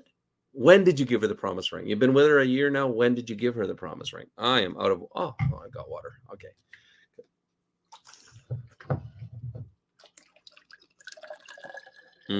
Okay. How do I do that? How do you do what?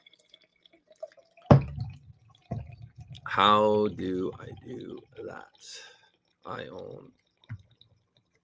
How do you do what?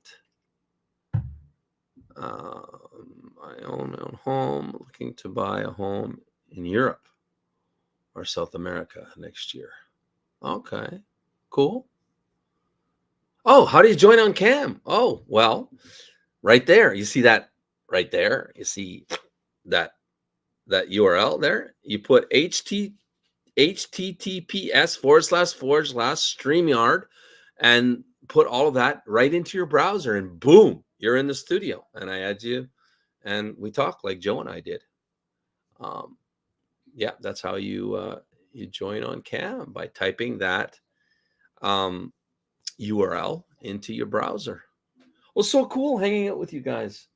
Just, 18 of you hanging out, shooting the shit. I should crack a beer, but I'm out. I'm out. So yeah, you're welcome into the studio. Steve, we can just really kind of granularize your relationship more, and I appreciate doing kind of like a coaching call with you here. Popping on. All right. Woohoo. Great. Oh, wow. 91 votes now. Oh, where is it? We never ended the poll. Ah, there's Steve. All right. Hey, Steve. Hey. How you doing? Oops. Let me mute the. There we go. Yeah, I hear you. How you doing? Doing all right. We talked back in April when I was trying to get the funds over to you, and I was running into some issues, so I had to send in an alternative route to get it to you through the wire. Okay. Gotcha. If you remember. Gotcha. You'll have to excuse me. I talked to a lot of guys. It's been a while, but yeah. But anyway, you were in the car, and I was driving, and she took the phone from me, and she started talking to me, and you guys were going back and forth. Oh, now I know who you are. Okay. Yep. Now you know. Okay. And your lady, what's her name again? Maria. Oh, Maria. Okay. Yeah. Okay. Yeah, I remember. Are you in the New York area? California. Oh, okay. I was close. Northern. Okay, Cali. Northern Cali? Yeah, right outside Sacramento. Okay. Cool. Well, that's great that you guys are a year into it. And yeah, so what questions do you have for me? Well, I mean, we're getting up to the year mark, and I talked with Lubia, and she was asking what I was doing for Christmas, and then we've been talking about getting married, and I'm like, yeah. And she's like, so when are you going to propose? And I'm like, I originally had thought about on the 1 year mark or when we have met in person, but she's like, sooner than later would be better because we didn't meet in person until July. Right. Because she had so she was going home, and then she had some travels for work and stuff like that. So we in July is when we met in Krakow. We spent a week there, and it went really well. And then pretty much from that point on, it was just like we never stopped talking to each other. almost every day video chatting because, you know, you just can't do it every day. Something happens, time difference and everything. Yeah. Yeah. Cool. And then we, barely 3 months later, I mean, as soon as we left, it was hard. And then 3 months later, I had already, as soon as we left Poland and I got home, I'd already booked our next trip just to meet. And we did a 10-day cruise in the Mediterranean. So if you really want to get to know somebody, get stuck on a boat. And I pushed buttons and I got to see her really pissed at me, and it was my own doing at the same time, but I got to see it and we just worked through it and talked and we got through it, no issues. And so I'm going back for, I'm going back for Christmas and I'll be there through to New Year's. I'll be there for 3 weeks. So I got my work to work abroad from time to time. So nice. Yeah, and where are you going over the Christmas holidays? To her house in UK. Okay. Okay. Yeah. Yeah. So we'll be there. I'll be there for 3 weeks. Okay. Yeah. Yeah. Yeah. And we're just working on getting a travel visa for her, just because of the U4U. She can't come back if she leaves, which is the issue. Yeah. And if something happens, she needs to go home. Yeah. And I can't say, no, you can't go back to your family. I mean, that would be messed up. I wouldn't want somebody to tell me that either. So we're going through that route. She already has a travel visa for Canada, so there's no reason why she's not going to get the one for the US. We just have to wait for the interview date. Yeah. Yeah. Actually, Anna's doing that too. That's the problem, the interview date. Yeah. She waited a little too long, and then as fast as she was clicking on dates on the day she was picking it was as fast as they were disappearing. Yeah. In Vancouver, it's 2 years now. So Anna's actually flying to Germany to get her interview in Germany. Yeah. Oh man, crazy. Yeah. Because they want to interview us at National Geographic, and I want to be with Anna, right? So we really need to get it like yesterday. So hopefully she gets a pretty quick date so she gets it approved. Yeah. Yeah. It's supposed to be in, I'm not sure, January anyway, mid-January, something like that. Well, her mom's coming. So anyway, that's all. I mean, sounds good, Steve. Sounds like everything's coming together. I picked up a promise ring because I wanted to show, because I know when I told Lubia, she's like, yeah, that's not a Ukrainian thing here. It's more of a Western or American thing. And I'm like, yeah, and that's kind of how I was raised on the old school traditions. Yeah. It's just to let her know this is coming. This proposal is coming. Just, I don't want her to think that it's not coming. It's in the works. You know, I told her I wanted. Are you going to propose over the holidays? I'm going to give her the ring. I don't know if I just want to turn it into a proposal. It's not like a wild diamond ring. It's a sapphire and stone in the center with small diamonds around the band. Okay. Because blue's her favorite color, which is why I got the sapphire. Yeah. But would I call it an engagement ring? No, but I can make it with that and then get a better ring later on. Why not? I mean, do you feel like you're ready to take that next step of marriage proposal? After our cruise that we were on, at that point, you know, she endured me for 10 days and I endured her. We went through all the ups and downs through that, and even at a distance, you know, we're working through. If we have an issue, we work through it. We talk. Some days, you know, our communication may not be the best over others, but that's your normal ebb and flow of a relationship. But we figure it out. We hear each other out. We talk through it and we come up with our solutions. Okay. Well, if you feel ready for it, that's my only concern is, like I say, that she feels like you're moving towards the marriage goal, right? Yeah. So promise ring, it's a nothing in Ukraine. Yeah. They don't even, most of them know, like, what does that mean? Promise. What? Because again, it might come across like you got cold feet, like why it's a promise, not a proposal. Yeah. I'm sure she's going to wonder that. Yeah.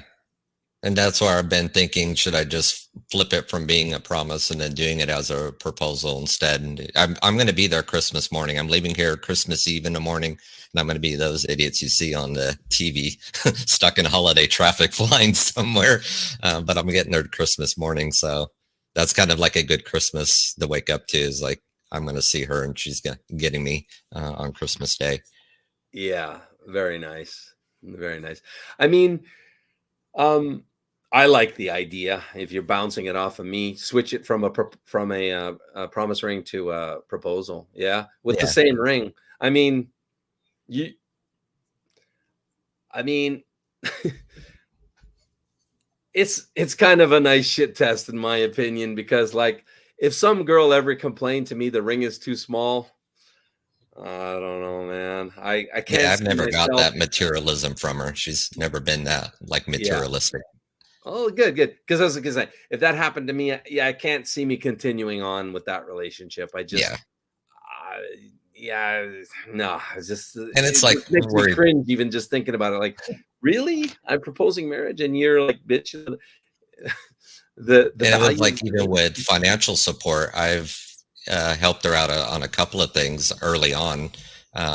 In UK, you have like a biometric card or something like that she has, basically to say that she could be there. It's kind of like a permanent visa type thing, I guess. She lost that with her passport at the airport when she got back to UK. But she's like, this is how she can get it and get it quickly. And I'm like, well, tell me what you need. And she's like, can you loan me some money? And I wasn't gonna loan it to her. I was just gonna give it to her. So I just like, here you go. Here's money with some extra just to cover whatever expenses. And then like with her travel visa, it was all at that same time she was getting it taken care of.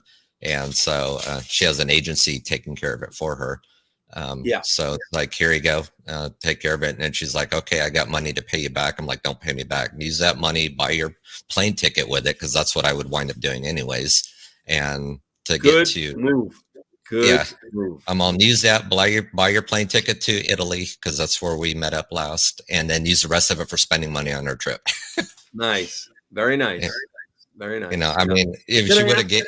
Can I ask, when did you give her these monies for this money for the visas and like how many months into the relationship? So we met July, right after the 4th of July, and we left Krakow, I think it was July 10th, right around there. Sounds about right. And she went from there to Kiev for 2 weeks, and then to Romania for a couple of days, then to Dubai for 2 weeks. And then that's when she lost it, was on her way home. So it was about a month in. A month into your relationship? A month into your relationship? If you go by a month in from when we met, if you go by for when we started talking and building everything, then it was like 4 months in. Okay, 4 months in. Yeah. Okay. Yeah. And see, guys watching, this is what I mean. You know, some of you guys are going to rag on the comments post live here. You can say, oh, you're simping, you know, you shouldn't spend. But the thing is, this is why you got to know the quality of the person you're dating, right? Because it's very different if he met her a different way, right? On a site, without without a matchmaker and the vetting of an agency, a good agency, right? He can now have this confidence in knowing that, okay, I can do what I want to do without having worries of being used. You know what I mean? So you guys, well, even like in Poland, when we were vacationing or during our meeting vacation type thing, I mean, I had excursions already all planned out. I had all the stuff printed out, and she's like, what's that stack of paper there? And I'm like, this is everything we're doing. And I think she was surprised that I had it all kind of planned out for the most part. And I'm like, there's still plenty of room in there just to go roam and do whatever. I mean, I didn't have every detail planned out. Even when we went shopping, she was just buying things, and I'm like, I can get that for you. And she's like, nope, I got it. She's like, I'm buying this for me, or I'm buying this for family or a friend. There's a lot of things I wasn't picking up the tab on, and then little things like if we're out of store getting water or a snack on whatever excursion we were on. Obviously, I was just grabbing it. Sometimes she would just like, no, I got it. When I've already got money out, and she's like, I got a bunch of coins I need to burn. So, I mean, right off the bat, it wasn't like, here's a bunch of things, can you buy this for me? I ran into that once when I was in Kharkiv, and that was pretty much a huge red flag. Somebody's trying to go shopping and then rack up. I mean, it wasn't like a lot of money for me. I mean, I think it came up to like $200 total, but it was a boatload of stuff like this on a cart, and I was like, $200 isn't going to hurt me. I'd probably end up spending it on something stupid anyways that I'll wind up thrown in a corner. So I bought it, but that was the end of that relationship. I wasn't going to go down that road because I don't want to be viewed as a wallet. I want to be viewed as I'm here to be able to take care of you, not just to throw money at your every beck and call. Yeah, exactly. Yeah, and it's definitely a balancing act, you know, with feeling that, right? Feeling that, understand. And I've that, offered to help out wherever. It's like, if yeah. you need something, let me know. I'll take care of it. And she's like, no, I got it. And so I don't know if it's more just she's, I don't have the right word for it. Maybe it's modesty. Yeah. It's modesty, and it's one of the signs that you know that a Ukrainian woman is planning on a future, because she doesn't want to do anything to make you think ill of her, you know. Yeah. So it's like these reasons, and it's a very good sign. But like the thing is, guys, my advice is always like, just like you did, you know, she offered to pay it back, but you rejected that. You said, no, use it for this, this, and this. This is a very good move. She's testing you. That's her shit test to you. Yeah. Yeah. I've watched enough of the videos that you put out over the years and just other stuff in general. I kind of got the gist of that's kind of what she was doing.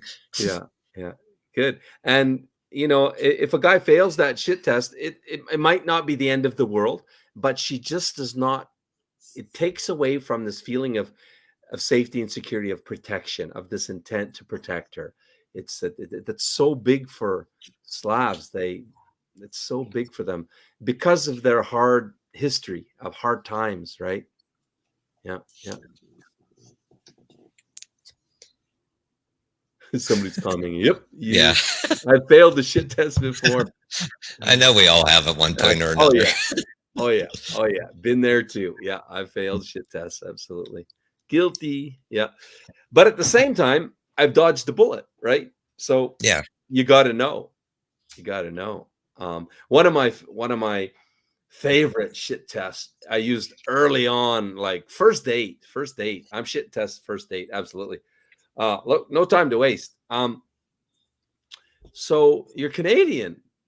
What are you doing in Ukraine? Well, I said, well, I started a company. I run a company here. I learned not to go into the details of that.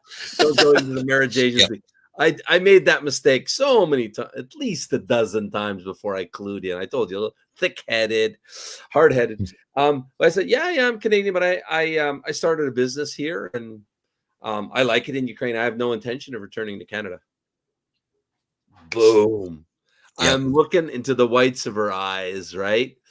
And it was so funny. This one lady I dated, she had a high up position with the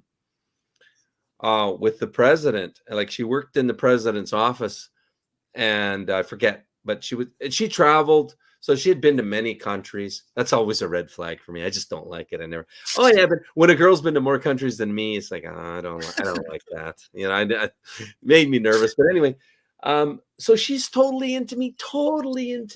She comes and sits beside me. I took her to a really nice restaurant. That was probably a mistake, but anyway, it was much more than I normally do. It was a restaurant in a park in Kiev. Anyway, she's wanting to take selfies with me, you know, sitting over side. And then after I told her, yeah, I have no plans of ever moving back to Canada, she's like, wow, it's like night and day difference. She just got cold, and we had already made plans for tomorrow. We were going to go on this rooftop concert, and she told me where it was, and I said, okay, great, woman.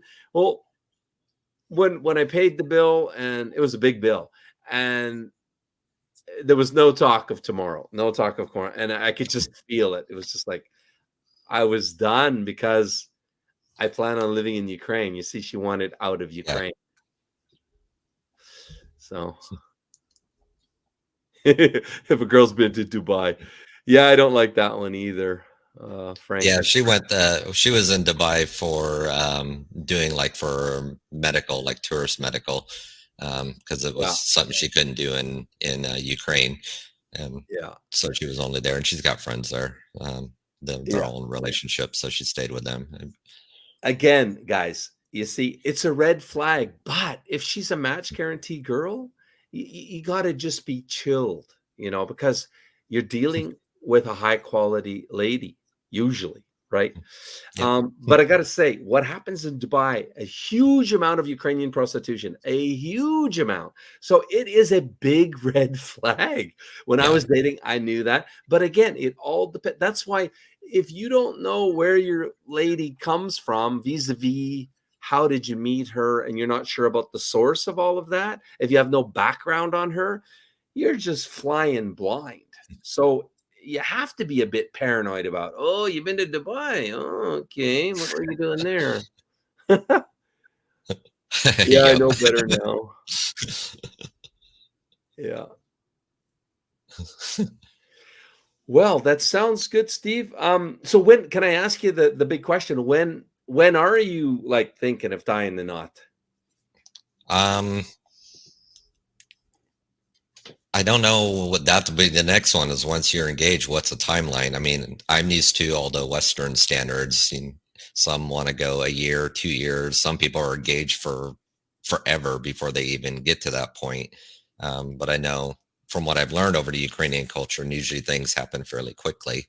I was thinking about more as to where than as a when, because I was thinking more about her family being able to come to it.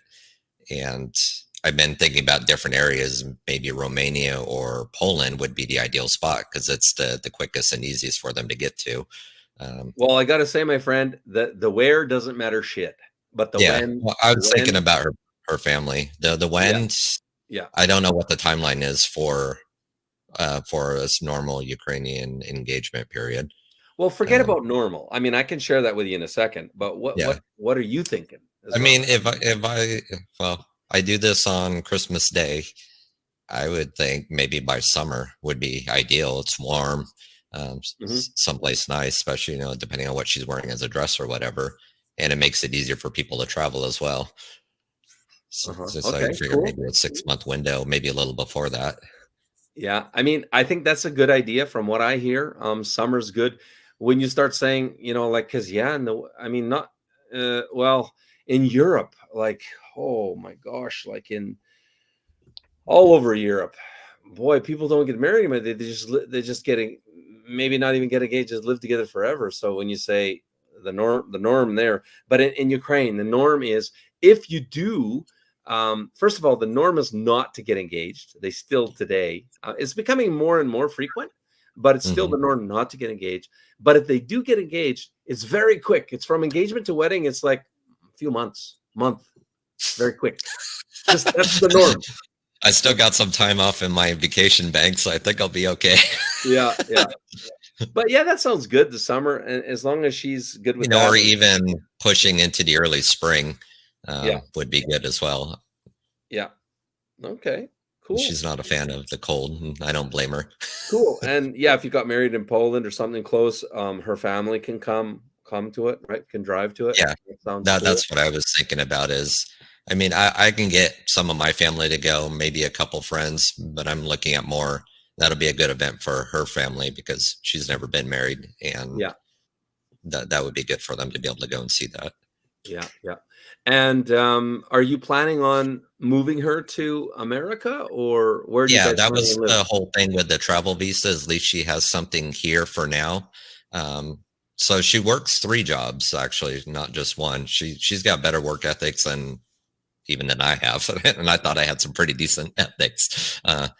But one of them might have her being able to travel out from time to time. It depends on how it plays out. She could even do it here, but it kind of depends. It has stuff to do with the marine industry, which is pretty awesome. Right.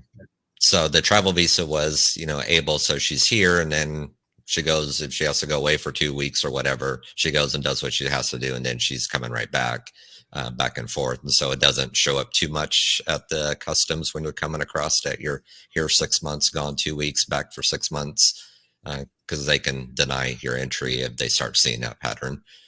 Yeah. So you're planning on living in the States, domiciling in the States. Yeah, she'll be here with me, and then I've told her I don't want to stay in California forever. Anybody that knows California or just the stuff that goes on here will understand that I want to either go to a state that's a little more family oriented, or once I get my job to allow it, I want thinking about maybe the Philippines or something, and then just it's more as a well, one for family, but two for financial. I mean, you kind of get that going from Canada to Ukraine, how far your dollar can stretch. Same in going to the Philippines. So, Yeah. you know, there's a huge benefit for that to go that route. Yeah. And then plus, you know, you're on a beach or whatever, and you got sun every day. You might have to deal with an occasional cyclone and maybe an earthquake once in a while, but Yeah, absolutely. So are you a nomad? Do you make your money online? No, I work for local government. I'm in cybersecurity, but I've been working, getting my job to where I can work from home more and more. And we can work remote, but we're required to come back into the office if needed, or if there's a disaster, we have to respond and get back immediately because we're all disaster workers. But so my first attempt trying to go over for an extended period of time, I had to go through a whole thing. How long are you going to be there? What are you going to do when you're there for your work? So I had to write up a whole proposal. It's like, well, it's no different than what I'm doing in the office right now, but I'll be doing it somewhere else. Mm-hmm. And then it was finally approved. It was more issues with the legal aspects of workers' comp that we have here. If I got hurt in another country, how would that be handled? As long as I'm not living there, then I'm okay. And technically I won't be living there. I'm just going over right now to visit back and forth. So that's what's giving me those abilities. I could take 3 weeks away from work, a month away, Nice. but I'm technically working over there, and it's just like a workcation. Mm-hmm. Cool. Steve, can I ask you, with your background, did you get, were you involved in the PPLs at all? Did you get scammed at all before Match Guaranty? I did. I was with, which one was I? I think it was like Ukraine Bride Agency or UBA. So I remember I was talking to a few people, and I saw a video you had out. You were interviewing somebody, and it's like, just ask your person if they want to meet. Either they'll say yes or we'll dance around it. So the first person I was chatting with for like 6 weeks, and I'm like, so what do you think about going offline, exchanging our information, and then working towards a in-person meeting? And then it was like, oh, I don't know, I need to think about that. And then I'm like, okay. And then so the second person I'm chatting with, I brought that up, and the response was always the same. I need to think and see if this is a good idea. And I'm like, okay. And then I would just start dropping people left and right. I mean, are there sincere people on there looking for something? Probably. But it's probably looking for a needle in a haystack on that site. Well, it was like I was saying to the gentleman that said, how do you trust agencies when there's little boutique agencies that have scammers, right? And yeah, that site that you remember, they have over 30 sub agencies, right? So it's a mixed bag from all over Ukraine, from these little agencies, and you just haven't, no control. So you don't know what you have. How long were you with them? How much did you spend with that one? About 2 months, 3 months, and I probably dropped $4 or $5 grand on that one. Oh wow! Between the letters and the videos, and the text chats, because they have like text chatting as well. So that added up pretty quickly.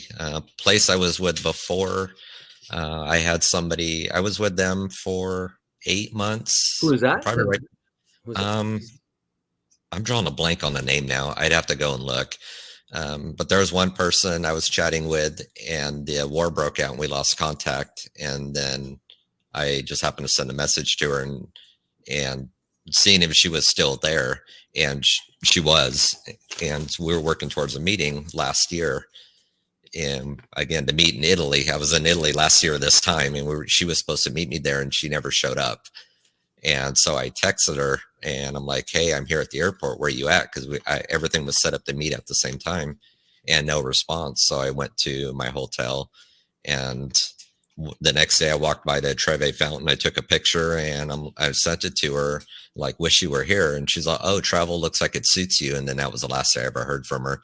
So I went back to the hotel that I had booked for us, dumped the rooms, booked another hotel that was really nice with a big fat suite, and changed all the plans. And I traveled up and down Italy. I made the best of it. I was all over and just enjoying everything. Lemonade from lemons, eh? And how much did Yeah. did you spend on that scam experience? What we call it, that company, that site. I think over that was probably about 5,000-6,000 on that one. So we're at because you're 10, paying 11. for So but yeah, at probably right up 10, 10 or 11,000. 11,000 in total. Sounds like. That would probably be between all of them. One of them was a person that worked out of Kharkiv.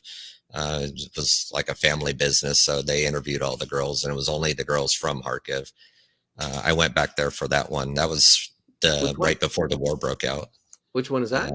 Mortison. Oh, you had a bad experience there?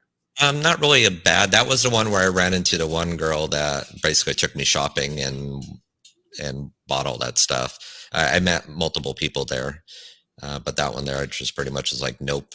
And then another one, we hit it off pretty good, and then communication kind of stayed, and I was trying to come back, and she was getting ready for like her daughter's birthday, and then the war broke out, and communication pretty much ended at that point. Mm-hmm.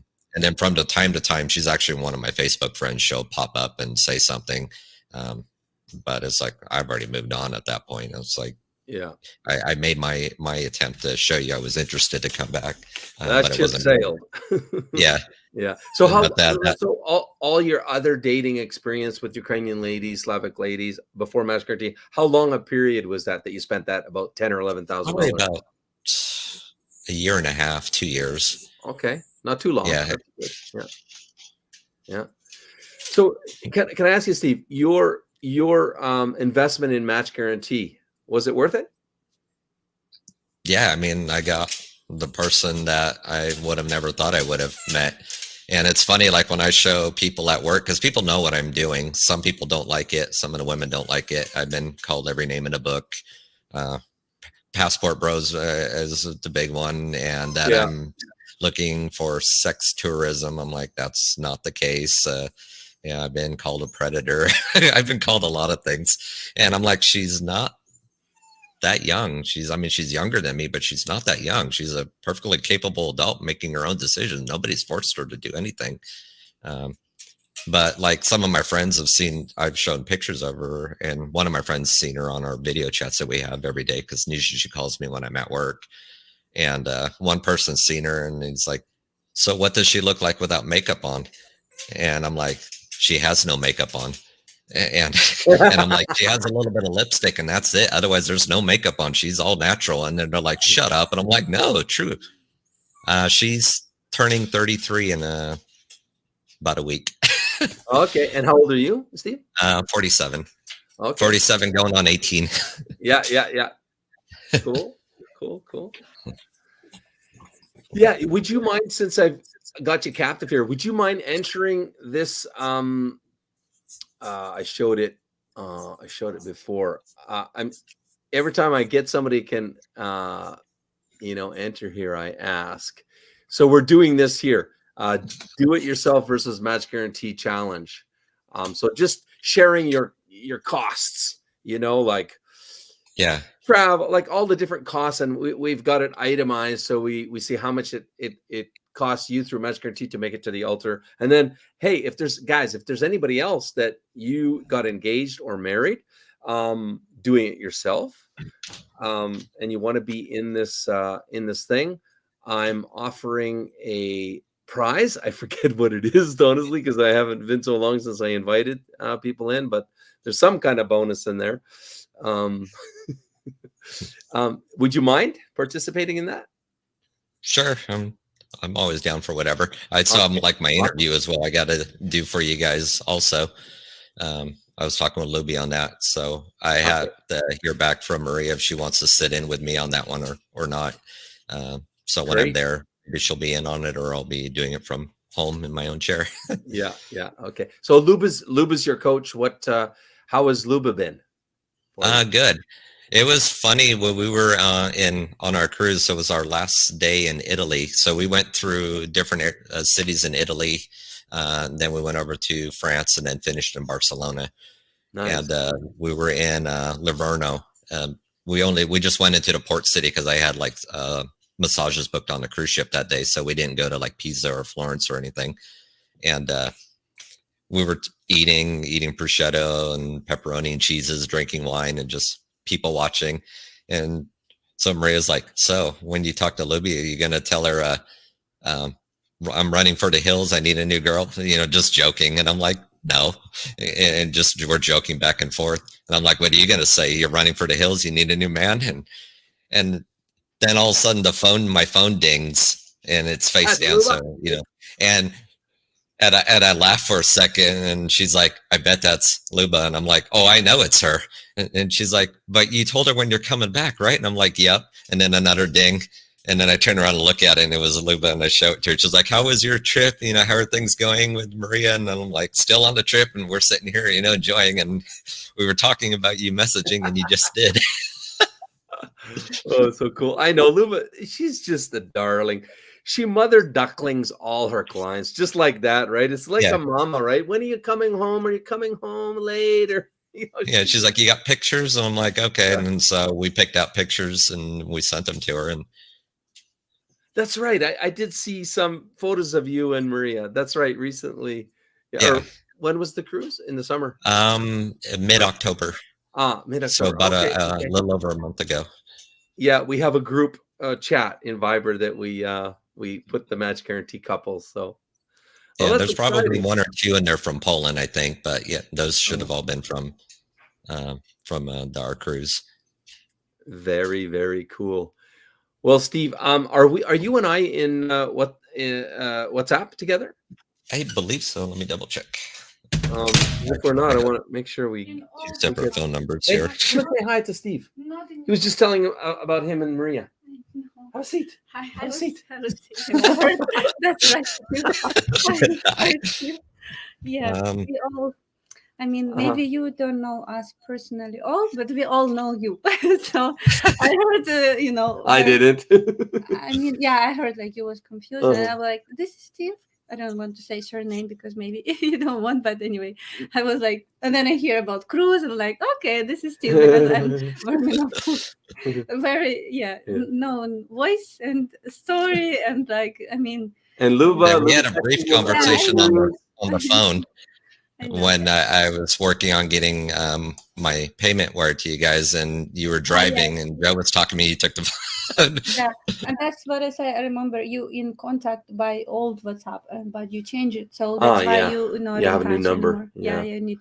So like Joe, not very responsive in the old telephone. It's just so they're going. Yeah, to go to London and Christmas with her for 3 weeks, and he's gonna. Looks like maybe pop the question. Okay. Well, I bought a promise ring, but I wasn't fully on the Ukrainian customs. I'm almost going to wind up switching that from a promise to a proposal. That's exciting. I would have rather have had a nicer engagement ring, but it's still a pretty ring. It's sapphire with diamonds. Yeah, that'll be lovely. It'll be lovely. Yeah, and it's nice to hear your story of you and Maria and how she's not materialistic. I mean, she's just grateful with what you give her. This is what I want guys to understand. This is a normal Ukrainian woman. Normal. This is what you can expect. There's other stories. It's just, and it's not that we don't have our squabbles or whatever, or disagreements. The good thing about being apart is you really learn to be able to communicate, and I'm not the best communicator. You can put me in front of a city council and talk all day long, but when it comes to trying to do it through the like a relationship aspect, so I've learned to speak better and be more directive. I need something, and or I hear your story. And you have to learn to listen better than what I thought I did. Yeah, that's here? Yeah. Oh, we got your photo here. Let's just put it up because I'm sure guys want to know. I see. Yeah, that's right. And that's on the ship, cruising and chilling in the hot tub. Yeah, this is first meeting. First meeting. Yeah. Okay. That was in Poland. In Poland. Oh, cool. Oh, there you go. You guys got a little sun that day. Yeah. Yeah, that day we went to, we took a bus out to, I'm probably going to butcher the name. It was an area called Zakopane up in the mountains close to the Slovakia border or Slovakia border, and they have mineral springs out there. So first we went up and took a ride up to the top of the mountain. Then we went over to the mineral springs for that day. That was a pretty cool place. I always say to guys, when you think that, to find your soulmate and just like, okay, there is a lot of challenges for foreigner. I understand they go on another continent, they don't know A lot of things. challenges. Yeah, a lot of challenges. Yeah. But okay, when it happened and you found this high quality woman and you being high quality man, then next step, and this is beginning of the journey, beginning of the journey, maintain this relationship, make it work. And of course, it requires a lot of patience, flexibility, understanding, being open-minded, like I see so many couples just like breaking up because not enough patience or like not willing to like understand or misunderstanding due to language barrier, which is also happen, and when guys just like burning bridges and then they sad about this, even they wish they could differently, but really patient, that's what you need to train, to be successful. And then also bringing, building open dialogue, without dialogue with the other person, be open to each other to speak, about, things that bothering. Of course, nowhere you will come, it's just like you will be closed book. Like for her, when she comes over here, I mean, it won't be a huge culture shock. She's lived in other countries. I mean, I immigrated to the U.S. when I was a little kid, but I saw what my mom's struggles were trying to learn the language and adapt here with not knowing anybody, no friends, family. And of course, we didn't have technology then as a kid as we do now. So you're trying to make a call, it would cost you, $15, $20 a minute. Yeah. So I've seen that, and I know what that is, and those are things I'm definitely more sensitive or sympathetic to, because I get what that transition looks like. I wasn't born in the U.S. But honey, this water's on rental. I gotta go get rid of it. Okay, but are you going to finish? I have like borscht warming. I have borscht. Borscht. I come for borscht. Send some. I miss it. I wanted to ask, are you crazy? Like this is for almost 5 hours. I know it's. But almost I don't 5 know. hours. This is like rhetorical question, Am I crazy? Yeah. It's just like don't. Of course, need I'm answer. crazy. Of course, I'm crazy. Well, Steve, I'm very happy that you were bold enough to join me live. We can meet each other and talk about. I didn't even. Yeah. I said to Steve when we're chatting, how did you meet your lady? Can we talk about? He says through Match Guaranty. You don't know. Yeah. Okay. Like, you're just like. Duh. I feel really stupid now. Okay. So thanks for coming on. Yeah, it's great to meet you, and I'm so happy for you and Maria. Things are moving along nicely. It was not as bad fucked up as on the wedding. Okay, so that's okay. right. Nothing can be as bad as that was. No, I know how to put my foot in my mouth. I'm the king of that. You believe at Many the times. wedding with a client, I said to his mate, I said, so you brought your mom with you, and it was his wife. You see. This is what happened. Yeah, these don't work together. Well, this is what happened. This is the what's it called? The cat. What's it called? The casualty. No. Yeah. Anyway, this is what happens when you see age gap too much. Living in Ukraine, I was so used to age gap, that I saw his wife and I thought. I didn't consider for a second it's a wife. It's like mom. Oh, I was just like making conversation. Oh, you brought your mom. Yeah. So is it like was it Rob Schneider on what was that Adam Sandler movie where they went out Grown Ups, where he had the wife that was like 20 years older than him, and they kept calling his grandma or something? Yeah. I was mortified. I was absolutely mortified. I wanted to just crawl under. I want to leave. It was so. Oh, anyway, and they're from. He's British. Yeah. Yeah. Okay. So they like everything about Ukraine except you, probably. Your comment. Okay, it happened. Something. It happened. It happened. It won't happen again. Okay, All Steve. on them stuff. All Yeah, right. I'm gonna pee my pants. So Okay. good luck to you guys. Yeah, Yeah, good luck. thank you very Yeah. much. Yeah, I'll definitely fill in more after the trip. Yeah. Okay. Yeah, Sounds good. Okay. Okay. That's All right. really Take care. exciting news. Bye, bye, guys. So you do finish in live stream, yeah? Uh, Bye bye. Hello, guys. Bye. Bye bye.